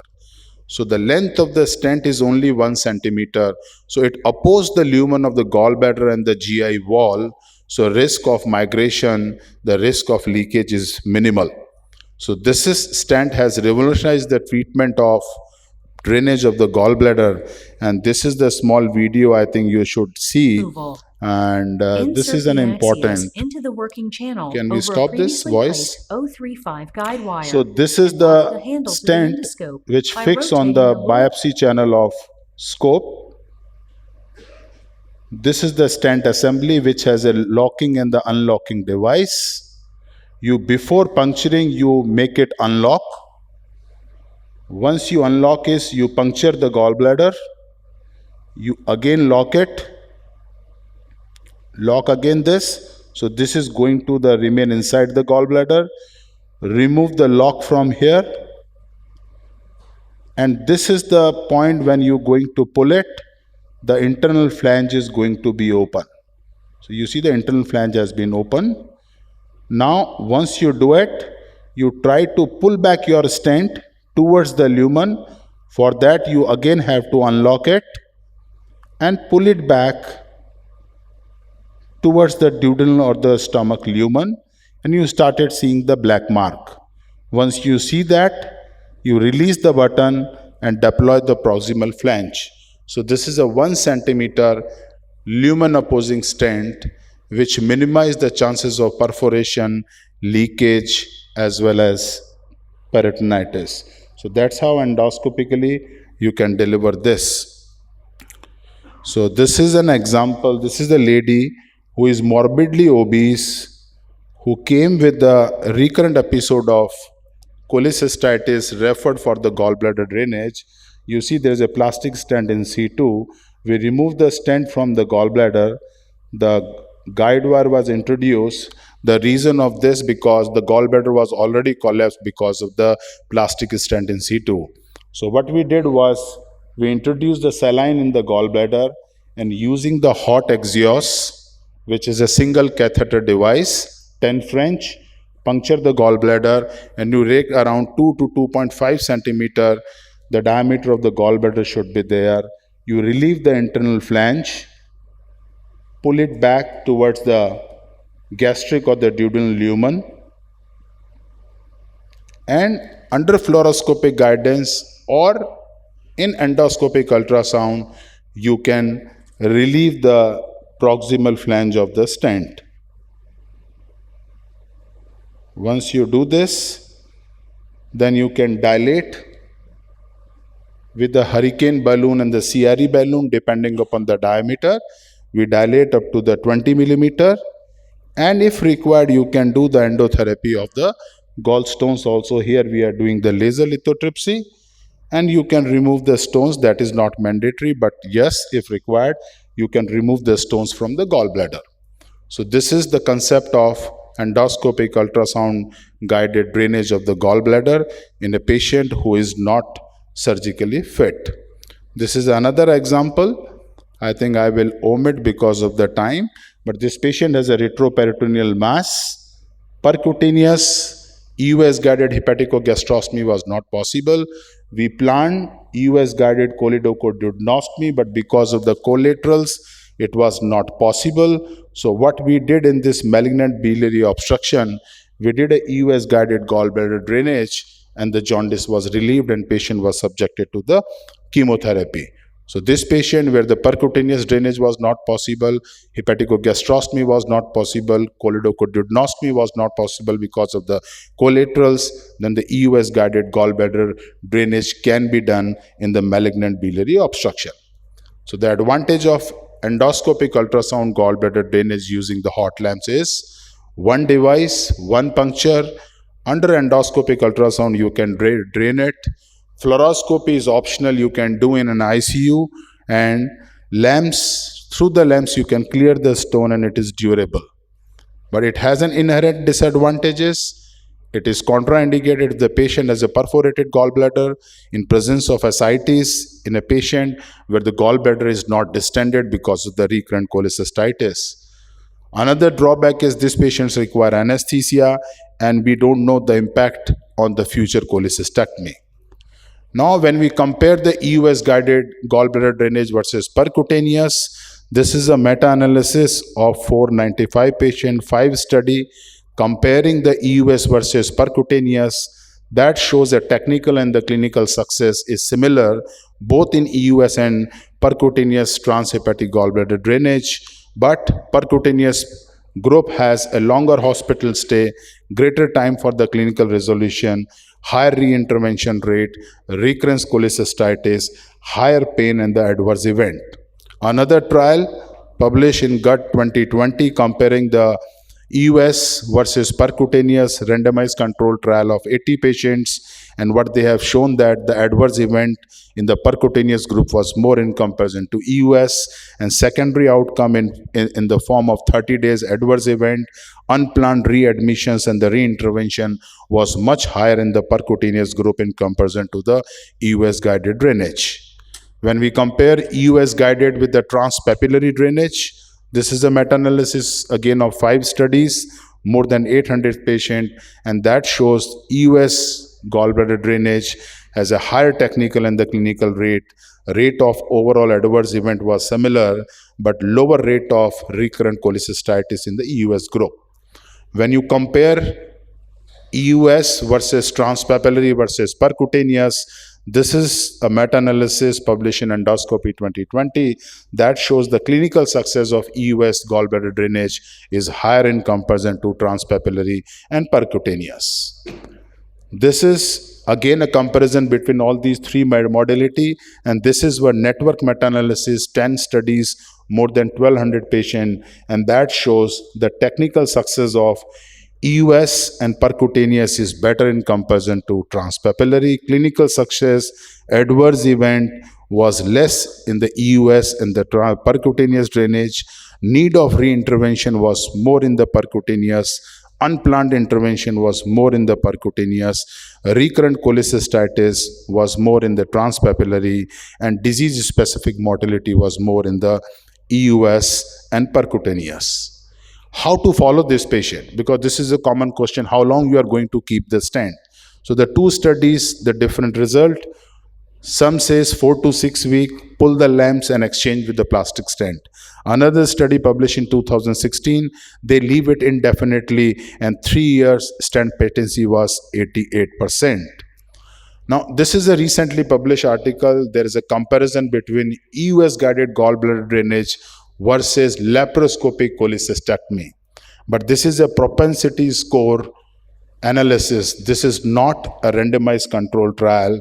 But in this, EUS and the laparoscopic cholecystectomy, technical success, clinical success, length of the stay, 30 days adverse event, reintervention and mortality was same, both in the EUS group and the laparoscopic cholecystectomy. So the conclusion of this randomized trial was outcome of EUS gallbladder drainage for acute cholecystitis was comparable to the laparoscopic cholecystectomy. Results support the role of EUS gallbladder drainage as an alternative to laparoscopic cholecystectomy, who may or may not be surgically fit. But this was not a randomized controlled trial. So this is an editorial by Todd Barron that you can't compare the apple versus orange, because in this propensity analysis, they take the patient who was unfit for the surgery for the EUS group and patient who was fit for the surgical group. And I think in this editorial what they say is the patients who is surgically unfit, they are the better candidate, rather than you say that EUS-guided gallbladder drainage is comparable to the laparoscopic cholecystectomy. So in my opinion, 2023, the indication of the EUS gallbladder drainage is a high surgical risk patient with acute cholecystitis, the removal of percutaneous cholecystostomy drain in patients who are not candidate for cholecystectomy by allowing an internal drainage, for drainage of the malignant biliary obstruction in selected patient where the failed ERCP and the failed EUS-guided biliary drainage. And this is an algorithm patient of acute cholecystitis with the poor surgical candidate. You look at if patient has a gallbladder perforation and patient is unable to tolerate sedation, it is better to do a percutaneous gallbladder drainage. If there is a no perforation and patient is able to tolerate sedation, you can do a transpapillary and EUS-guided. EUS-guided in a patient of dural obstructions, indwelling metal stent occluding the cystic duct, a large stone burden in the gallbladder. If you do an EUS-guided drainage, you can take care of the stone. So ladies and gentlemen, to summarize, you should always have a tailored approach. Choice of modality of gallbladder drainage is depend upon the clinical scenario, patient-specific factor, and the available expertise. Surgically fit patient with a relatively uncomplicated gallbladder, I still feel the laparoscopic cholecystectomy is the treatment of choice. EUS-guided gallbladder drainage should be a definite approach in non-surgical patients not planned for future cholecystectomy.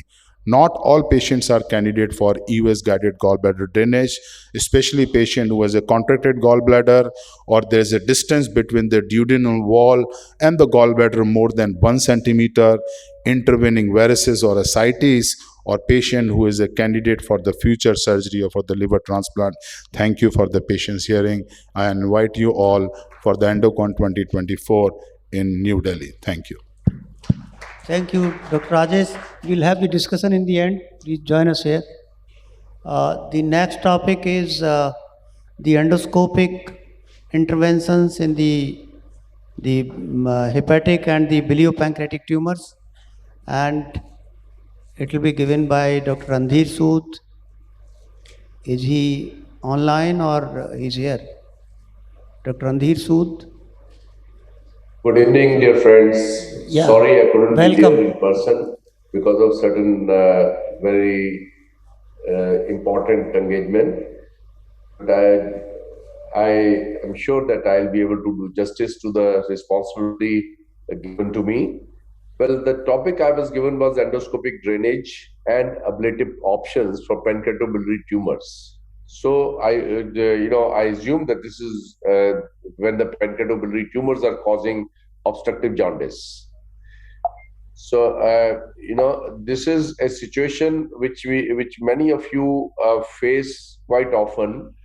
And when a patient with assumed obstructive jaundice comes to us, we have to have a workup algorithm. And commonest investigation which is done is transabdominal ultrasound. And if the diagnosis is clear that there is a CVD stone or inoperable cancer, then the person goes to the endoscopist for endotherapy. If the diagnosis is unclear, then we use surrogate investigations like MRCP or now endoscopic ultrasound. We find that the mass lesion or a periampullary lesion, we do a spiral CT or CT angio. This is a very important aspect that you must first establish curative resectability of these tumors. Because if they are curatively resectable, then we should subject them to surgery because the only cure lies with that. It is only when the patient is inoperable or and cannot be cured by surgery, then we should take them up for endoscopic management.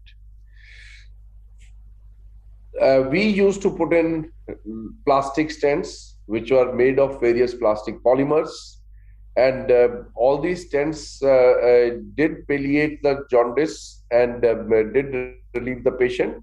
And there were five studies of these three RCTs which showed that overall survival, quality of life, and relief in jaundice was comparable to surgical bypass.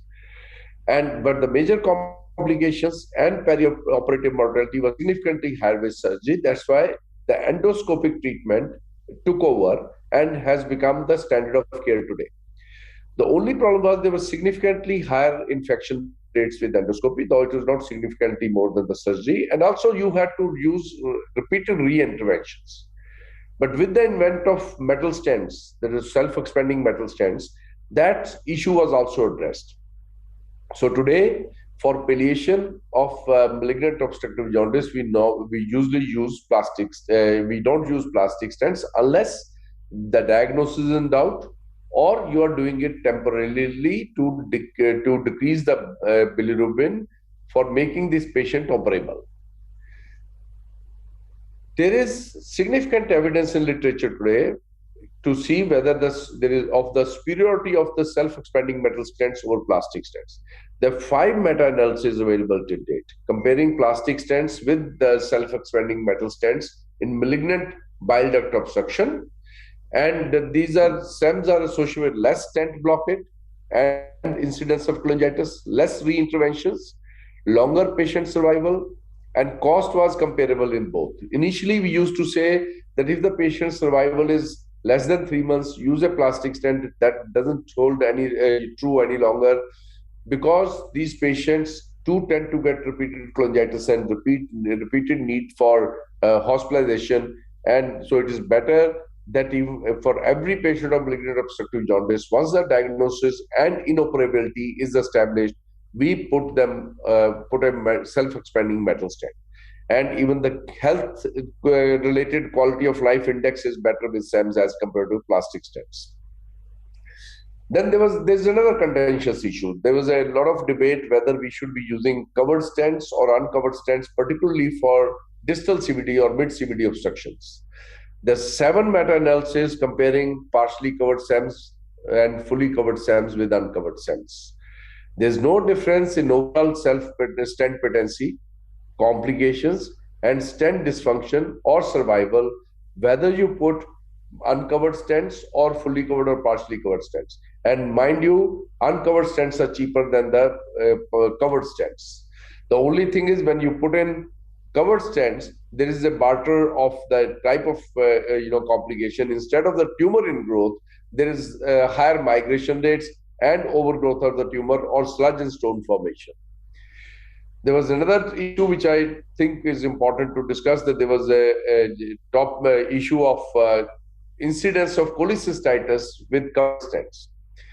Again, there is 4 meta-analyses have looked into it, and there's no increased incidence of cholecystitis with covered SEMs. However, we still put the upper end of the stent below the cystiduct, joining the CVD to avoid this potential complication.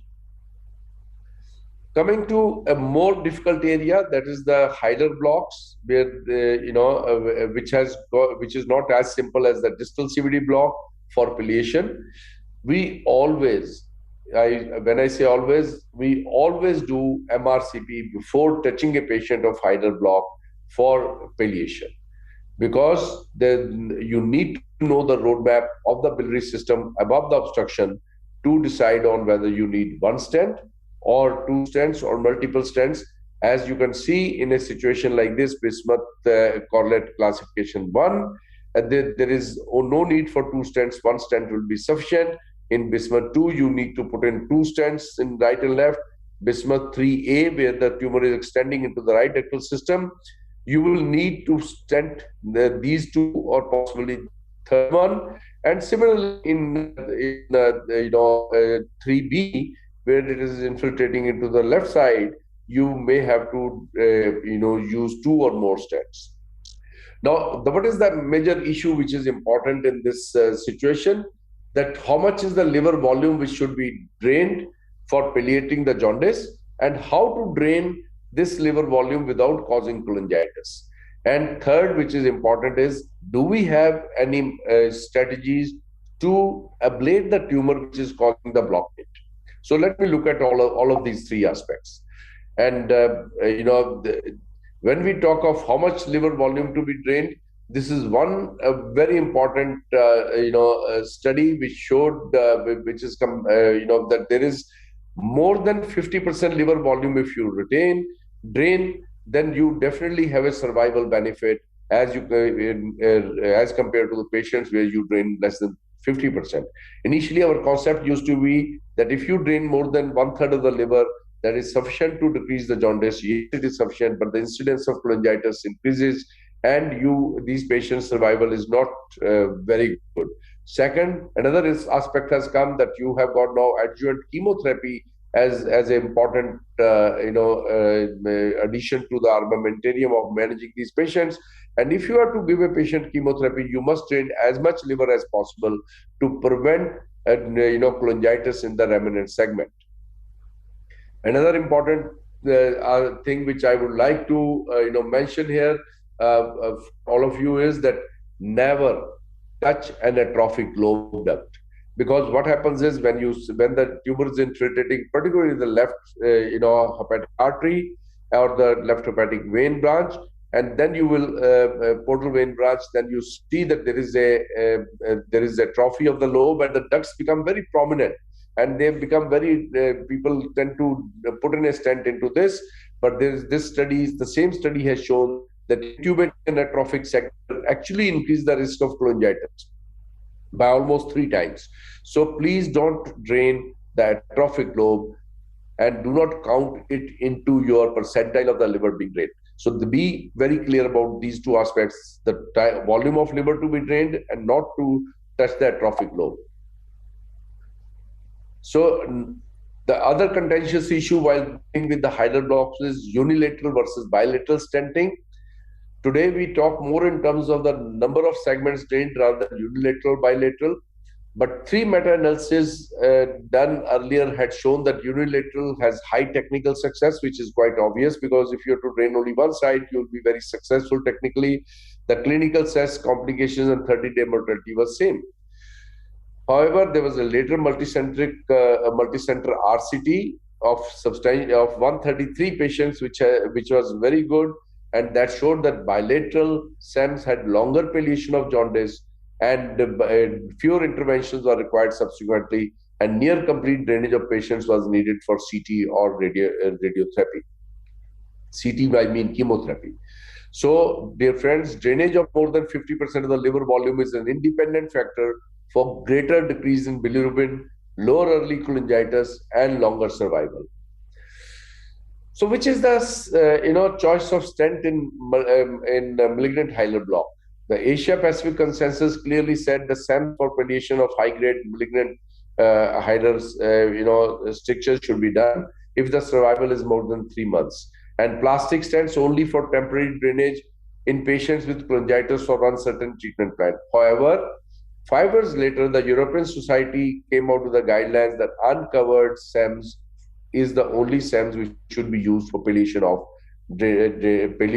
malignant hilar blocks. There is another thing which is of more of technical value that some people try to put in side by side. Most of us put in side by side bilateral stents, but some people do a Y stent through the stent.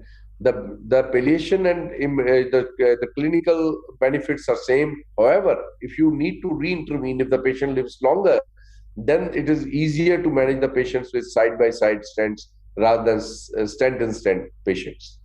This is one aspect which is very important, because when you put in contrast with iodine, then you may spill it over into the segment which you may not be able to drain. And that leads to cholangitis because of contamination of that segment. So we came out and we published our first evidence in endoscopy in 2010, where we showed that air cholangiogram can be as efficacious as contrast cholangiogram. And now there are two RCTs, one conducted by us and the other by another group, and which both show there is lower risk of cholangitis if air or carbon dioxide is used instead of the regular liquid contrast. So this is a good strategy to prevent cholangitis in these patients. And one thing which I would like you people to go, understand that there is, this is going to be a disruptive technology which is so simple, so less cost, so cost effective. And Japanese have been using, these suprapapillary stenting for various blocks, particularly in post-transplant biliary strictures. And now there is evidence that there is one meta-analysis and one RCT which has shown that suprapapillary plastic stents are as effective or better than transpapillary, both plastic as well as metal stents. Here you see that the suprapapillary plastic stents performed better than most of the situations, or performed equivalent as compared to the metal or plastic stents, and the incidence of cholangitis was less with the suprapapillary as compared to the transpapillary stents. So maybe this, if proven in other studies, will become a disruptive technology where you may be using plastic stents once again and leaving them inside the papilla rather than putting in metal stents. Now, coming to the route of drainage in complex hilar blocks, whether we should be using ERCP or PTBD. For lower end and bismuth 1 and 2, ERCP is the first choice. There is no debate. Controversies when you have got hilar blocks which are 3 and above, 3 or 4.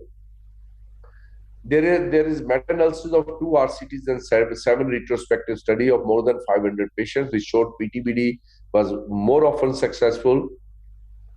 Adverse events were same. Quality of life improves with both. But however, skill set of a center is an important factor in decision making in such a situation. Like we can put in 2 more than 3 stents into metal stents into the hilar block patients, and we are quite confident of dealing with them without PTBD. And now there is another aspect that if the PTBD, if the ERCP fails, we used to use PTBD as the conventional approach with very high success rate.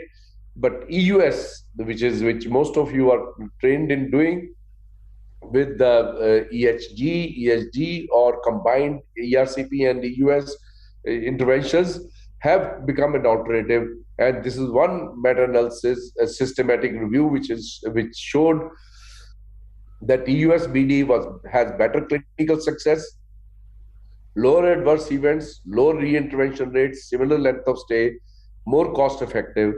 However, in malignant hilar blocks, there's no comparative RCT for of EUS versus PTBD.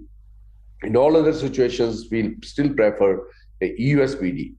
And depending upon your expertise, I think today, if the ERCP fails, EUS is the rescue intervention rather than PTBD in many of the centers.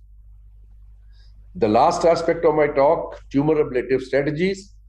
There used to be 3: photodynamic therapy, radiofrequency ablation, and brachytherapy. The brachytherapy I'm omitting because dural, that is endoscopic brachytherapy, is not very practical because you cannot deliver a significant size catheter. So it is more for percutaneous route. But let me talk briefly about photodynamic therapy and radiofrequency ablation.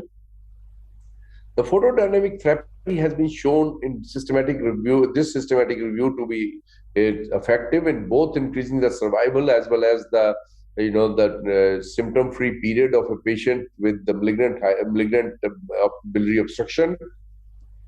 The problem with photodynamic therapy is photosensitivity and the cost of the equipment. That's why it has not become very popular. And I don't think that there's any center in India which is actually using photodynamic therapy for palliation.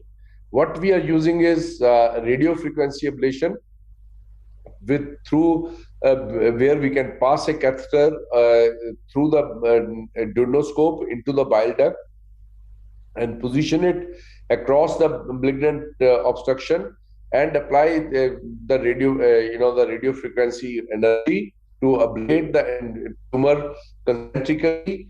And this has, this in this systematic review, it showed that there is definite benefit in survival and stent patency, because all these patients will require stent to be placed after the completion of their RFA, because otherwise the strictures will restenosis. However, the recent study published in GI endoscopy, which is a multicentric RCT and which is of very significant importance from Germany, has shown that they put in SEMS alone without RFA in 44 patients, and they did endoluminal RFA plus SEMS in 42 patients. And then they compared these two groups. Surprisingly, there was neither benefit in the patency rates at 3 months or 6 months, nor survival rate in these patients. So we are not still sure whether adding RFA to regular stenting helps us make these patients survive better. However, let me tell you that there is one study which has shown that if you are planning adjuvant chemotherapy in these patients and you have given endoluminal RFA to these patients, you can increase survival in these patients as compared to patients who had only stenting plus chemotherapy. I think the jury is still out on this aspect. We need to have more data and more robust data, but so far, we cannot use it as a standard of care. To summarize, we must establish the nature and the lack of curative resectability of pancreatobiliary tumors before we take them up for an endoscopic palliation. Endoscopic biliary drainage with a SEMS is standard of care today. For hilar blocks, more than 50% liver volume must be drained for effective palliation and do not touch atrophic lobe. 2 or more uncovered SEMS preferred in high-grade hilar blocks. Contamination of undrained segment must be avoided, and that I told you two strategies. One is that you can use air or carbon dioxide instead of dye. The second is to use suprapapillary stents. And EUS-BD is preferred if ERCP drainage fails or is incomplete. PTBD is a valid option in such situations, and particularly patients with altered anatomy. Intraductal PDT and possibly endoluminal RFA improves survival. Thank you very much.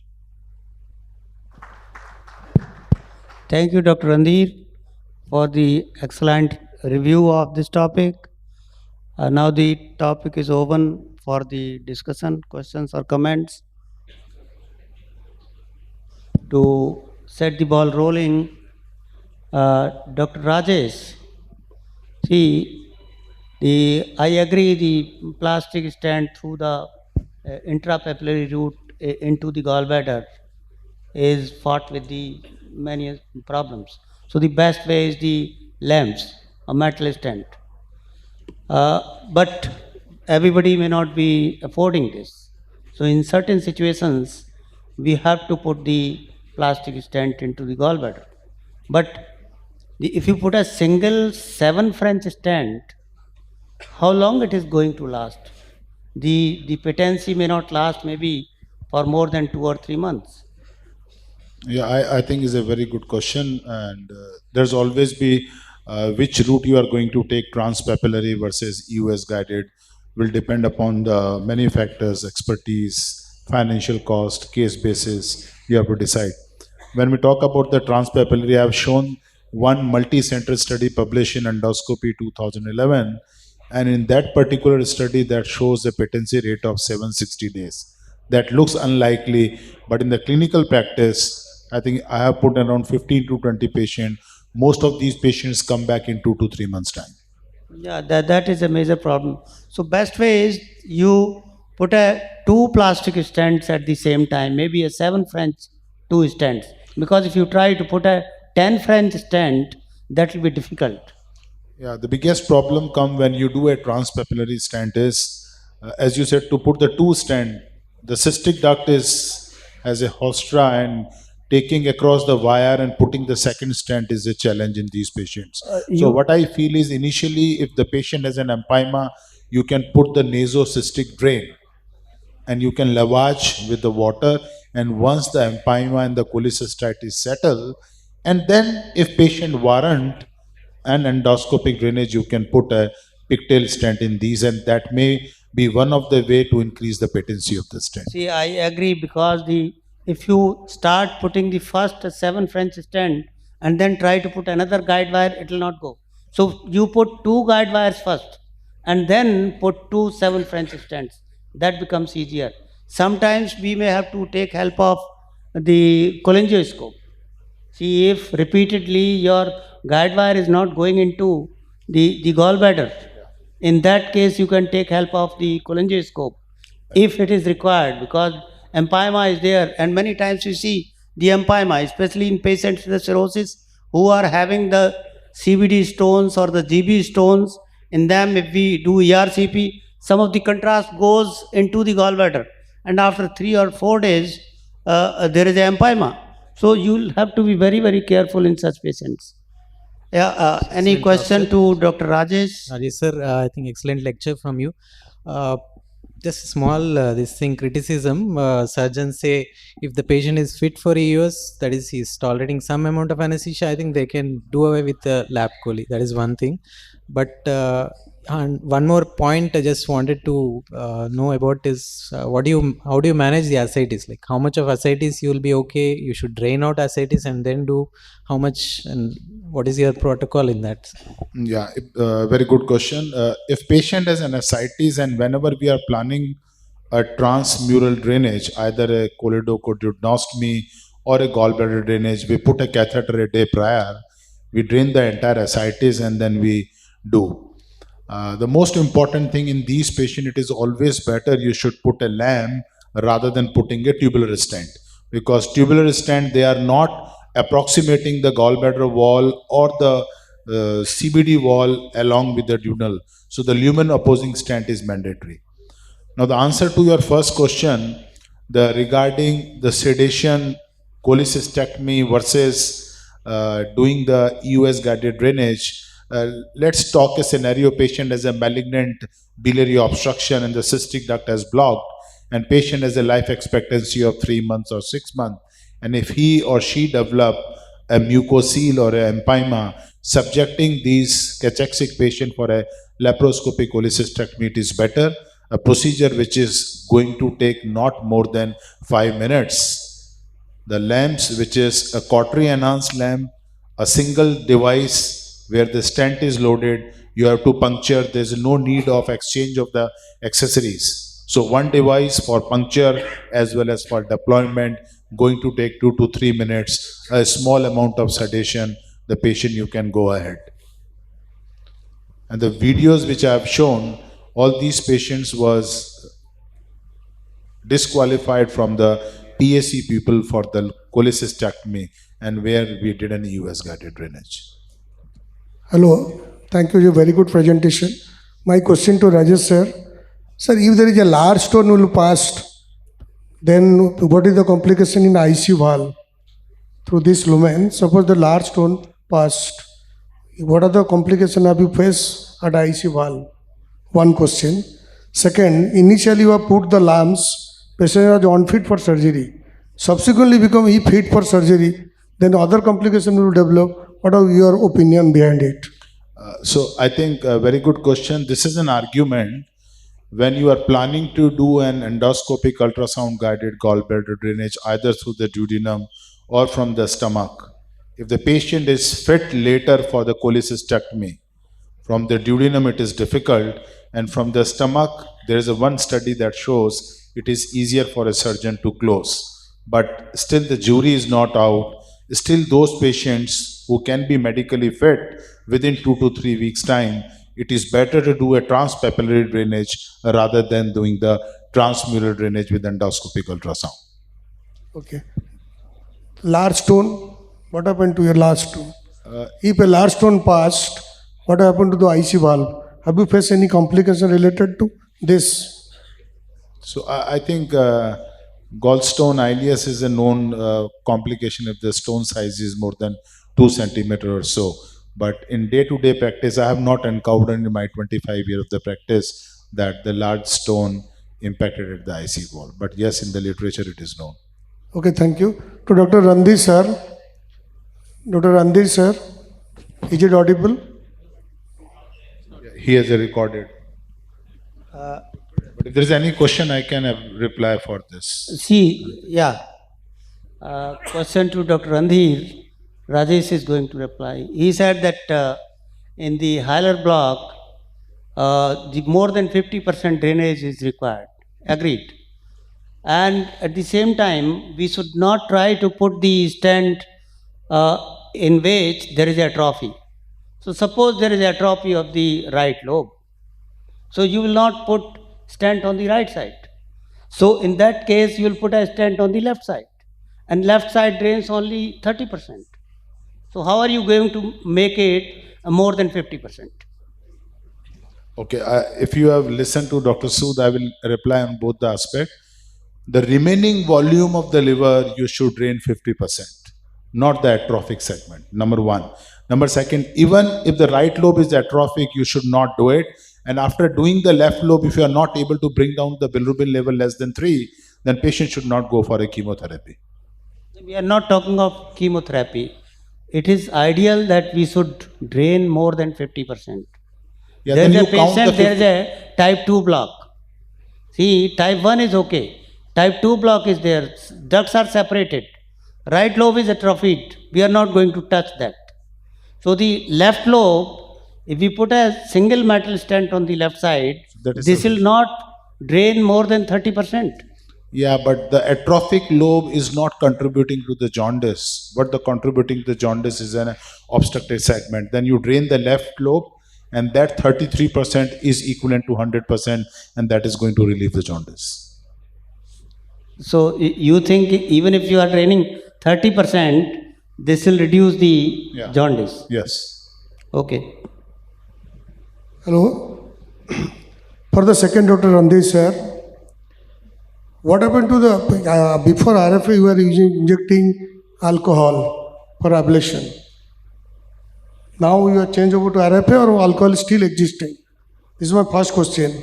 Second, EUS-guided newer therapy like cytotherapy with lymphocyte and monocyte, I don't know, I don't have any experience. Second, in malignant tumor of the pancreas, as you are using TNF radiation, tumor necrosis factor radiation, is there any idea about you? We don't have any idea.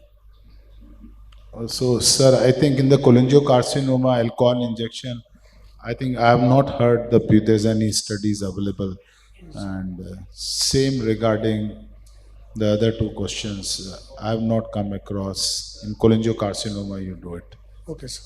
So I don't have any idea, but I want to learn from you. That's why I asked. Okay. Any other question or comment? If none, then thank you very much.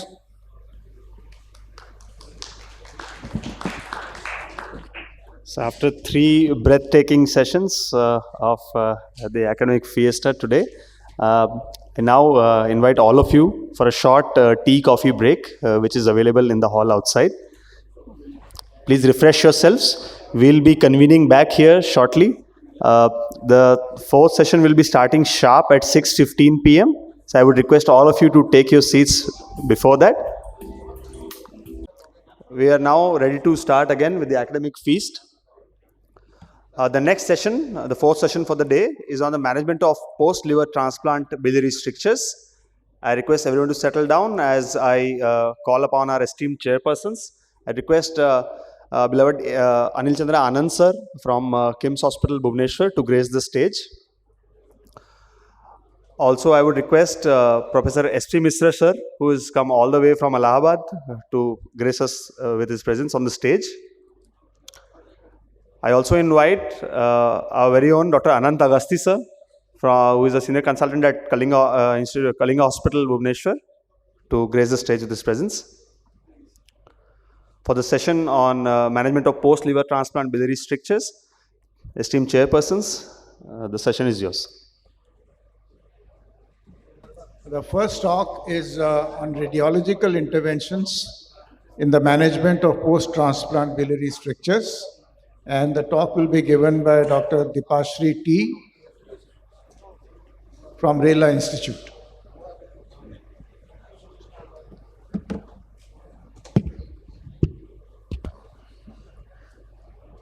Good evening, everybody. At the outset, I would like to thank the organizers for giving me this opportunity. And I know it's been a long day. It's not easy to sit tight together. I was glad that we are resuming this session after the tea break. I'll try to keep it short. So today's topic, as you all know, is radiological interventions in post-transplant, liver transplant, biliary strictures. So what are we going to focus today? I'm going to take you through what are the causes of the stricture, which you all know. What does literature say? Again, most of you know about it. And what do we do when it comes to post-liver transplant, benign biliary strictures? So these are all the things I'm going to talk. But more interestingly, why does ERCP fail in biliary strictures in some cases? And why do we perform PTBD when ERCP is not feasible? So there is this analogy that I came across. I don't know how many of you read the book by Simon Sinek, and this is about start with why. Most of the times, apparently, human psychology is such that we are more interested in understanding whys rather than whats. For example, iPhone or the Apple does very well because it sells. The marketing strategy is, why should you buy iPhone rather than what it's capable of doing? So pretty much, why should we be doing PTBD compared to ERCP rather than how I should be performing PTBD? I'm sure all of you are aware of the technique of percutaneous transhepatic biliary drainage, but we will be focusing more on why we should be performing this in a couple of minutes. So looking at the local data at Rela Hospital, as you all know, we do quite a few LDLTs, and this was the data from 13th of January 2023. Most of our cases are LDLT. So right now we are around 1300, 1400 LDLT. So most of the data that I will be presenting is the benign strictures from the LDLT setting, not many from DDLT.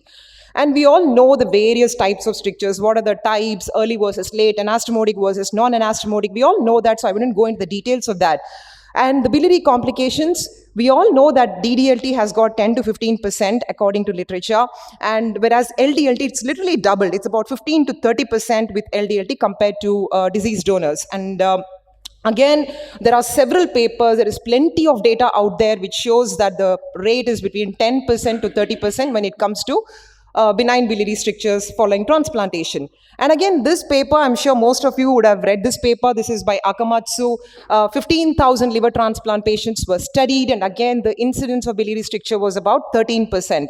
So what I'm trying to say here is, it is pretty common. It's not that it is a very rare complication. It is very common. We all know that, but the range is 10% to 40%. It's quite a broad range. And this was our paper, which showed, the biliary stricture rate was about 5.5%. This was in the early stages. And we looked at about 640 patients, and we found that 10% of them had bile leaks. And interestingly, it's a known fact that 20% of the leaks, they progress to stricture. So bile leak itself is one reason for a biliary stricture, and our stricture rate was about 5.5%. And there was a trend to the strictures because, it's with the number of transplants, as the number of transplants go up, you can see the number of biliary complications were going up as well, and then the curve comes down. There is a learning curve to it, and this was from our study. But the most important thing to understand here is the overall survival is not affected. The post-transplant survival is not affected by the biliary complications, but the hospital stay does get prolonged. So looking at what determines the success rate, I'll go very quickly through the, what actually is important. Why should we understand? All of us, we know what we should be doing when somebody has got a stricture. We all know either we do ERCP or we do PTBD. But why does somebody have stricture in the first place? If we can address that, if we can understand that, maybe we can minimize the strictures from 40% to 10% everywhere rather than having a broad range of 10 to 40%.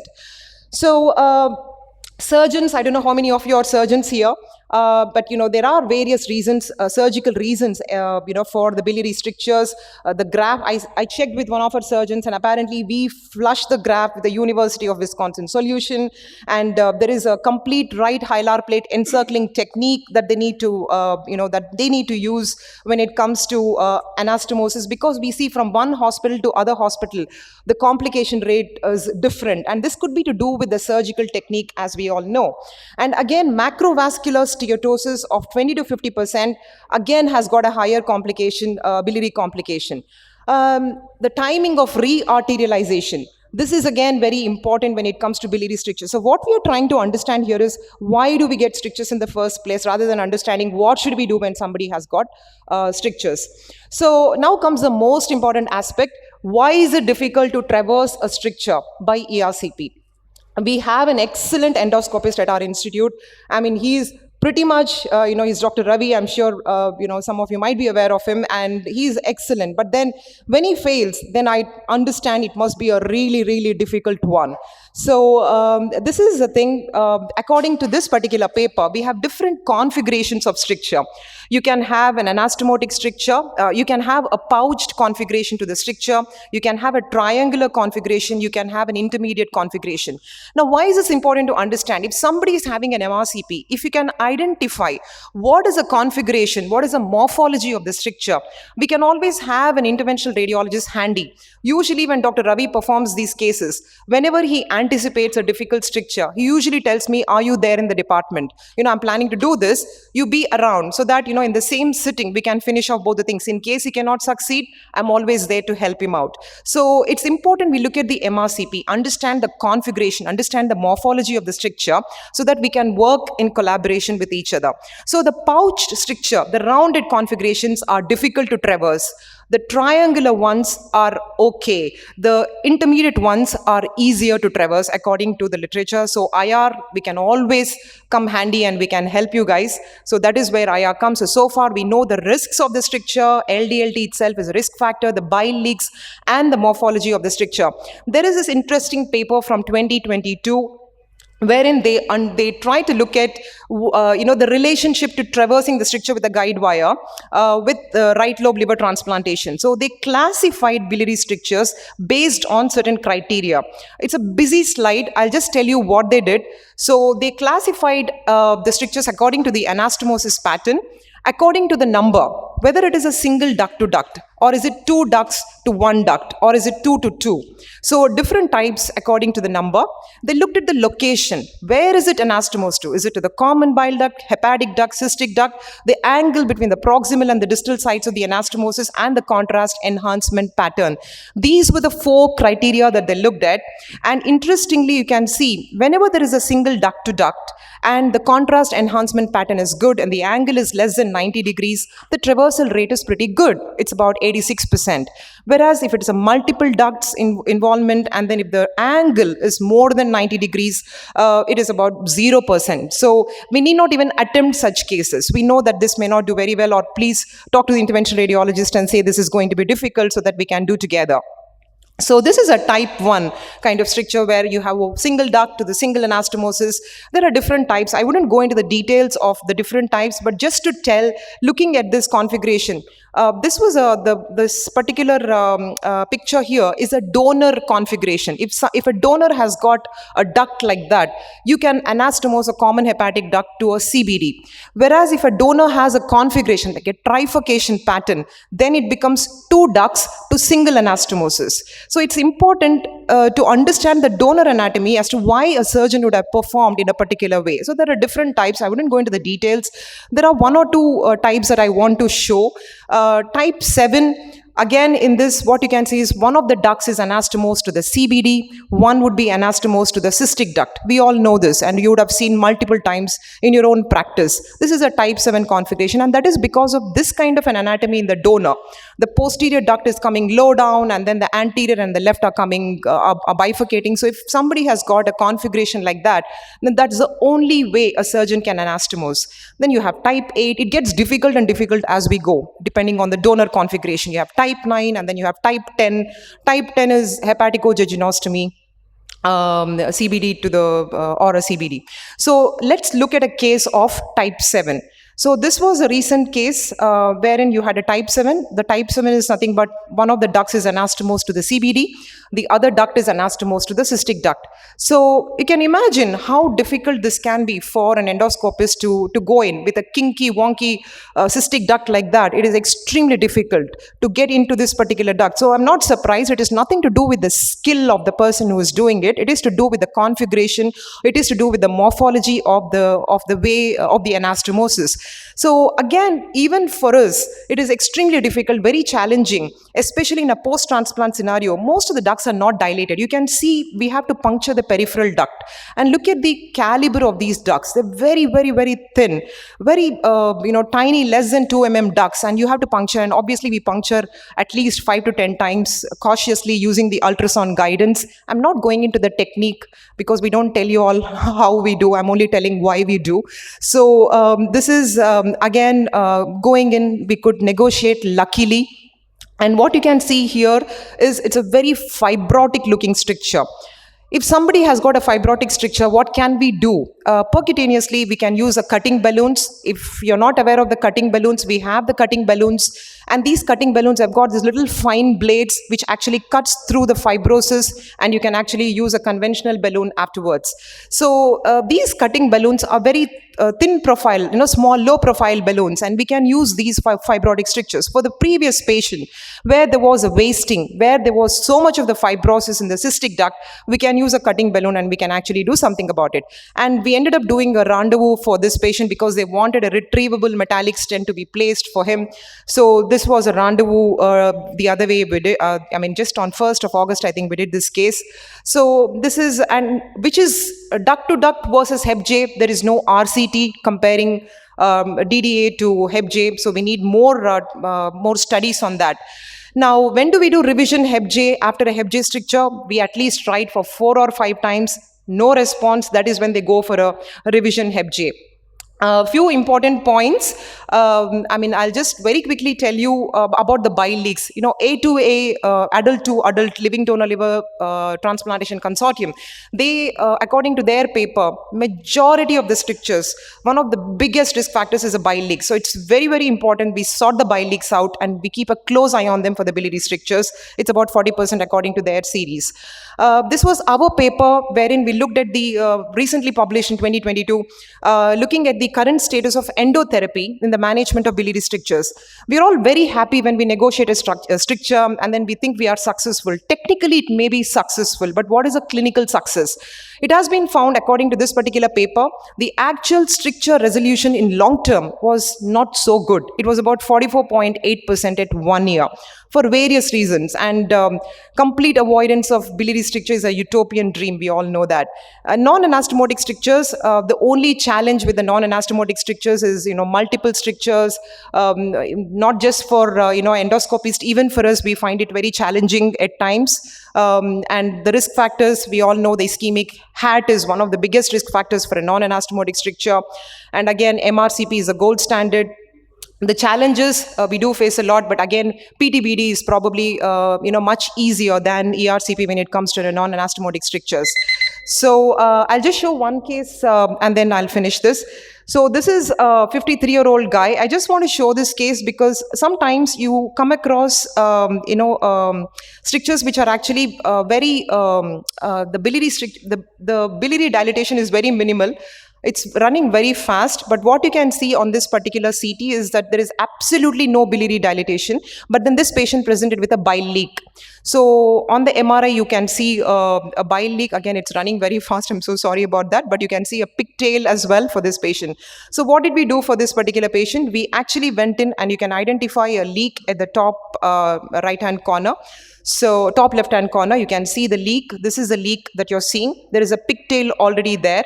And again, the ducts are very small. So I would have done some 10 or 12 punctures to get inside because it was very, very thin. Somebody who's got a bile leak, the ducts are all decompressed. You cannot really see the ducts because it's very decompressed system. Somehow managed to go in, felt great. It was a 2-duct anastomosis. So we put 2 internal external drains, as you can see. And it always feels good when you succeed in a case, but then the patient comes back, the patient was still in the hospital, comes back with hemophilia. So this was a blush that we could see. This was an arterial pseudoaneurysm. So one of the complications of the percutaneous drainages is, when you do multiple punctures in a non-dilated system, we need to be aware when somebody has got a hemophilia. So the patient went in and he had an angiogram, and you can see there was a small aneurysm that we could see. And again, in a transplant sitting, where to go and what to embolize. Hepatic artery is so crucial. Whether to embolize a hepatic artery or not was very challenging. However, we could just go in and inject some glue there into that specific branch. And subsequently, we also noticed that there was an arterioportal fistula as well. Multiple punctures can cause arterioportal fistula. Sometimes we create mess, but then we do know how to correct the mess as well. So yeah, so 2 minutes I'll be done. I know my time is up.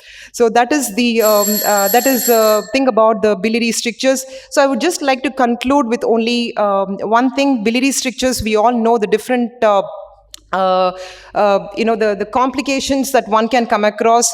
And there is one thing I wanted to say about the expandable, the retrievable metallic stents, if you're not aware.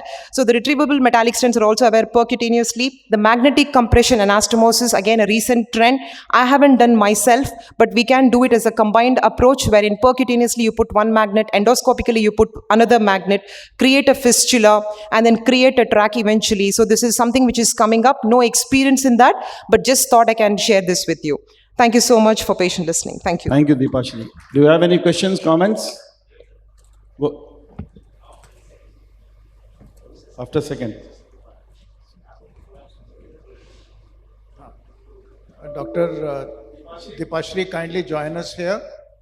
And the next talk is by none other than Dr. Manoj Kumar Sahu, who is the organizing secretary of this conference and also the ex-vice president of Society of Endoscopy of India.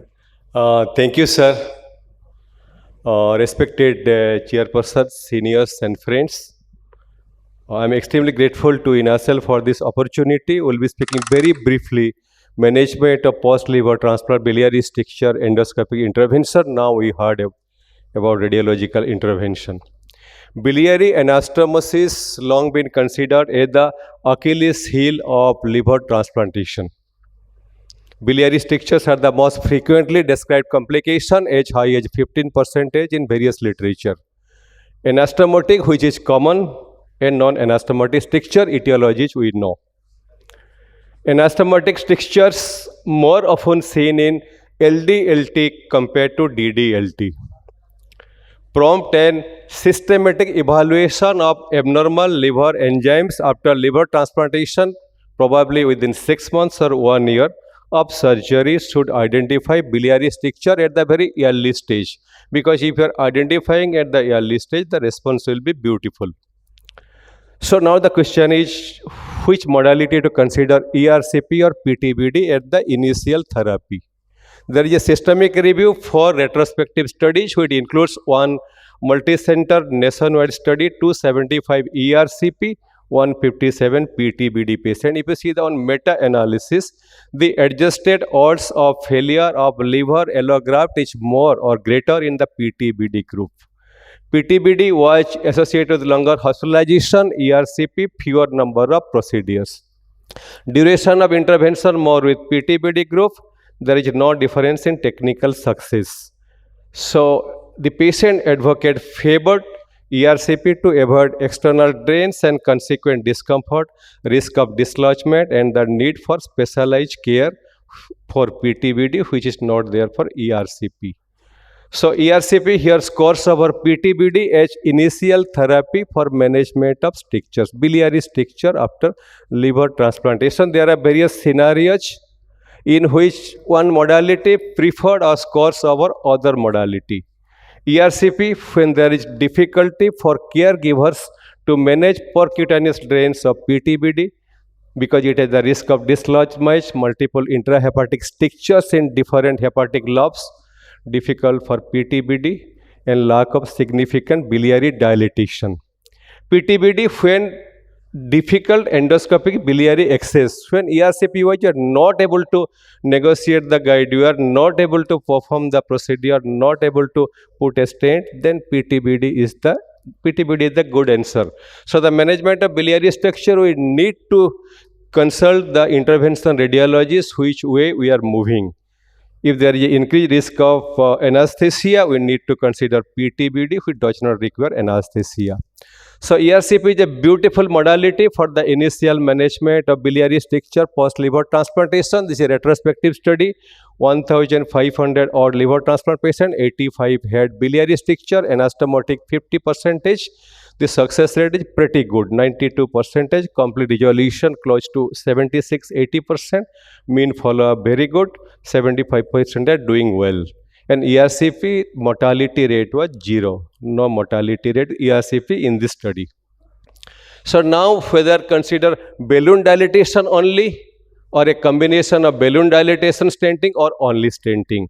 Because if you can ask that if the stricture is manifested very early liver transplantation and biliary stricture, you may ask that balloon dilatation may have complication. But if you see there are many studies, balloon dilatation is less promising, the long-term result is not good, as high as 40% success rate. If you combine balloon dilatation and stenting, it is more effective, success is as high as 100%, 70 to 100%. This is the picture of balloon dilatation and putting stent on both sides. Again the same thing, balloon dilatation, putting stents, both combining both together. So one stents, two stents, multiple stents. So this is a study, aggressive endoscopic balloon dilatation with multiple stents, 307 patients. If you see the table, when you are increasing the number of stents in patients in different procedure, the success rate is approaching 100%. So we need to consider putting multiple stents, multiple biliary stent, whether we put one and gradually put other stents or we put multiple stents in the same time. Plastic or metal stent. This is a retrospective study, 31 patients only. There is no difference in clinical success rate or adverse event. The success does not appear to be affected by the stenting paradigm in long term. If you see long term benefit, multiple plastic stent or metallic stents, there are few recent study from India also, one study from PGI Chandigarh also, that metallic stents little bit scores over plastic stents, but the various study, some RCTs are available now. So the metal stent and metal stent, plastic stent, nothing scores over anything. Metal stents and self-expanding metal stent and multiple plastic stent. Whether to consider at the initial therapy, when the patient is coming to you with biliary stricture, symptoms of biliary stricture in the form of elevated liver enzymes or symptomatic obstructive jaundice and or cholangitis. This is a systematic review. For RCTs, 103 patients with metallic stent. This is a covered self-expanding metal stent, 102 with multiple plastic stent. All are with anastomotic stricture.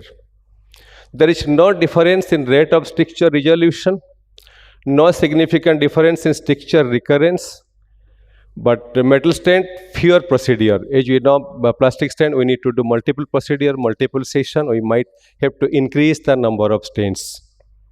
The most common adverse event, stent migration for metal stent, but there is also no significant difference, metal stent and plastic stent in the meta-analysis.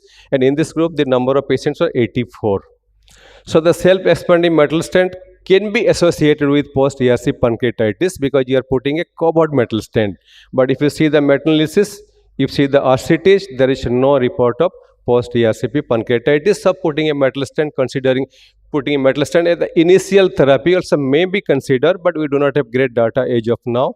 So if you see the patient advocate, the fewer procedures, lower number of days, so they might prefer putting metal stent as the initial therapy, but we do not have great evidence as of now. So the metal stents over multiple plastic stents for the initial therapy of extrahepatic biliary obstruction. This is the American recommendation now, but we have low to moderate quality of evidence. We do not have great data as of now.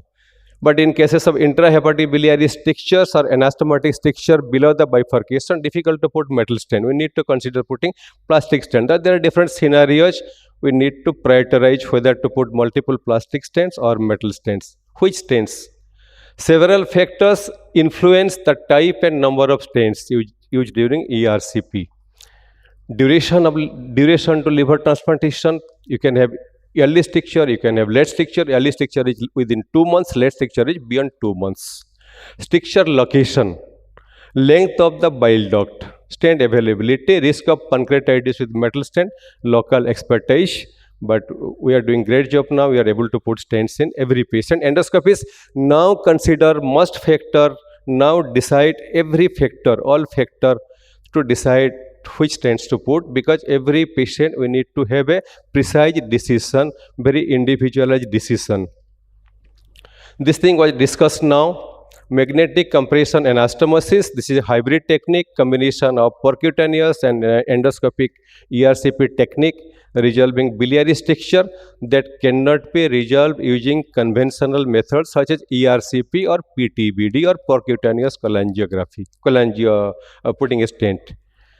The technique can be applied in completely obstructed or disconnected biliary duct. If I got a study, only 12 patients, they achieved magnet approximation to the anastomosis as high as 84%. Very difficult scenario.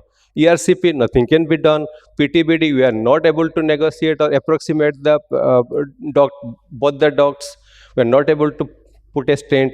So here the answer, good answer is magnetic compression anastomosis, but we need to have good data. But in this study, very small number of patients, the success rate is good, 84%. So now this is spyglass DS.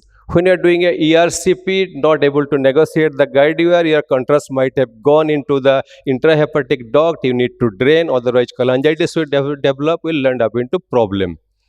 So this is a beautiful modality, beautiful imaging now. We can go inside, try to see the very tiny opening, negotiate the guide wire across, dilate, put a stent. This is a small study, 21 patients of biliary stricture, benefit of cholangioscopy. Here ERCP failed. All difficult patient or resistant stricture patient, the benefit of cholangioscopy or spyglass DA H high H close to 80%. If you see the picture, ERCP we are not able to go beyond, not able to negotiate. Spyglass we are able to pinpoint, find out the strictured opening, able to put the guide wire, then dilate, put stent, then beautifully done. This is a beautiful modality. When the ERCP is difficult, not able to negotiate, this is a beautiful answer for us. MRCP, ERCP. This is a systemic review, 30 retrospective, 8 prospective study. MRCP correctly diagnosed biliary stricture with a very good pull sensitivity and specificity. So the evidence favors MRCP as an acceptable diagnostic test for detecting post-transplant stricture. If you are suspecting, the answer is MRCP. So MRCP is the diagnostic test, but in different scenario, when there is a high pretest probability of a biliary stricture, patient is symptomatic, having obstructive jaundice, having cholangitis, you might proceed with ERCP directly, because you need to decompress the biliary system. We have good evidence for this recommendation. Antibiotics. Antibiotics in elective patients of biliary stricture. We are doing a ERCP. Whether to give antibiotics in every patient, somebody with cholangitis, justified. You need to give antibiotics because we don't have any choice. But somebody not presenting with evidence of sepsis infection, you are doing an elective ERCP for biliary decompression. Whether to give antibiotic in every patient, because antibiotic has a risk of multi-drug resistance or others adverse events also. The systematic review, 2 retrospective, 1 single center study, 361 patients. The pooled incidence of infection is 1.1%. There is the recommendation is, in absence of high quality data, an individualized approach for administering antibiotic based on unique biliary anatomy, clinical condition recommended. You need to consider the biliary anatomy, whether you are able to adequately decompress the biliary system or not. So in patients, complete biliary drainage is technically challenging, like ischemic cholangiopathy, multiple strictures, failure of stenting. So that non-anastomotic biliary stricture can present because of ischemia, can because of immunity, autoimmune reaction, multiple strictures might be there.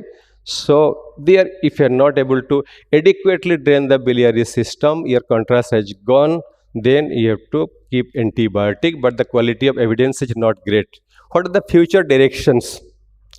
Natural history of biliary stricture, risk factor for biliary stricture. Do you have any factor which might benefit for preventing biliary stricture? Do you have anything we can do after liver transplantation which might prevent the development of biliary stricture? We do not have great answer as of now.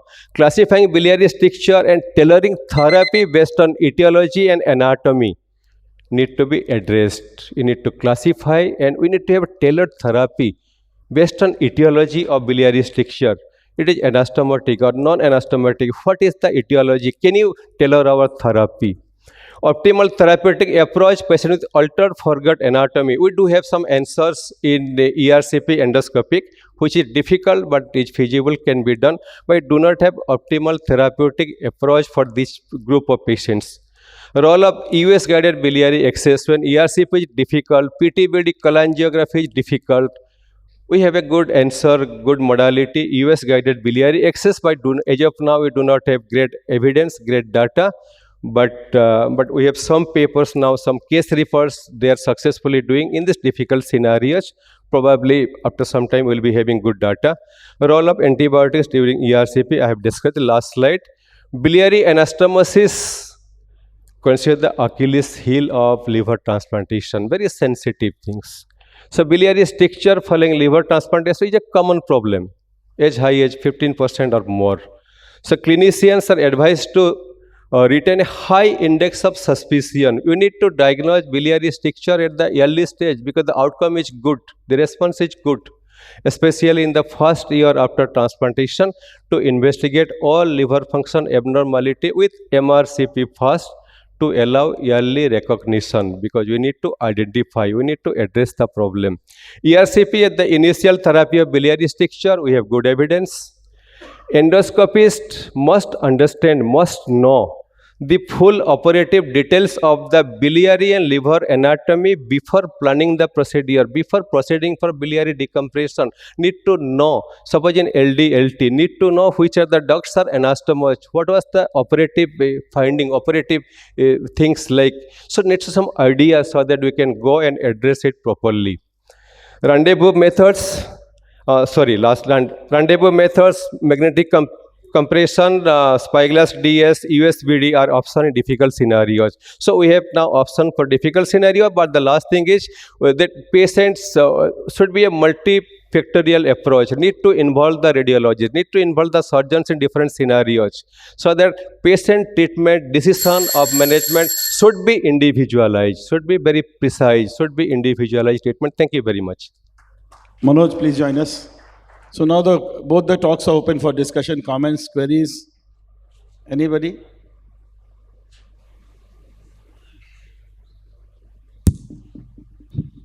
To decide between ERCP and PTBD, first opinion is you have to see site of obstruction. This is must. Then my opinion is you see where is the obstruction, then decide which way we will go. This is the question to Manoj. One. Role of antibiotic. If you are draining perfectly, role of antibiotic is plus minus. If you cannot drain, antibiotic has temporary role. Which antibiotic will give, that is your option or culture. But you have to drain, otherwise you cannot stay with the antibiotic. These are the two questions to Dr. Manoj. Okay. So your first question is ERCP or PTBD? You need to, yes, definitely. I agree with your question. So before planning a procedure, you should have an MRCP to understand the anatomy. Yes. So anatomy, whether ERCP will be able to do ERCP, the purpose is biliary decompression. So if you feel that no, is the altered anatomy, ERCP will be difficult, or the patient has some contraindication for ERCP, I feel should proceed with PTBD. PTBD, you need to drain the system. So before that, you need to have MRCP to understand the anatomy, site of stricture, kind of stricture, because in patients of non-anastomotic biliary stricture, which is multiple, might be intrahepatic, so the ERCP may not be an excellent modality. So sometimes PTBD might not be excellent modality. You need to think about it. Okay. So why I'm telling ERCP is the initial modality, because the beautiful modality, we have good evidence now. Yeah, so you decompress. But for this, the important answer is, for your patient, you need to decide which is best. Okay. Both are complementary, basically. It's a teamwork. The surgeon did something, you have a problem, the radiologist will do it, or the gastroenterologist, they do it together. So it's a teamwork, basically. Okay, thank you.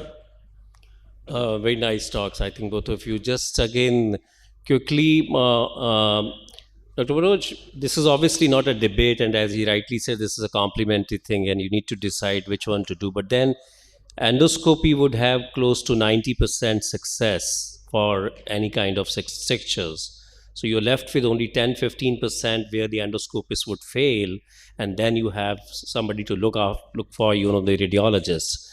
The question is, can you identify those 10-15% in the beginning to say that, yes, I'm not going to touch, and yes, I'm going to put these two directly to radiologist, number one. And question to Deepashri would be that when they come to you, I mean, when we fail as hepatologists, endoscopists, we have somebody to look forward to. What do you do? I mean, suppose you fail and you think that it's still not possible, the thing. Do you send back again to the endoscopist for this magnetic and EUS and other things, or do you also have some special techniques to do that? So, Ajay, if I can intervene, Ajay, the complications are more in the third trimester of pregnancy. That doesn't mean you don't go through the first and second trimester.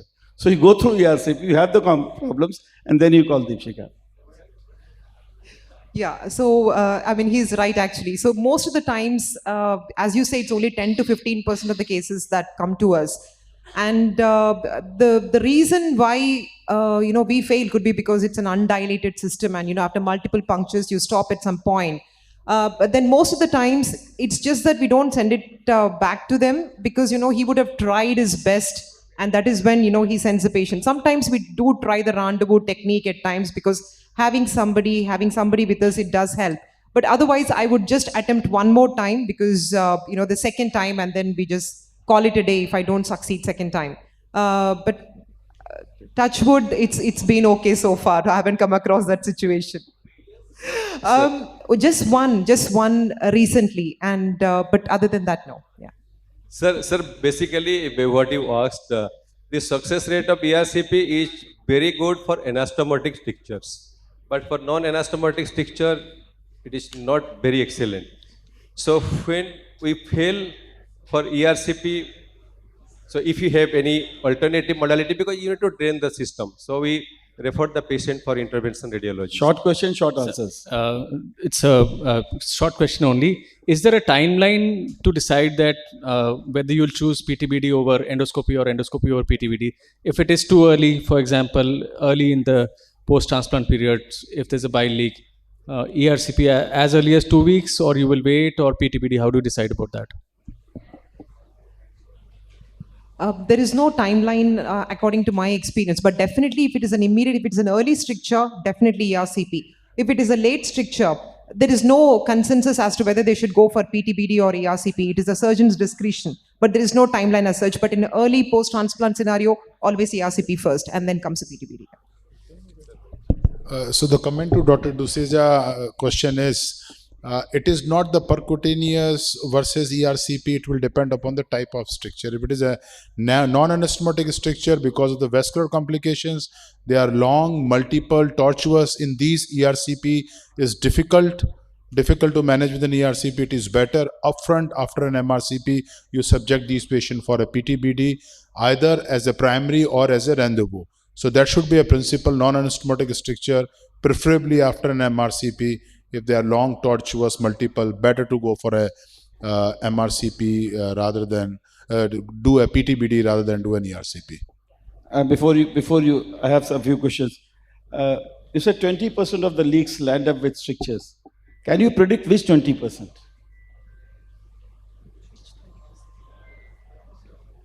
The answer is I don't know. Yeah. Don't know. You probably I will know tell the you, answer. Misra, I will tell you. Just a minute, sir. What about cold ischemia? Does cold ischemia affect the stricture formation? Yes, yeah. So definitely. that's important. That's very important, yeah. So HAT? Yes, of course, the non-anastomotic strictures, HAT, yes. And the cutting balloons that you are using, can we use that for ERCP? I mean, I don't know if you have that length. Oh, length balloons. is not a problem. Yeah, of course you can use. Why not? Sure. Yeah. So that's a very good material for us to use. Cutting balloons now. He was first. Go ahead, sir. So my question is to Manoj sir. How safe is cholangioscopy in post-transplant setting? Because the ducts are not dilated, and as we know, during cholangioscopy you have to infuse lot of water inside, which is obvious can be a cause for infection.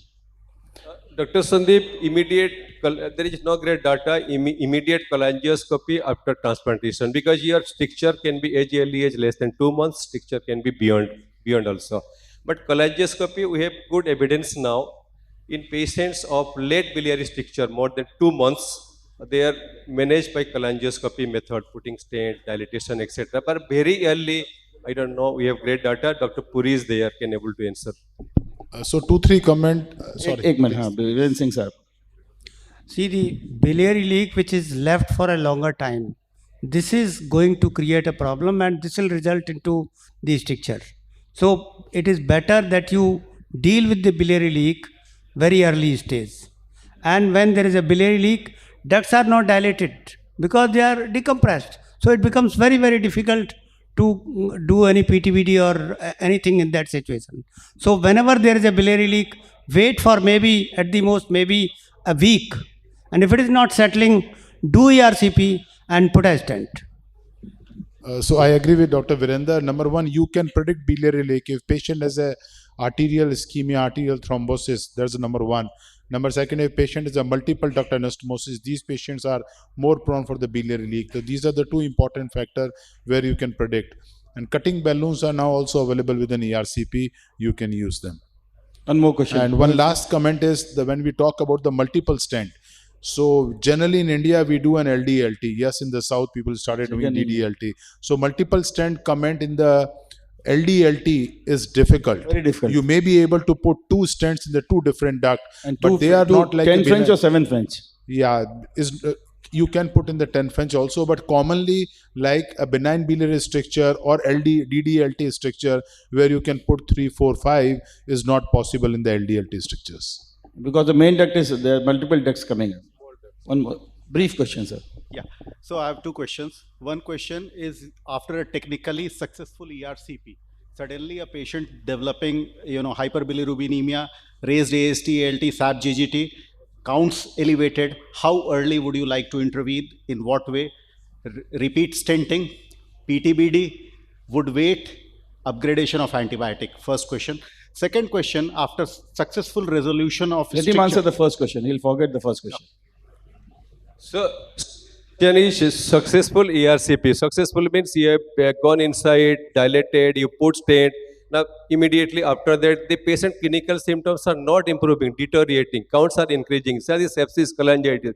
That means you are not able to adequately decompress the biliary system. I feel immediately you should go inside and try to take out the stent, put multiple stents.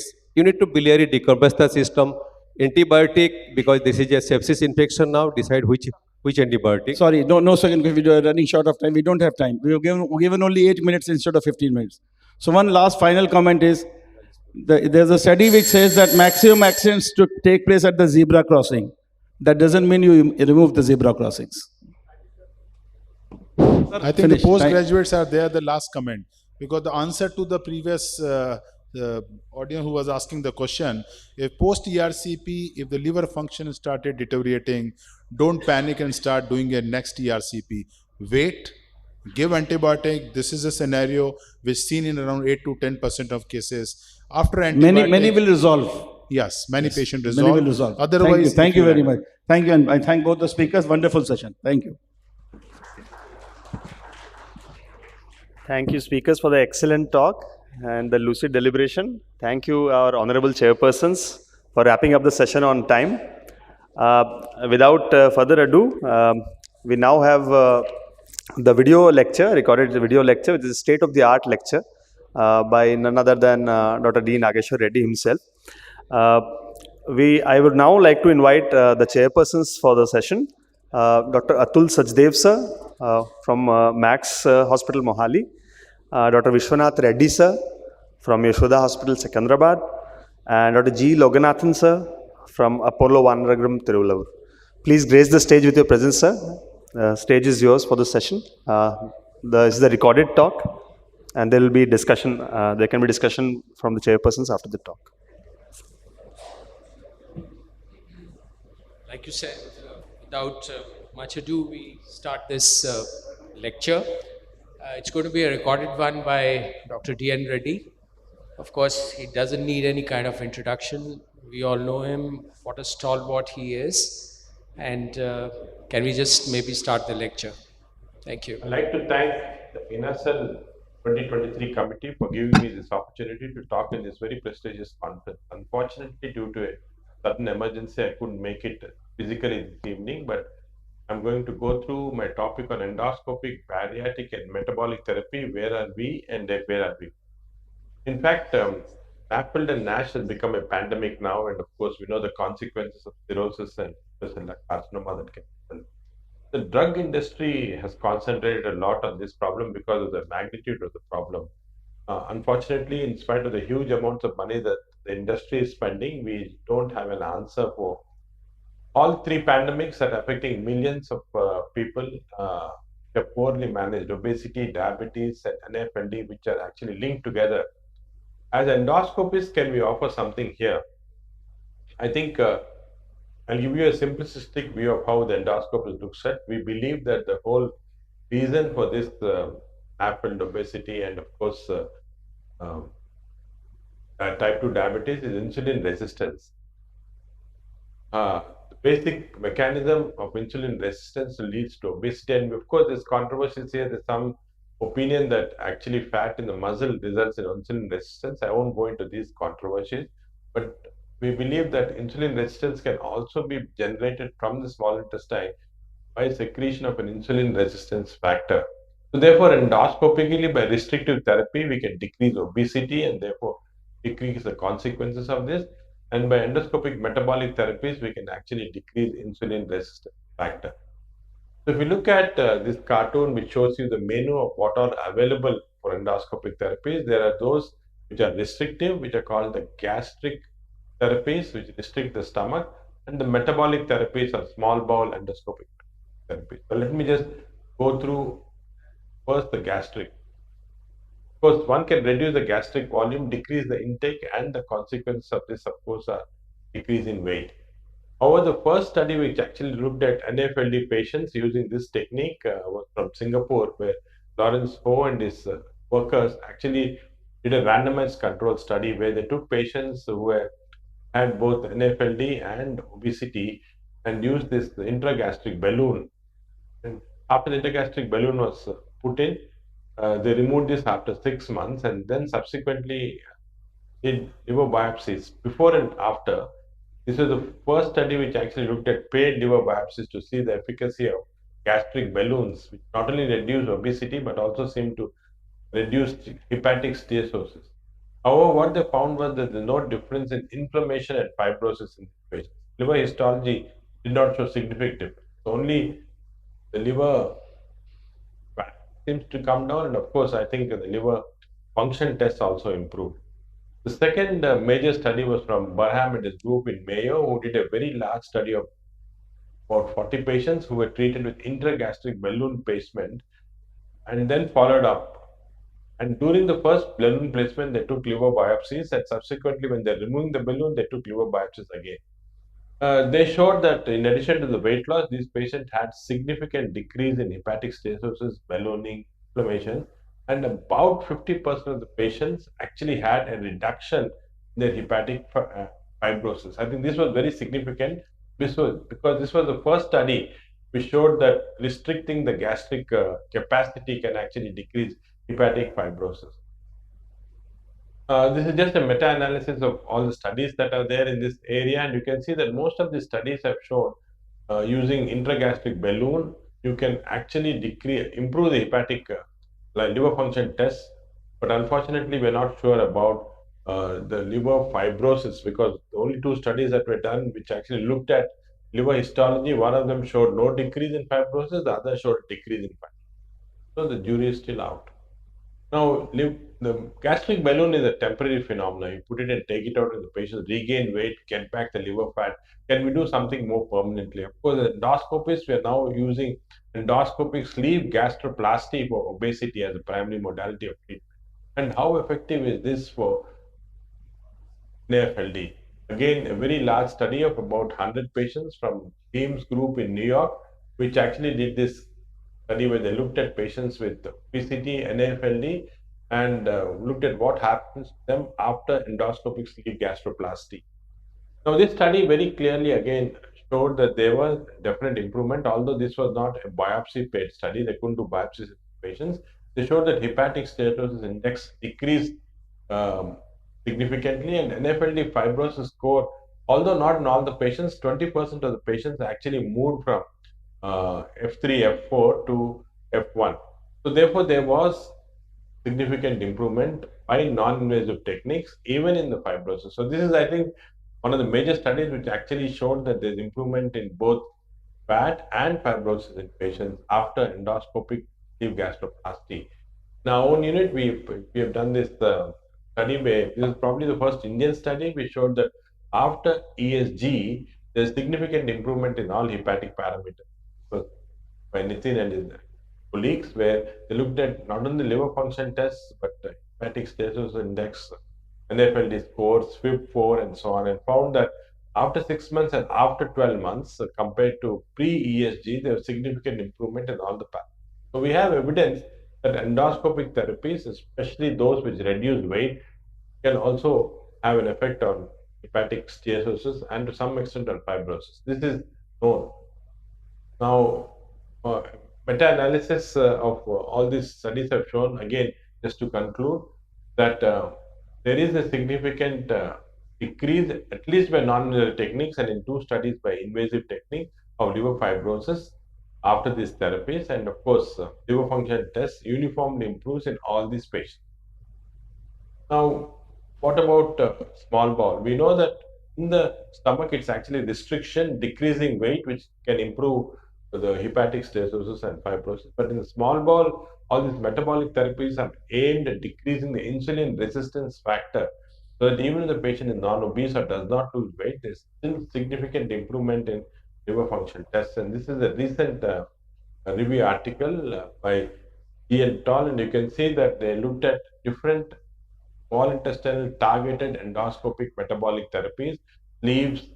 You can do the several types of surfacing, resurfacing, and of course, magnetic therapy. You can create an anastomosis in 2 parts of the small bowel. All this results in nutrient malabsorption, and also, of course, there's other methods that seem to be effective, like hormonal. This has been clearly shown with the duodenojejunal liner, where you can find differences in hormones of different varieties. And of course, you also have increased unconjugated bile acid response, which also seems to affect both hepatic steatosis and weight.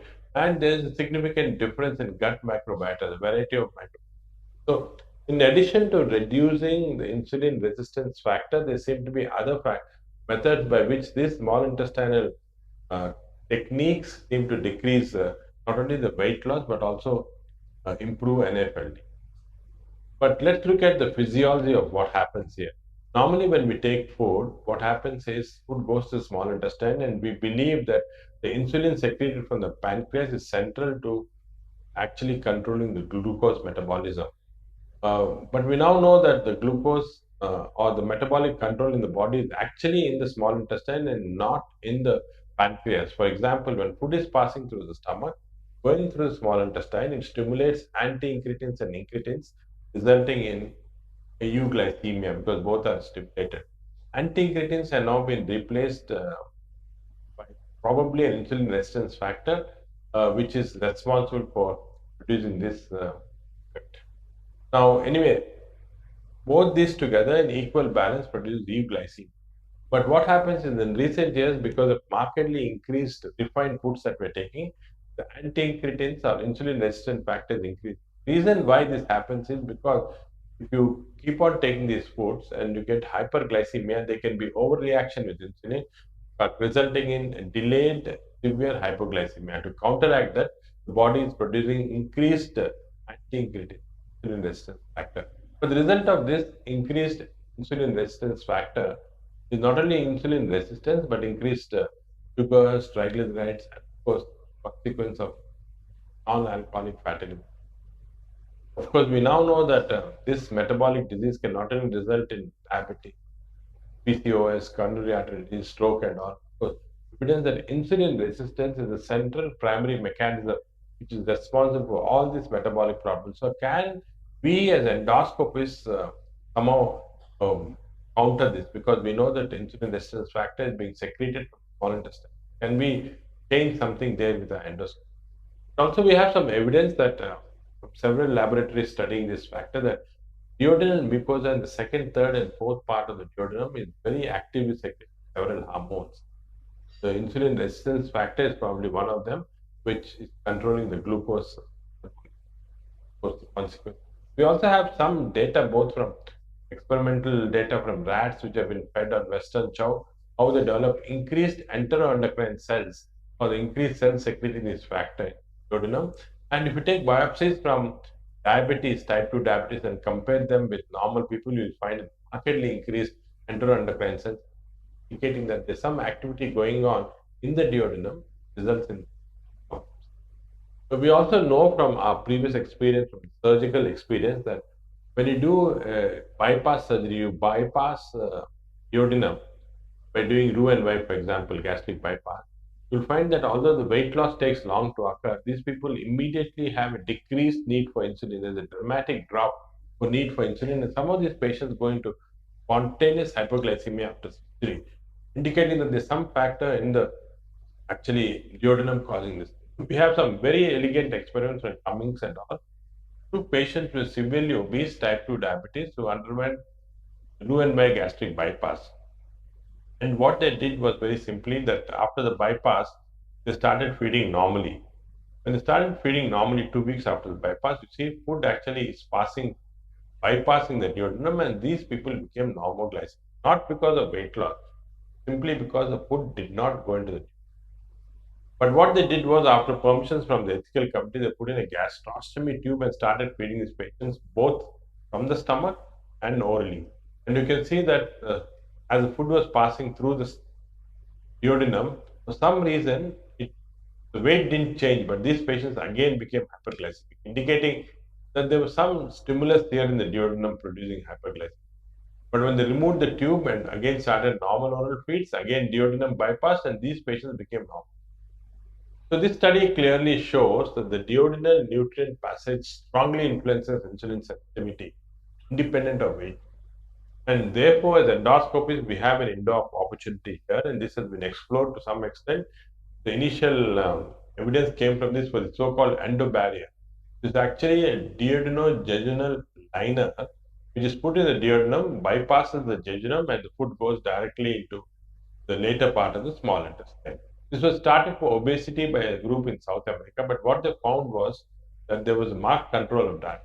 Subsequently, there has been this study of over 40 patients in whom duodenojejunal bypass liner was used and studied specifically for liver function. And you can see that in these patients, when this liner was put in, and after 12 months, when they evaluated, they found that there was all the liver indices, liver function tests, all improved quite dramatically.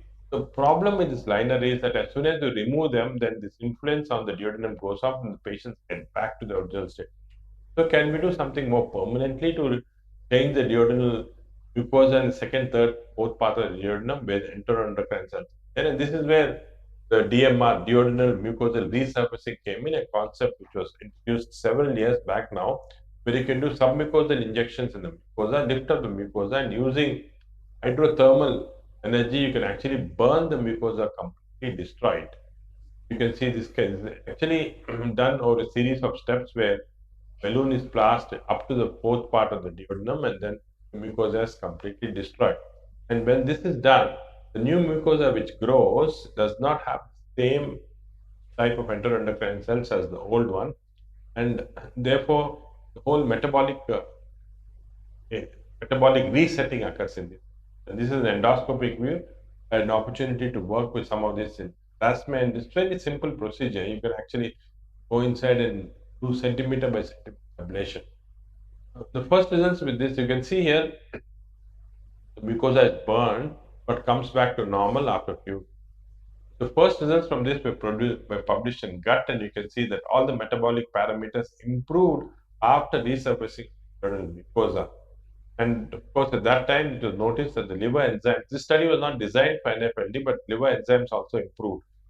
Subsequent studies were done for this, and the most important study came from the Vita 2 study, which was published again in Gut 2 years back. You can see in this study, a very important study, which was sham controlled, that in patients who had duodenal mucosal resurfacing and had blood sugar levels which were significantly high, there was a dramatic difference in PDFF, that is the proton density fat fraction, in the liver when this procedure was done compared to those who did not have this procedure. So there was a significant improvement in the liver fat steatosis. Of course, we don't have again paid biopsies from these patients, but all the liver enzymes, everything improved, indicating that if you do a duodenal mucosal resurfacing, you can actually remove fat from the stomach, from the liver. All other metabolic parameters also improve. For example, the ALT, of course, antioxidant capacity. So there's some metabolic resetting that is occurring when you actually do this mucosal resurfacing, change the duodenal mucosa, which is containing a high amount of enteroendocrine cells, into a native one. And provided these patients don't go back to their Western or the high calorie, high fat diet, they seem to maintain this over a period of time. Specifically, there's been a study of using DMR in NASH. It's very, very small study of about 11 patients done by Jack Davia and his group, and they showed in about 3 or 4 patients there was a reversal of fibrosis, but in majority this didn't occur. This was a very, very small study. Of course, we had to study this more carefully. You can see that is for 3 patients out of the 11, there was a decrease in hepatic fibrosis. So if you can summarize what happens with the small intestine, metabolic therapies with endoscopy using both resurfacing and duodenojejunal liner, we see that there is some evidence that all the liver function tests are definitely improving, the liver scores are improving, and there is some evidence that liver fibrosis also can be partly reversed. The problem with DMR is the old technique is quite labor intensive. We are using a very crude technique, but nowadays new therapies are coming which are more sophisticated, more easy to do, where you can actually change the whole duodenal mucosa within few minutes. Laser, radiofrequency ablation, electroporation. Of these, I think the most exciting is the electroporation technique, which is actually seen at the DW this year. We had 2 papers coming on this.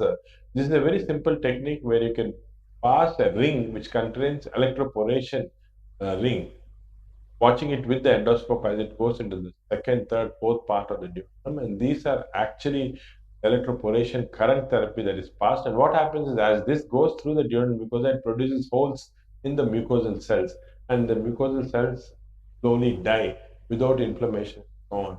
And you can see that electroporation is significantly different from thermal ablation that we were using earlier, where we burn the tissue. Here, you're actually self-destroying the tissue. This is fairly easy technique, and of course, you use high voltage, ultra short pulse electrical field.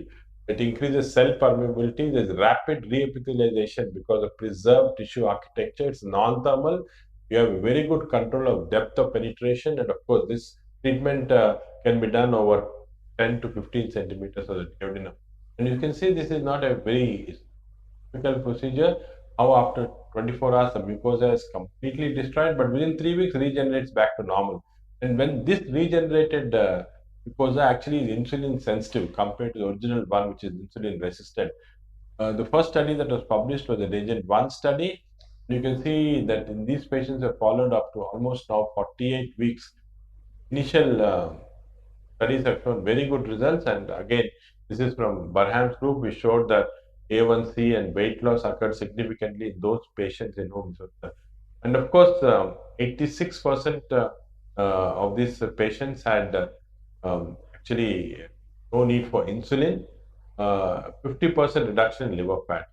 So the conclusion from this study was that the non-thermal endoscopic ablative therapies can be quite effective with 100% success rates with very low adverse event. The subsequent study, which was followed, was the eminent study from Netherlands, Jack Bergman's group, who actually looked at liver fat specifically by using this technique. This technique, you can see, endoscopically not very damaging, but more important, again, they found that 86% of the patients did not require insulin. They're all requiring insulin in the beginning. After this therapy, they not require insulin. And when they looked at the fat, you can see the liver fat here significantly decreased. And more dramatically, you can see a particular patient, 23% liver fat 12 months after the procedure, only 2. Of course, we are now doing more procedures like you can actually do a combined procedure where you can do both closing the pylorus so no food enters the duodenum and bypassing the duodenum. These type of procedures are going to be extremely effective in future. So I think we finally have an answer for patients endoscopically for NAFLD and NASH. For obesity, we do endoscopic balloon or gastroplasty. For lean NASH, we do, of course, endoscopic DMRs where you can resurface. And I think all these exciting therapies are going to come very soon. And of course, I think the way we treat NAFLD is going to change a little. Thank you very much. We do appreciate you in a phenomenal way for excellent presentation. Open to delegates for questions.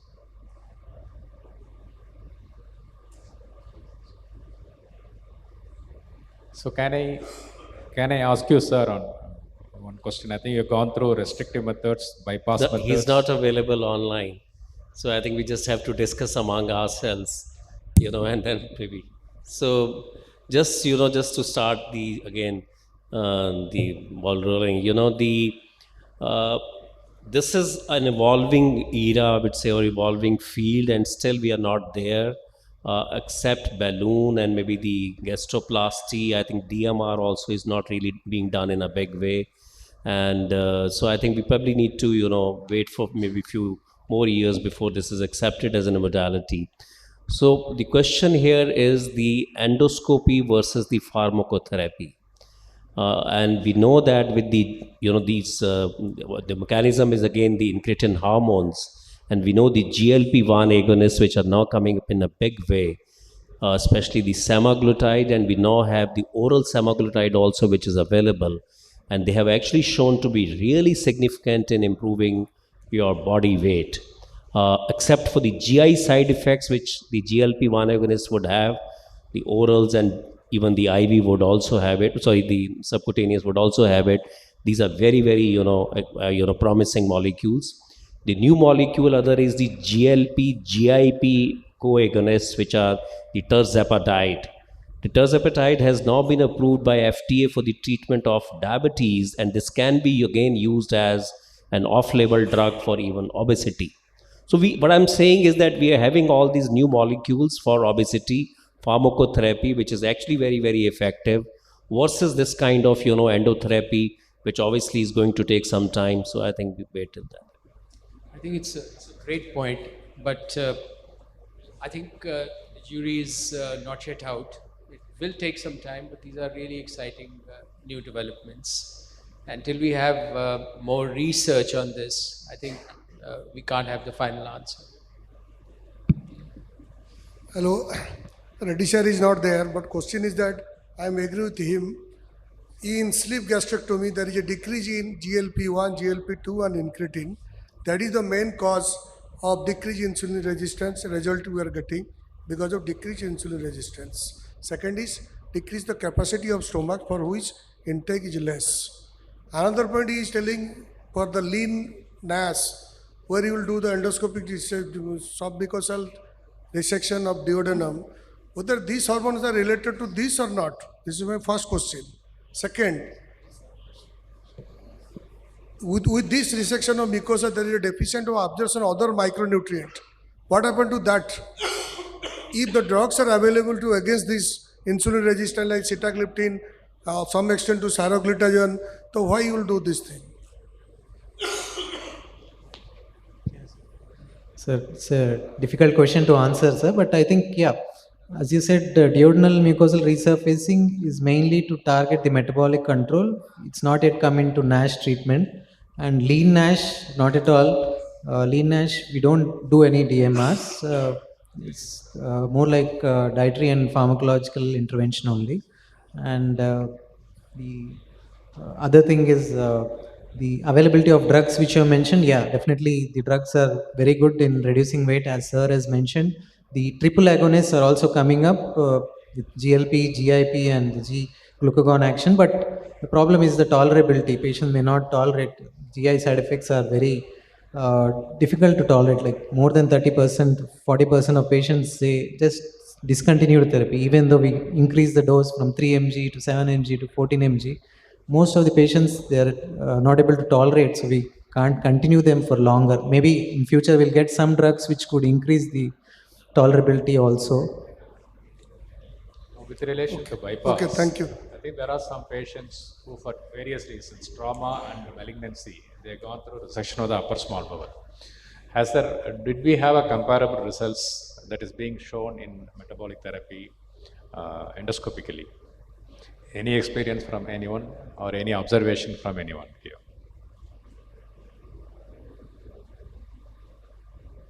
See, this is just, I think we are, Dr. Reddy is not here to answer this, new exciting field, but taking the point of, I think we don't have data to say, will we have any micronutrient deficiencies, etc., with duodenal resurfacing.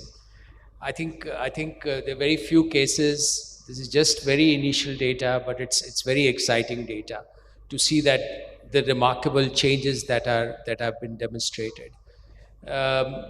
But I guess beyond this, if anybody has any other questions or any comments just to make, it's just for initiation of and continuation of discussion. Rajesh Puri, please. So micronutrient deficiency is mainly seen in the bypass. You do a Roux-en-Y bypass, in those cases you see a macronutrient deficiency. We talk about the duodenal resurfacing. Now there's a duodenal extrapolation device that is burned the duodenal mucosa, and it can be done multiple times because the duodenum is an endocrine organ of the gut where you increase the sensitivity of insulin by regenerating the new mucosa. And when you compare with the pharmacological drug, as my colleague has rightly said, around 30% of the patients, they don't tolerate, number one. Number second, for how long you are going to take the treatment. Number third is a costly treatment. When the endoscopy treatment will be available, although the cost is not defined, but definitely it is going to be a cheaper and maybe a one-time or two-time procedure, not a continuation, because when we talk about the drugs that cost around 10 tablets, 2,500 rupees, and when you increase to 14 milligram, the cost again goes high. So roughly around 15,000 rupees in a month, and you have to continue for a year or so. And even though the weight loss is around 5 to 8% of the excess body weight. So endoscopic treatments are promising, and the duodenal liner is also, that's number one, duodenal resurfacing and the extrapolation of the duodenal mucosa, it will show the good effect. And the macronutrient deficiency is not happening because a part of the duodenal mucosa you are duodenating, not entire small intestine. Yeah, I think that's appropriate. Yeah, go ahead. So of all the endotherapies available, as we all know, balloon is easiest option of them. Now swallowable balloon also has come, but the problem with balloon is that it's only a transient weight loss, and once we remove the balloon within 6 months, probably they'll regain the weight and they'll have this problem. And studies have also shown that the fatty liver has reduced, but fibrosis has not reversed in whatever evidence it's been presented. The second option of the ESG, I think definitely excess body weight loss is seen, but the total body weight loss, not as much as we do see with the laparoscopic gastrectomy. Maybe it's reaching there, but we'll have some more evidence or some more modification of the procedure of gastrectomy, sleeve gastrectomy, so that we'll have more effective weight loss and probably do this. And that's it. Yes, sir. Yeah, I think we thank you all, the speaker. Hope you enjoyed this session. Thank you. Thank you, dear chairpersons. After that excellent session from Dr. D. Nageshwar Reddy, sir, the giant in the field of endoscopy, regarding the endoscopic interventions for NAFLD. We now move on to a session on liver tumors. This is about the radiological interventions for liver tumors. I call upon honorable chairpersons, Dr. Yogesh Chawla, sir, from KIMS Bhubaneswar and AIMS New Delhi. Dr. Sandeep Nijavan, sir, from Jaipur, all the way he has come here. Thank you, sir. Please raise the stage. Dr. Krishnadas Devadas, sir, please requesting your presence on the stage. And Dr. Ravi Mohanka, sir, from Global Hospital, Mumbai. Welcome, dear chairpersons, for the session on radiological interventions on liver tumors. The stage is yours.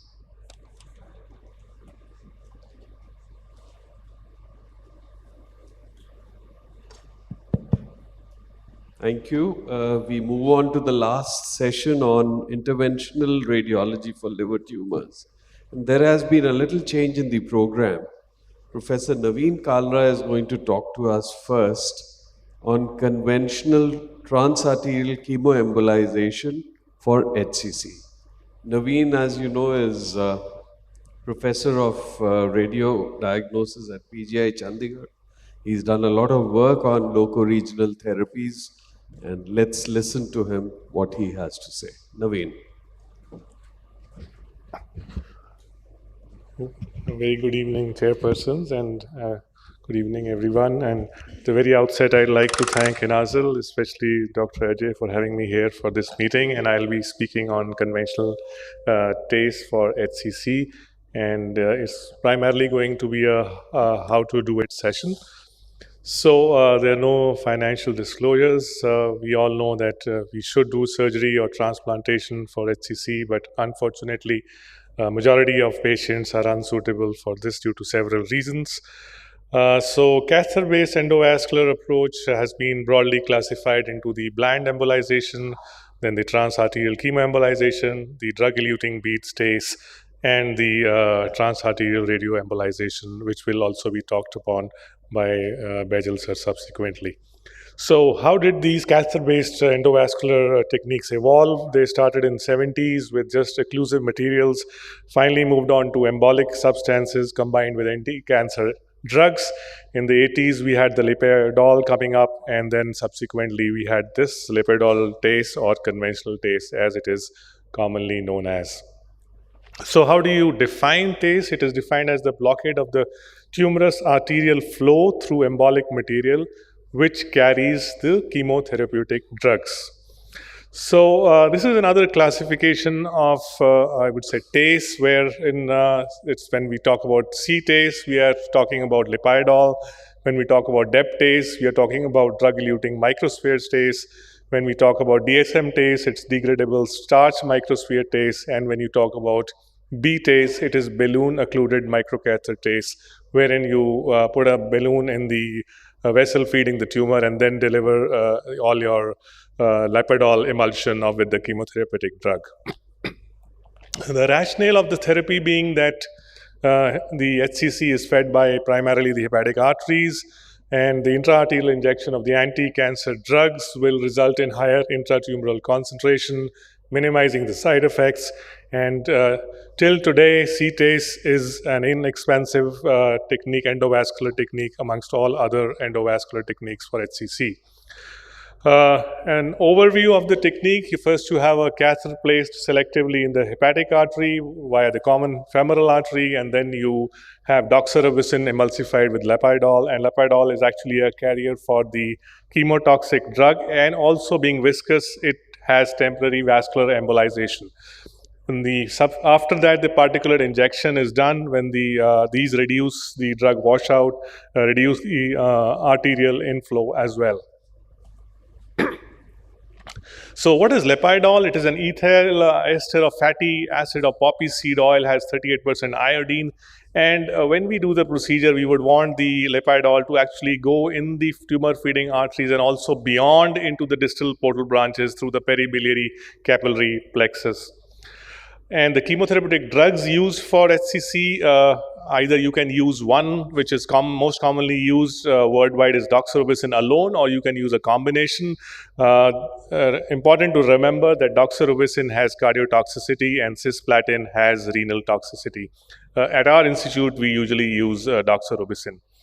The BCLC 2022, this clearly shows that when we talk about TACE, we are talking about intermediate stage HCC, especially the B2 one, where there are well-defined nodules, because if it is the earlier one, which can be managed with transplantation, or if it is the infiltration one, then it is shifting to systemic treatment. So when you have well-defined nodules, those are the patients where we select for the TACE as a procedure for HCC.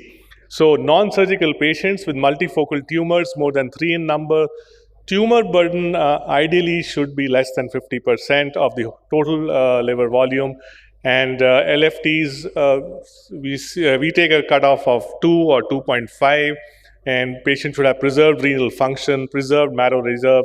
Platelets definitely should be above 50,000, and child PUB8 up to these are the patients which are selected for doing TACE, conventional TACE. In case there is a significant tumor burden, you do a staged multi-session procedure in a selective manner, which means you may not be treating the entire tumor in one go, and you can do it in a staged way, do part of the tumor, come back after 2 to 4 weeks and do the next part of the tumor. Absolute contraindications for TACE being the VP4 malignant portal vein thrombosis, the hepatofugal blood flow, impaired hepatic function, poor performance status, or there is uncorrectable thrombocytopenia, coagulopathy, or severe renal insufficiency, or severe reaction to the contrast media. And the relative contraindications being the TIPS and the segmental or non-segmental non-neoplastic portal vein thrombosis.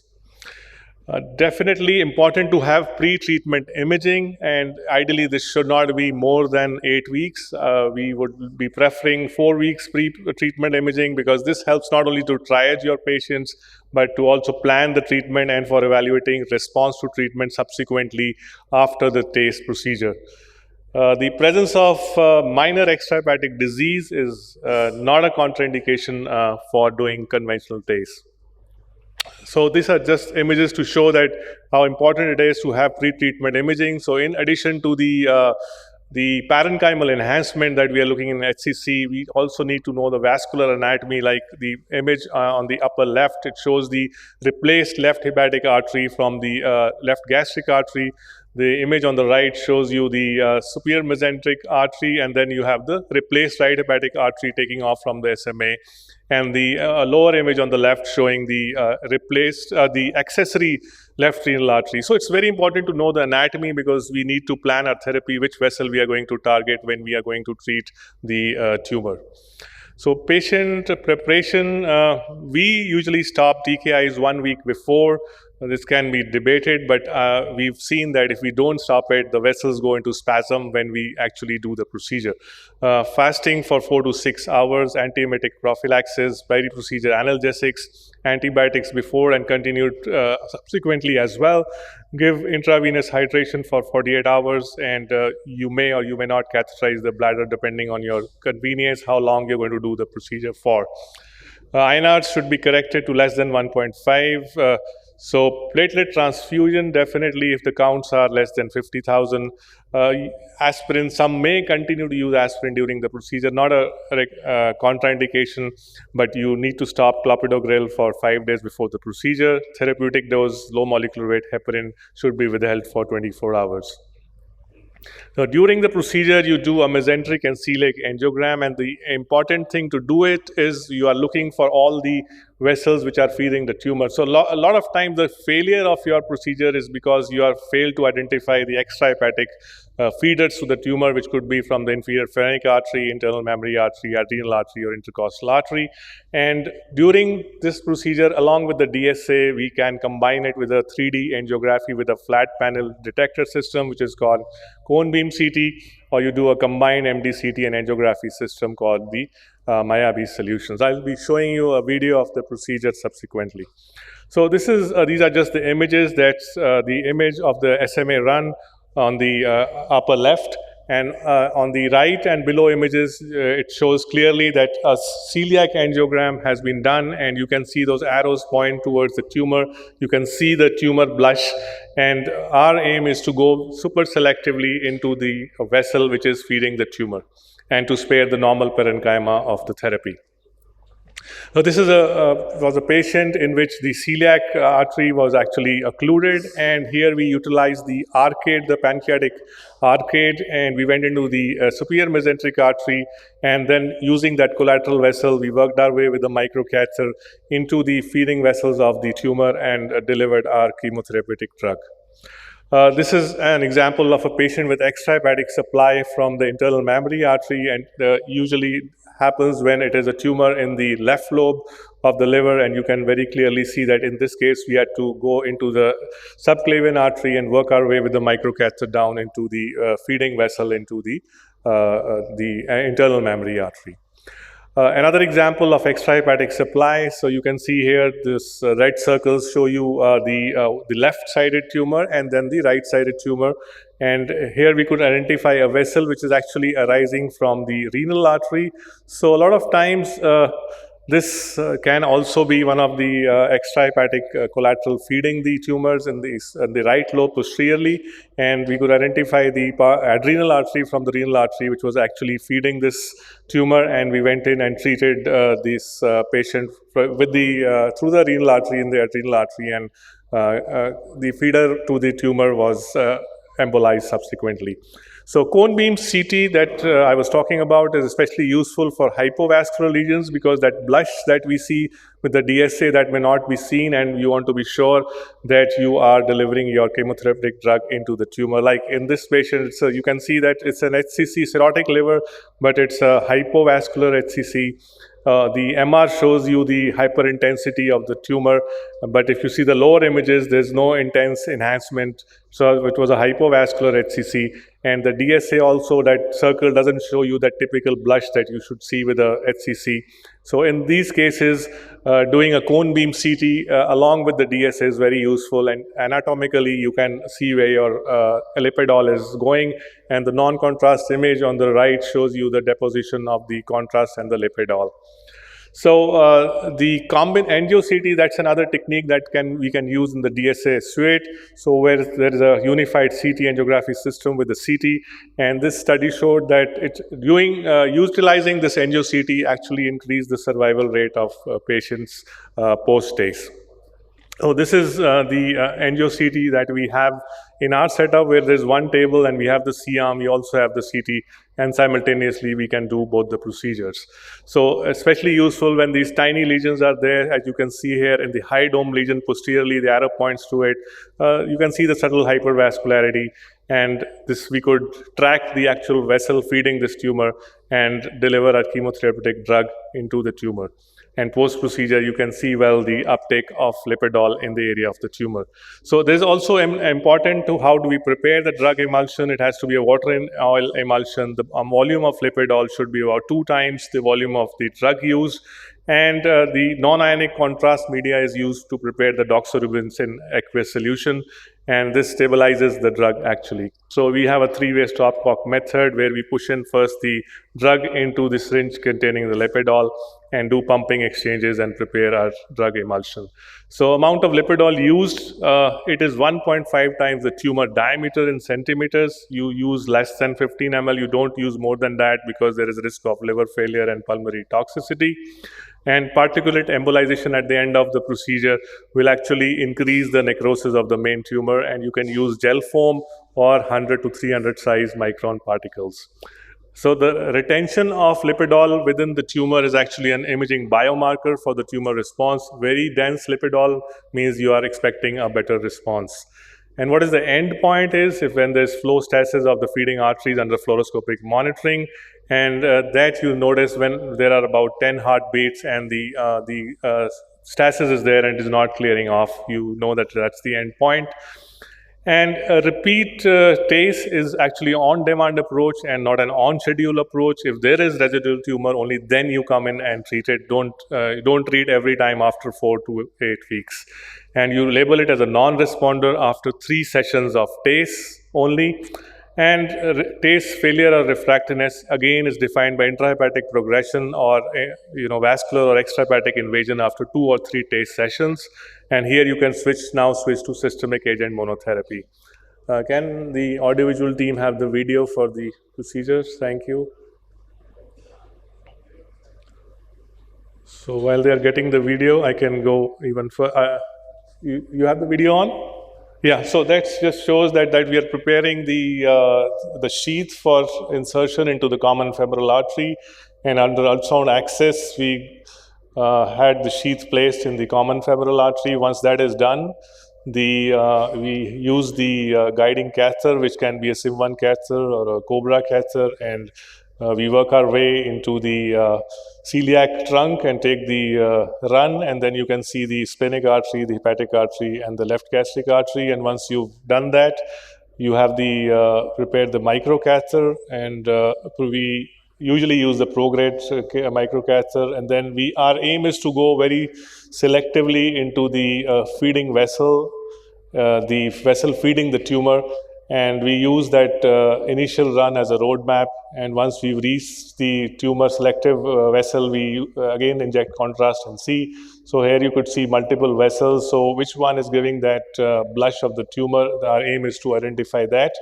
And we work our way further with the micro guide wire and the microcatheter into individual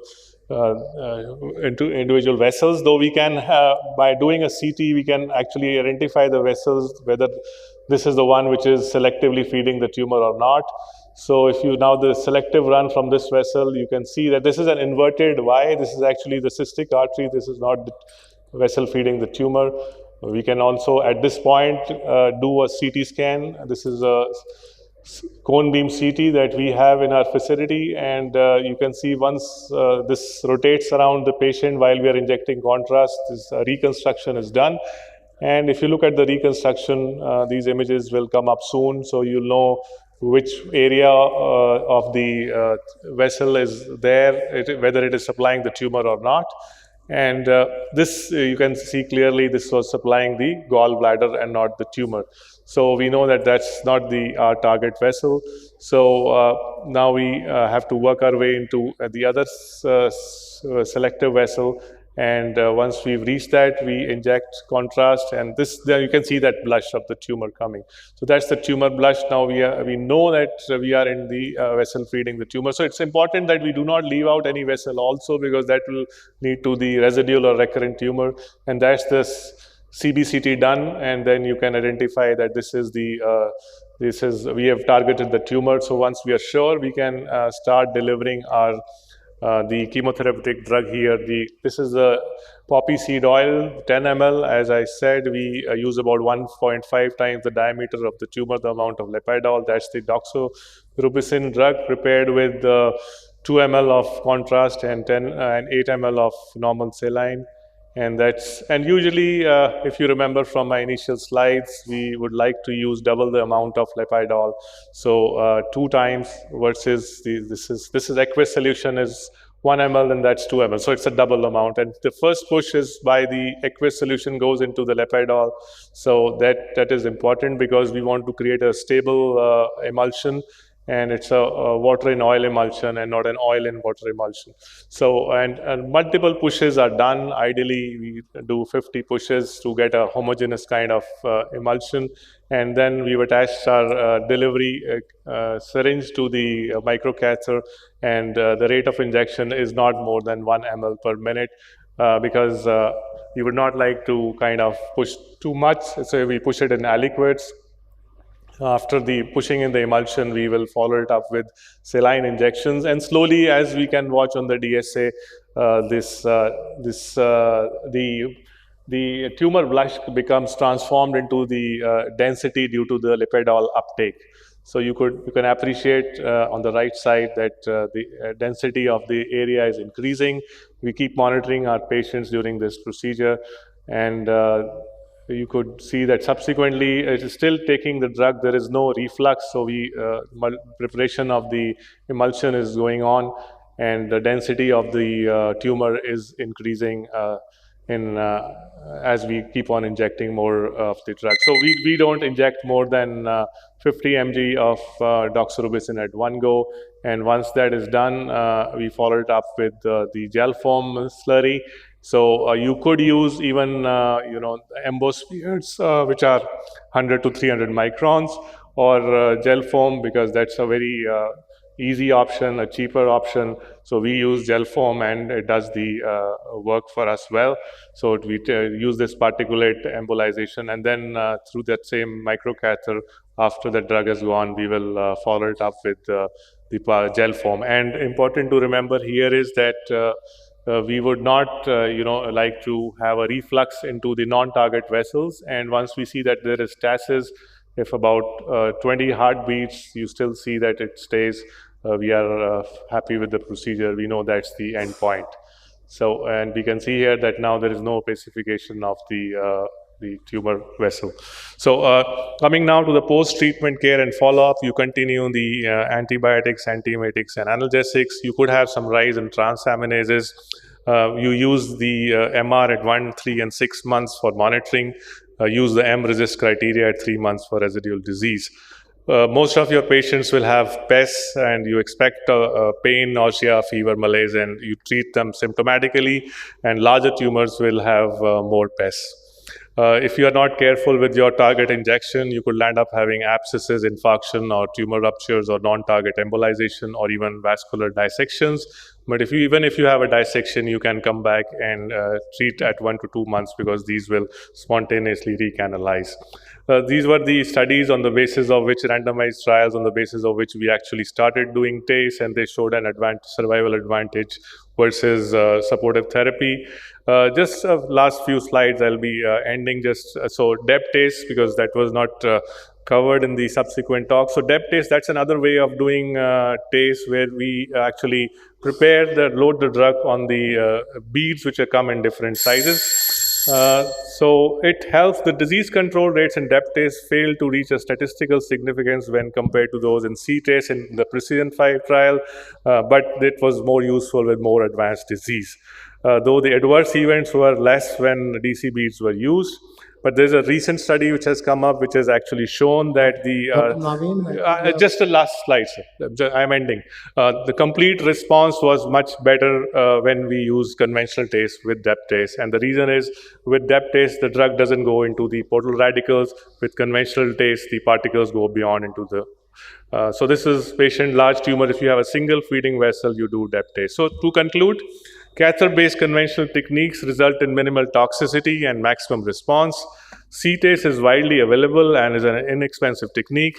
No level 1 evidence about superiority of other TACE techniques over CTACE, and CTACE done appropriately remains the workhorse of endovascular treatment for HCC. Thank you very much. Thank you, Naveen. I believe you have to catch a flight, so we can have 1 or 2 questions from the audience. Yes. Naveen, if you have, Sir. If you have a single tumor that you are going to do TACE, is there any size cutoff for the tumor? Right, sir. So what we usually do is, when I said that we don't want the tumor volume to be more than 50% of the total liver volume, and usually 10 centimeters has been described as the relative cutoff for the size of the tumors. Tumors beyond 10 centimeters have not been shown to show significant response, or we are not going to help the patients if we are treating tumors more than 10 centimeters. And even a tumor 10 centimeters, it is recommended that we may not treat the entire tumor in one go because of the risk of decompensation. It would be advisable to do it as a multi-stage procedure. And which part of the tumor you would like to treat initially? You would like to treat the exophytic part of the tumor first, because these large tumors will definitely have exophytic components. Because of the risk of rupture, you would like to take care of that part of the tumor and target that vascularity initially. Okay, thank you. There is one question from the audience. Thank you, sir, for an enlightening talk.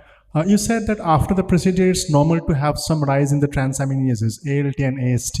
But is there a cutoff level above which we think that it's there's clinically significant ischemic necrosis of the liver and the patient might need further follow-up and hospital stay? So usually they would not go about 1.5 to 2 times.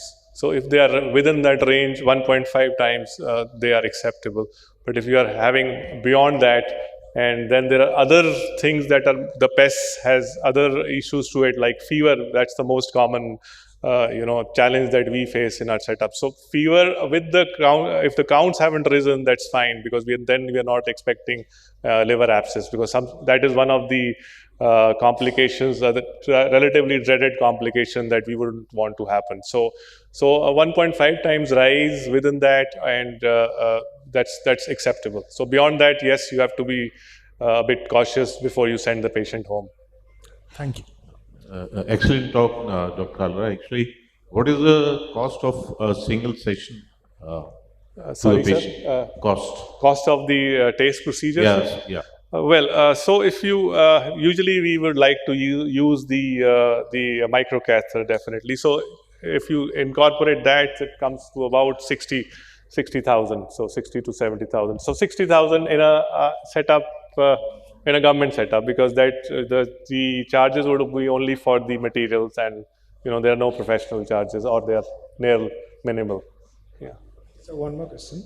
If you suspect that some of the chemotherapeutic agent has escaped the liver, is cardiology work mandatory immediately, or only if the patient turns symptomatic? Well, so if we are using doxorubicin, and we usually have, we rule out significant cardiac disease. So if the patient is giving some kind of history, it is important, because cardiotoxicity and doxorubicin, you have to be careful. So a cardiac workup is taken care of in our setup, yes. I mean after the procedure. Oh, if you suspect that some of the agent has gone off. Well, it's usually because the techniques, as I described, have become so tailored and so selective. So usually you wouldn't expect that the drug is going to reflux back into the main system, and you usually going beyond a shunting on which would usually not result in subsequent cardiotoxicity. So beyond that's the two ways where the drug could actually reach the systemic circulation. So one is if it refluxes back, so that if you are very careful, that usually doesn't happen, because you are subsequently, as soon as the stasis occurs, you stop injecting more drug. And as far as it going beyond the, going into the portal biliary plexuses and then going into the circulation, that is usually not a challenge. Thank you, Dr. Naveen, for a wonderful lecture. Thank you, sir. Very much. Thank you, sir. Naveen, just Sir. one point. Sir. Your follow-up MRI is at 1 month and 3 months. Yes, sir. 1, 3, and 6 months. 1, 3, and 6 months. Right. When would you say that a fresh test needs to be done? Sir, so usually the 3 months is the one where you would want to, but at 1 month, if you are seeing definite enhancing, as you use the M-resist criteria, M-resist is different, like this is the criteria for especially for the hepatocellular carcinoma. It works well because we are looking at the enhancing component, we are not looking at reduction in sizes. So if we see enhancing residual tumor on the even the 1 month MRI, that patient needs a repeat procedure. Thank you, Dr. Naveen. Thank you, sir. I hope that was not for the next talk. So may I invite Dr. Suyash Kulkarni to give his talk on radiological ablation for liver tumors.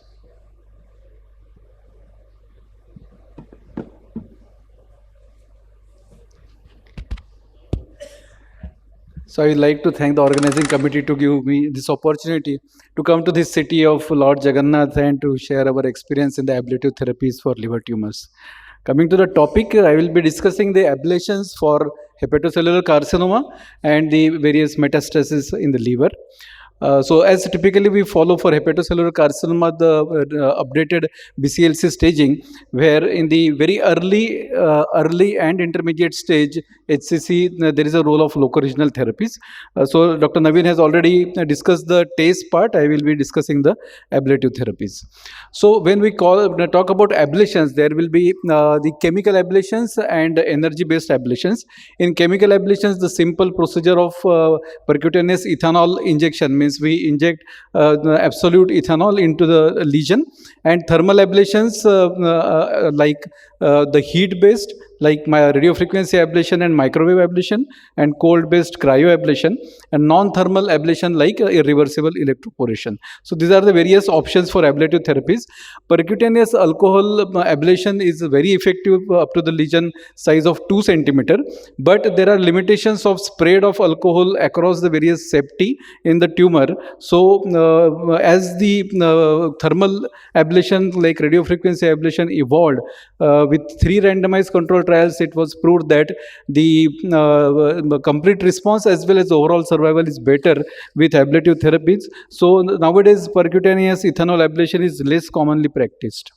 Coming to radiofrequency ablation, which is the most established and routinely practiced modality, essentially what we do here is introduce an electrode into the tumor and pass a very high alternating current, which causes the tumor particles to move at a very high frequency, creating thermal thermal energy. Now this thermal energy is conducted and convected across the tumor to cause coagulative necrosis. So essentially an electrode and a grounding pad is applied, and through that a high potential current is passed. So this is a typical setup of various, these are the generators for radio frequency ablation, microwave ablation, and various kind of needles that we use. And some multi-tined electrodes we usually prefer for liver because it moves with respiration. So typically when the patient is not suitable for transplant or he is not suitable for surgery, we look for ablative therapies, and the indications are up to 5 centimeter, a number of lesions up to 3 centimeter, 3 lesions, and when there is minimal or no extrahepatic disease, we offer the ablative therapies to the patients. It can be done percutaneously, intraoperatively, or laparoscopically.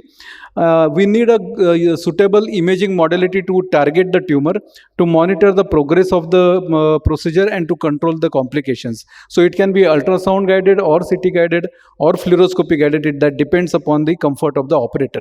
So like cases like this which are located, the tumor is located near the IVC or right atrium, they may not be precisely targeted or controlled on ultrasound. These are more suitable for ablation, and this is how it is ablated under CT scan guidance.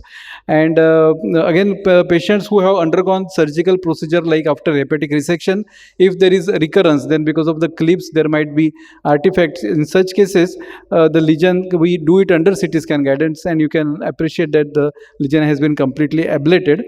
This is a 4-year follow for the same patient and 5-year follow for the same patient. Still, there are situations when even doing the procedure under CT scan is challenging, when the lesion is enhancing only on early arterial phase, or the lesion is very small, or there are multiple nodules like in cirrhotic liver, or when by situation the lesion is located near the dome of the diaphragm, or it is on the surface of the liver, or it is in proximity with some viscera, where we need to protect the viscera from thermal damage. So when the lesion is small, we inject lipiodol and mark it with lipiodol, and then under fluoroscopy guidance we target it and do it under CT scan guidance for control. So this is how the lesion is completely ablated, and the hypodensity is the ablated lesion. Sometimes there is another technique near the dome of the diaphragm. We create artificial pneumothorax. Through the pneumothorax, we pass the electrode, and then the pneumothorax, after the procedure, it is aspirated out, and you can achieve a nice ablation of the lesion when it is critically located near the heart or IVC. So this is a typical enhancing lesion with portal vein washout, quite pathognomonic of HCC, and with lipiodol injection we targeted under CT scan guidance and get a good zone of ablation. We can see there is a zone of ablation beyond the tumor, so that we mimic the surgical margin so as to avoid recurrence in these cases. So and we usually do the follow-up on MRI. Dynamic MRI can confirm whether the lesion is completely ablated or not. So coming to some cases, a 66-year-old lady with cirrhosis and HCC, you can see on the CT scan a typical arterially hyper enhancing lesion, and in the arterial phase, and in the portal phase there is washout, which is again typical of hepatocellular carcinoma, and it is more than 3 centimeter up to around 5 to 6 centimeter. So in such cases we combine the therapies of chemoembolization and radiofrequency ablation. So we, as Dr. Naveen has explained, we go selectively do the hepatic angiography. We need to go super selective into the supply of the lesion and inject lipiodol. Knowing the angio architecture is very important, because there are some non-target arteries, like here there is a artery to the ligament of falciform ligament. We don't want the drug to go over there. We need to bypass it with microcatheter and then inject lipiodol over there. So this is how the lipiodol is accumulated into the tumor, and then this is further targeted for radiofrequency ablation under CT scan.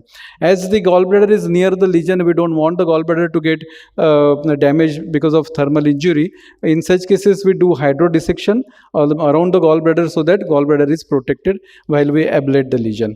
So this is the hydrodissection for gallbladder and radiofrequency ablation electrode. You can see the multi-tined electrode across the tumor. After the response, we usually assess with triphasic CT scan and MRI, and you can see that there is the whole lesion is nicely ablated with good margin, and the gallbladder is also protected well. So these were our 2019 guidelines of INASL. I had an opportunity to participate in that. Now again, these guidelines have been updated, where when the lesion is between 3 to 5 or 3 to 6 centimeter, it is better to offer a combined treatment to the patient, because it has been proved in literature that the recurrence rate as well as disease-free survival is better with combined therapy rather than monotherapy. So in such cases, we combine transarterial therapy with ablative therapy. A patient with pancreatic cancer and metastasis in the liver, this particular lesion was near the bowel. We need to protect bowel when we want to ablate this particular lesion. In such cases, we try to create hydrodissection, but sometimes it is not possible to push the bowel away from the liver. In such cases, we percutaneously put a balloon across and physically separate the bowel from the liver and do the ablation, so that it can be protected from any thermal damage. So radiofrequency ablation has a drawback of heat sink effect. What that means is the heat is taken away when there is a vessel in the vicinity of the tumor, and we'll end up with suboptimal ablation. For example, if the lesion is near the confluence of the hepatic veins or IVC, then we may have a suboptimal ablation. In such cases, we need to go for a different modality of thermal ablation, that is microwave ablation, which is gives a more faster and uniform kind of ablation and does not have the heat sink effect. An example of an FDG-avid metastasis in the liver from colon, and this is the microwave antenna, as we call it, and usually we put a small coil before doing the ablation so that we can identify the lesion during on CT scan, and after the ablation you can see that there is a photopenic area over here with a good margin around the tumor. So this is the diagrammatic representation of the advantage of microwave ablation over radiofrequency ablation, where more uniform, rapid and ablation with without any heat sink effect can be achieved. A 74-year-old lady with again an FDG-avid lesion in the caudate lobe. You can see that near the IVC there is a small FDG-avid lesion. On the contrast scan, you can appreciate a small lesion near the IVC, and that needs to be ablated. In such cases, when the lesion is near the blood vessel, microwave ablation is a better modality. So we do it under CT scan, and under CT scan guidance, we can precisely target any lesion. With that, the ablation is completed. We usually assess the response to the ablative therapy with PET CT within 24 hours, because after 24 hours, the changes of inflammation they set in. Before that, we need to see whether the lesion is completely ablated, and we can see that it has been completely ablated with a good margin. But after 1 year on follow-up, we again saw that there is a recurrence. So we again targeted it with microwave ablation under CT scan, and this is the follow-up. The lesion has been completely ablated. So comparison of microwave and RFA, which is a better modality, in the literature it has been shown that regarding the local recurrence as well as overall survival, microwave has got better results, but this needs to be proved in longer and studies with better follow-up. So regarding the survival outcome of ablative therapies in hepatocellular carcinoma, we have in literature the documented survival of 5-year survival up to 50 to 60%, and in early HCC around 60 to 76% in some of the series. The 7 and 10 year data is out in Eastern as well as the Western literature, and for 7-year survival of 45% and 10-year survival of 30% can be offered to the patient with these ablative therapies. This meta-analysis of almost 1,000 patients where the radiofrequency ablation is compared with surgical resection has shown equivalent result of ablative therapies with surgery. And even for metastasis, this Maverick trial has shown that ablative therapy has got equal results with surgery. So those who are not fit for surgery, or if it is oligometastatic disease, we need to offer the ablative therapies to the patient. Even the ISMO guidelines has said that the unresectable colorectal metastasis or oligometastatic disease in liver with metastasis should be offered ablative therapies because it is minimally invasive and less morbid. Of course, being invasive non-invasive, this has some complications, although not the incidence is not great. Mortality is minimum, and major complications in the range of 2 to 3%, like the bleeding. That is the commonest complication that can happen. Like after ablation, this patient had bled, which can be managed with transarterial embolization, and sometimes infection like abscess formation, especially patients who have undergone enterobiliary anastomosis. They are more vulnerable for infections, so a proper prophylaxis needs to be given. And sometimes at the grounding pad we can have thermal injury. So these complications can be avoided. So to conclude, the ablative therapies for various types of liver tumors have been established, and they are the minimal invasive modality for inoperable early HCC and the oligometastatic disease. Planning and precise localization and coverage of the lesion with good margin around the lesion is most important. And newer modalities like microwave ablation and irreversible electroporation are upcoming with synergistic role with other treatment modalities. Thank you very much. Thank you very much. So do we take the questions now or towards the end? So we'll take the questions at the end once Dr. Bajal's talk is done. So invite Dr. Bajal for his talk on care.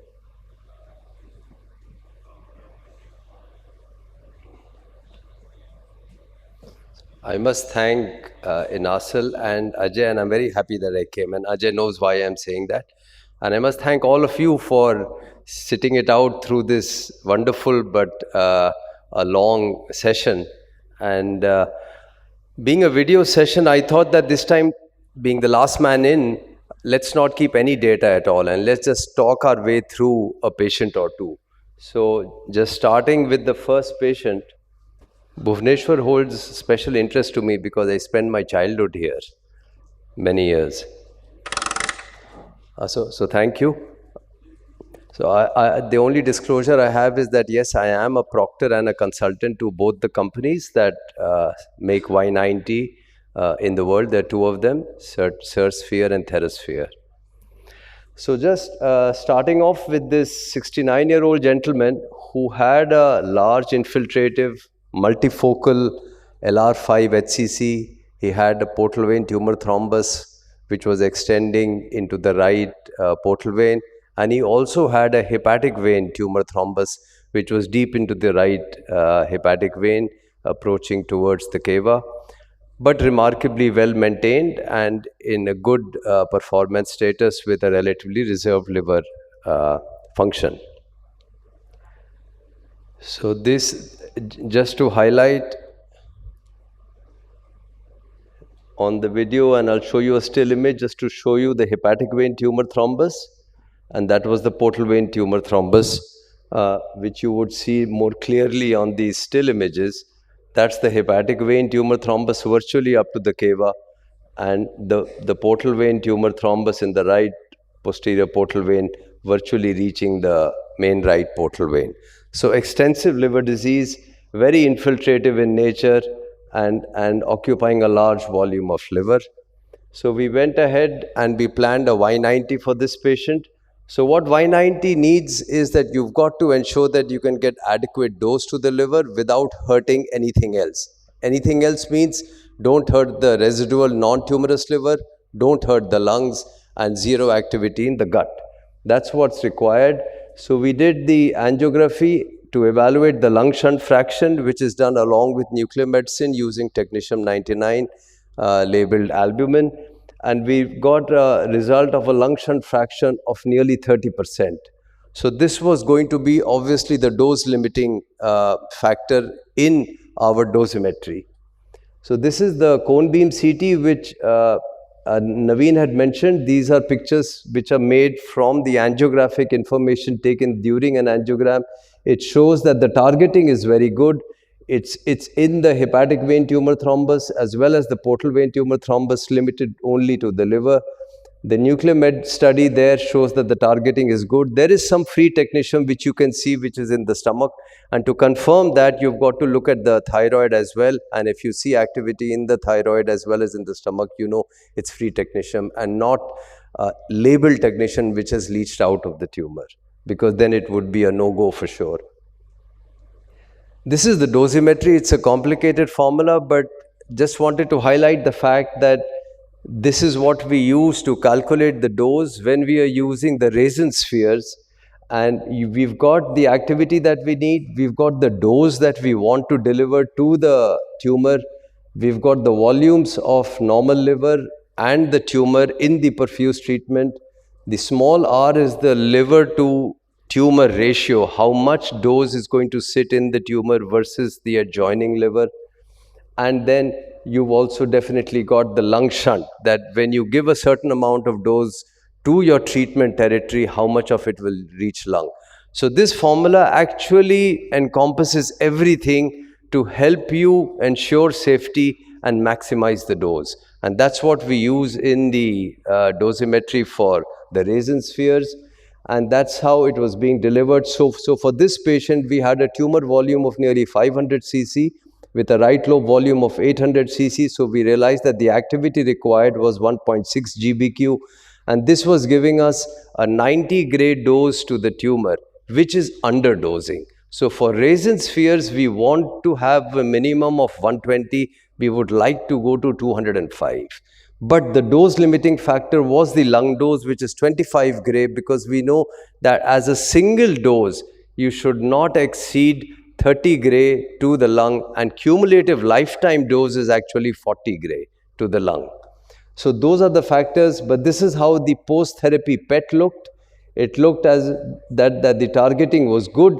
It was settled totally inside the tumor. There was a little bit in the tumor thrombus as well. On 1 month follow-up, though we've changed this now, the strategy has changed to at least 2 months.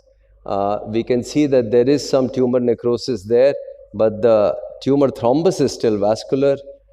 At 3 months follow-up, again, further necrosis is showing up.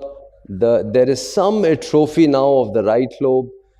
And this patient then went back. For 1.5 years, he stayed on follow-up and he was good. Then he took a break and came back to us at 2 years and 4 months. Now, at 2 years and 4 months, you can appreciate that the right lobe has virtually totally atrophied and the left lobe is hypertrophied, which is the expected phenomena in Y90. But now he has, again, a large, predominantly portal vein tumor thrombus, which you can see is actually, sorry, that's the tumor thrombus now inside. So he's got a recurrence of the disease. So we called him back for a second Y90 because he was still in good performance status. So this was the second Y90, and this time we know that we've already given the lung a dose. So we've got to be even more detailed in the anatomy. So selectively cannulated each of the arteries which was supplying the tumor, and selectively therefore did cone beam CTs for each of the arteries, which you can see are labeled there, segment 5 and 8, segment 8 and segment 6 and 7. And each area was calculated for tumor volume, normal liver volume, and then the tumor and normal liver shunt, the ratio. So each of them has their own cone beam CTs, and we do the volume calculations on that cone beam CT. So after looking at that, we realized that there were different TN ratios in different locations. Segment 5 and 8 and segment 8 had virtually all tumors. 6 and 7 had some normal liver. We wanted to protect. We did the lung shunt. The lung shunt was again 22 gray. So this guy was now just about peaking. He peaked at about 42 gray. We went marginally over the maximum permitted limit, but we gave the therapy. This is the second post-air Y90 PET. It shows that the therapy is sitting into that portal vein tumor thrombus nicely and targeted. So the patient then was followed up. Again, 3 months after that, we find that there was some necrosis in the central part of the PVTT, but there was still some activity there. We followed him up again further another 3 months after that. There was again, as expected, further response. The patient was doing well, and then we sent him to SBRT for the portal vein tumor thrombus for a second hit on that. So effectively trying to say that a patient with a bad tumor invasion into the hepatic veins, invasion into the portal veins, and aggressive Y90 therapy helps a lot. On the other hand, another 84-year-old gentleman, just generalized weakness. He had a tumor. This actually was 10 centimeters by 8 centimeters. That's wrong. A very large tumor in the right lobe of liver, but this time with no portal vein tumor thrombus. That's how the imaging looked, and all of you will appreciate that it's a well-encapsulated tumor. It's lying behind the right hepatic vein, so it's in the posterior sector of the right lobe of the liver, and with enhancement and washout. But this patient had a PET-avid tumor. We know it's one of the indicators of a more angry tumor biology, but since we had the PET, we knew this was PET-avid, and we chose to do Y90 again for this patient because of the ease of tolerating therapies as compared to TACE therapies for a large lesion, which would invariably be multiple. This was just the MR of the same, showing the same thing, arterially enhancing with washout. There were areas of necrosis which have to be factored in when you're doing dosimetry if you are using resin. This patient also had a phrenic artery supply. I didn't point that out to you on the CT. There are indicators that can tell you that you can expect a phrenic artery. So this patient had a right posterior artery and the phrenic artery which was supplying the tumors. So we selectively cannulated them and we injected MAA into both of these. You can see the blush of the phrenic as it shows up here. You'll see a faint tumor blush here. You'll see it better on the cone beam CTs. These were the cone beam CTs which show that this was the phrenic supply, which is highlighted there through a phrenic artery injection, and this was the vascularity through the hepatic arterial circulation. The MAA again is done to confirm that what the ratios are. This time we used the glass spheres for this patient, well encapsulated, localized, only 2 arteries, so we chose glass. And just to show you, the dosimetry is different, the formulas are different, the concepts are different, and hence everything is not just interchangeable. So you've got to be very clear as to which material and why you're using and the dose required, because here we need to give at least 400 gray if you're using glass. So that was our target. When we did the calculations, we realized that we could give 400 gray through the right posterior artery, requiring 4.02 GBq of activity. And on the phrenic artery, we were able to give again that same high dose, and we were getting away with a lung shunt of only 17 gray, which was a totally acceptable thing. So that's what we did. So looking at the dosimetry, once again, we knew we were nicely targeted into the tumor. We had virtually no liver involved, so we went ahead. This is how the deposition looked like on the post-therapy PET. And this is how it looked when he came back at 3 months. At 3 months, if you see, you can grossly see the huge reduction in size. It's become a totally non-vascular, non-viable tumor. Just to show you that that's how it was pre-therapy, and on the far end is the post-therapy at 2 months follow-up. These patients have virtually no side effects. The only thing they might feel is some fatigue or tiredness. There's no post-embolization syndrome. So a very patient-friendly from the patient's perspective, but definitely unfriendly on the patient's pocket, that's for sure. But otherwise, it's a very good and powerful tool. Do we have time for a third case? Or we can stop? Okay, we do. So let's go to a third patient. Now this gentleman had again an infiltrative, PET-avid, and PVTT. So all 3 things highlighting a very bad tumor. And therefore, we again did the same concept, but we've got to ensure safety. So we did selectively all the arteries that were feeding the tumor, and resin allows us to actually break up the therapy into as many you want. We've gone up to giving 8 therapies in 8 arteries in a single patient, just to ensure maximum dose to the tumor, minimum to the adjoining liver and lung, and nothing outside. But this patient had a lung shunt fraction of 30%. Now with the disease as bad as that, and if you're trying to even consider some kind of local tumor control, the only option you have is TARE, and we are losing it because of the lung shunt. So what did we do? So for this patient, we said the lung shunt is because it's escaping through and going to the lungs. So we did a transjugular access and we did balloon occlusions of the hepatic veins. So during the MAA injection, we had the balloons up in the hepatic veins, occluding the outflow, and the lung shunt fraction fell to 7. So from that high, very lung shunt fraction, we came down to a very low shunt. So we knew that that's our window of opportunity.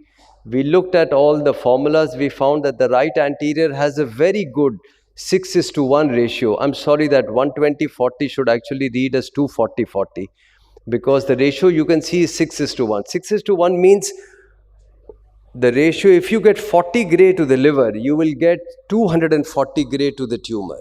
And the permissible limit for healthy liver, or rather non-tumor cirrhotic liver, is 40 gray. So when we are using resin, and it can go to 70 gray when you're using glass. So within liver safe dose, the TN ratio allows us to give tumor kill dose. So we went ahead and we also added SBRT to the PVTT. The patient came back to us in a few months. The liver was totally under control, but unfortunately this patient had developed a pre-aortic nodule. He had a supraclavicular lymph node as well, a new lesion in the left lobe of the liver, but the right lobe was relatively under control and much better there. There was no progression. The PVTT was under control as well. There was some PET avidity in the residual liver component, but otherwise the liver was doing very well, but unfortunately had developed extrahepatic disease. This patient was moved from locoregional therapies to immunotherapies, received 3 cycles. Unfortunately, the alpha fetoprotein, which was 160,000 pre-tear and had come down to about 1,000 post-tear over those 4 months, or rather 5 months, started creeping back up, and in spite of immunotherapy, the patient did not do well. The AFP continued to rise. The LFTs also worsened, and in fact, when immunotherapy started, that's when everything started worsening. He was stopped and he went back with then supportive therapies alone. So you can be aggressive, you can work hard, you can control liver disease, try to control liver disease. You will win some, you will lose some, but that's the last hope that we have for patients with very advanced disease. And I'll leave you with an RCT which was published last year. It was a RCT comparing DEB-TACE and Y90, something that we talk about so often. So this is a TRACE study which got published, and the study was stopped midway because the tumor control and the survival was double in Y90 therapies as compared to DEB-TACE. And the study group was early HCC who were not going in for surgery and were not fit for thermal ablation, and all intermediate stage HCCs, which is something like what we were seeing in the second case today. So there is, I think now current clinical scenario definitely requires that we discuss all therapies with our patients in an OPD setting. Thank you very much. Excellent talk, Dr. Bajal. Actually, you have everything with you. How you decide in a particular patient that what you have to do, ablative therapy, TACE, TARE, what? So I would say that I think for the early HCC, ablative therapy still is the gold standard, and we always aspire to try to ablate using thermal or non-thermal, now that we have a variety of ablations. But for intermediate, and we would definitely very strongly discuss TACE and Y90. And looking at the TRACE trial now, I would be very comfortable in offering Y90 for intermediate and definitely for advanced as the choice of treatment. And Dr. Suhas, actually, if you have both ablative therapies with you, which one you will prefer actually? Both means you're talking about RFA and microwave? Yeah. So somehow we are more comfortable with radiofrequency ablation because that is traditionally it has been proved. Moreover, we have seen less complications with radiofrequency ablation. With microwave ablation being a more strong and modality, somehow we have seen some biliary fistulae more common with microwave. So we prefer radiofrequency ablation. And what about the cost between the two? Cost is almost same. Almost. Per session, how much is the So the kind of machine we use for per session 50 to 60,000 rupees, radio frequency ablation, and microwave around 80,000. So, the effect of tear, like the response takes much longer compared to, it keeps on working for longer. So if there was a good response to a tear and you wanted to do a transplant as a definitive therapy, how long would you like to wait? So what I would say is that if we have a portal vein tumor thrombus, I think we all know that we have to show that the tumor thrombus is dead and it stays dead for 3 months. And dead means no PET avidity, no vascular enhancement in the cross-sectional studies. And of course, if that patient had alpha-fetoprotein, it's down. And that would be the criteria.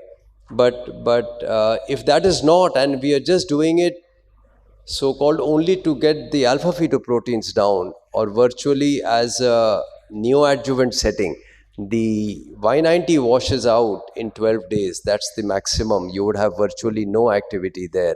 So anything after that could be okay. So in the first case you mentioned, why did you go for atrium for the portal vein thrombus instead of directly going for SBRT? Is there any reason for that? And what about the hepatic vein thrombus?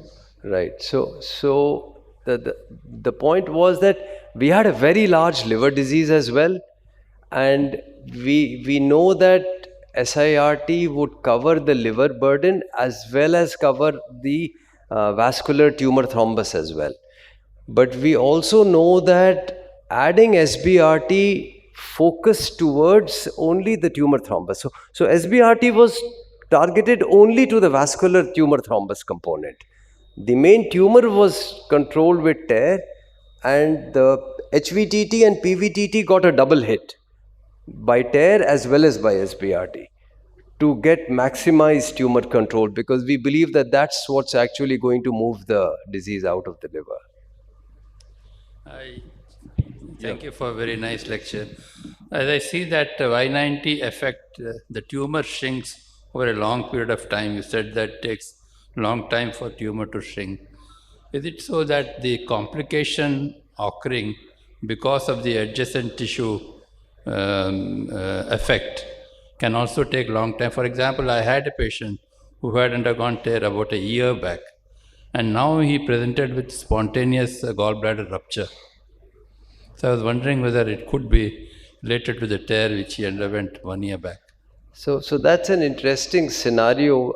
We always worried about radiation cholecystitis as a distinct entity, and early on when Y90 started, we used to categorically say that embolize the cystic artery or give therapy beyond cystic artery. We've stopped doing that because we found that clinical incidence of significant cholecystitis is very, very low. And so far out, would be difficult to ascribe to a procedure-induced complication, because if the gallbladder has to infarct, it should infarct early. I don't think it will be such a forgiving organ to give us so much time. It will be tough to ascribe it to that, right? And all the associated liver shrinkage is a very, very gradual affair. So just to extrapolate theoretically, if this were to be happening, the gallbladder, I would have first thought it would probably fibrose and shrink and shrivel up rather than suddenly perforate. So it would be tough to ascribe that to the treatment. Thank you. Ajay? Thank you, sir. I think, as always, wonderful talk, and thank you for making it to INASL. So just, thoughts, the HCC has evolved, the management has really evolved over the years, and now this is a kind of an individualized treatment we always look for every patient, and we try to combine things. As you rightly said, tear followed by immunotherapy or thing. We have had patients, who were kind of, progressive even on tear. So we actually put them on immunotherapy, downstage them and kind of disappeared, and then again back to tear, now a session done. So, but then the question now is, which was asked by one of the chairpersons, is at what stage we can actually decide that yes, now they can go for a curative treatment like liver transplant. Right. So I think that's the question which we always keep asking. And in our patient, unfortunately, that lady actually had an extrahepatic disease which actually also disappeared on immunotherapy. So now she just had, and the liver disease is also controlled. And we have spoken to n number of national hepatologists and international people. Nobody is clear actually whether she can really go for transplant. The reason for that is because she had an extrahepatic disease, but I'm not sure, even with only the intrahepatic disease, even if you subject them, any thought once you subject these patients of PVTT post-tear to transplant, their recurrence versus those who did not have PVTT, their recurrence post-transplant? Yeah, maybe just so I think that's exactly what was addressed in that publication that Prashant had written, in which we looked at the survival of our patients at 5 years, patients who had PVT and patients who did not have PVT. And surprisingly, the patients who had been successfully downstaged and went into transplant were behaving just marginally, I think it was 7 or 8%, inferior to the group who had no PVTT at all and were transplanted. Okay. So trying to say that the Y90 SBRT combination was making PVTT patients behave as if they had no PVTT, if you had successfully downstage. And the criteria for successful downstaging were those 3 things that I had mentioned, which we had used in our study. Only to just add to Dr. Kulkarni's, this thing about the IRE thing, which we at PGIRT had luxury of having IRE. So yeah, we use it all for those difficult situations, which you said, heat sink and all. So I think IRE really comes handy for us. And for the sake of postgraduates, IRE is a non-thermal, non-chemical modality which you can use and without any fear of heat sink and other collateral damage. Absolutely. I Sanjay, think while you're there, just 2 issues. When would you say that tear has failed? How many sessions would you give before you qualify that? For taste, it is 3. But what is it for tear? That's number 1. Number 2, we speak very little about SBRT. But if you look at the literature, it's an excellent modality for small lesions, say 5 centimeters, and can act as a loco-regional therapy. So what is your experience, and Dr. Kulkarni, your experience on SBRT? So the first point on what is classified as tear failure, I think any progressive disease at 3 months is definitely tear failure. And then what we would do is, we would not offer a second tear unless the dosimetry for some reason on the first tear was inadequate. Because if that's the only justification to re-tear so early. And the second question of how does SBRT fare, there is no doubt that SBRT is very good. We always take the argument to say that there is not enough data and there is no good quality data and all of that. But the important thing that we must look at is, of the explant patients, when they got transplanted after SBRT and after Y90, if you look at the percentage of necrosis, was higher in the patient groups who had received Y90 as compared to SBRT. And if you look at the patients who had differential amount of necrosis post whichever form of therapy and got transplanted and were follow-up, patients who had less than 50% necrosis had a very high recurrence rate after surgery. So achieving tumor necrosis is the key. And at the moment, whatever data we have, at this point of time, we feel that Y90 gives better tumor necrosis than SBRT does. So as far as loco-regional tumor control, and this patient is being downstaged to transplant with intention to cure, we have to give the transplant the best chance to succeed. And hence we believe that Y90 should be the preferred method. But in a patient who's not going to go for transplant, then we know that local control of tumor, of small tumors, be whatever form of therapy. I think it was Dr. Suyash who showed us that the survival at 5 years was still 70%. So there are too many other factors which play on overall survival. So there we have definitely a lot of things we could use. Well, thank you. I think we've had the Thank time's you. up. Thank Thank you, you, sir. all the speakers, the audience, and my co-chairpersons for an excellent program. Thank you. Thank you, dear chairpersons, for wrapping up. With all this food for thought, minds buzzing with the excellent sessions and the information given out today, I now invite everyone present here to join us for dinner. All the delegates, the dinner is being served downstairs in the same building. Kindly join us. Tomorrow morning, we'll be starting at exactly 8 a.m. There are 3 special interest groups, one on NAFLD, one on hepatic encephalopathy, and one on liver transplantation in Hall Konark, in Hall Barabati and Hall Chilika, which will be starting exactly at 8 a.m. We'll be expecting all of you. And with that, thank you everyone. Thank you all for joining in today. Please proceed for dinner. Thank you. Night.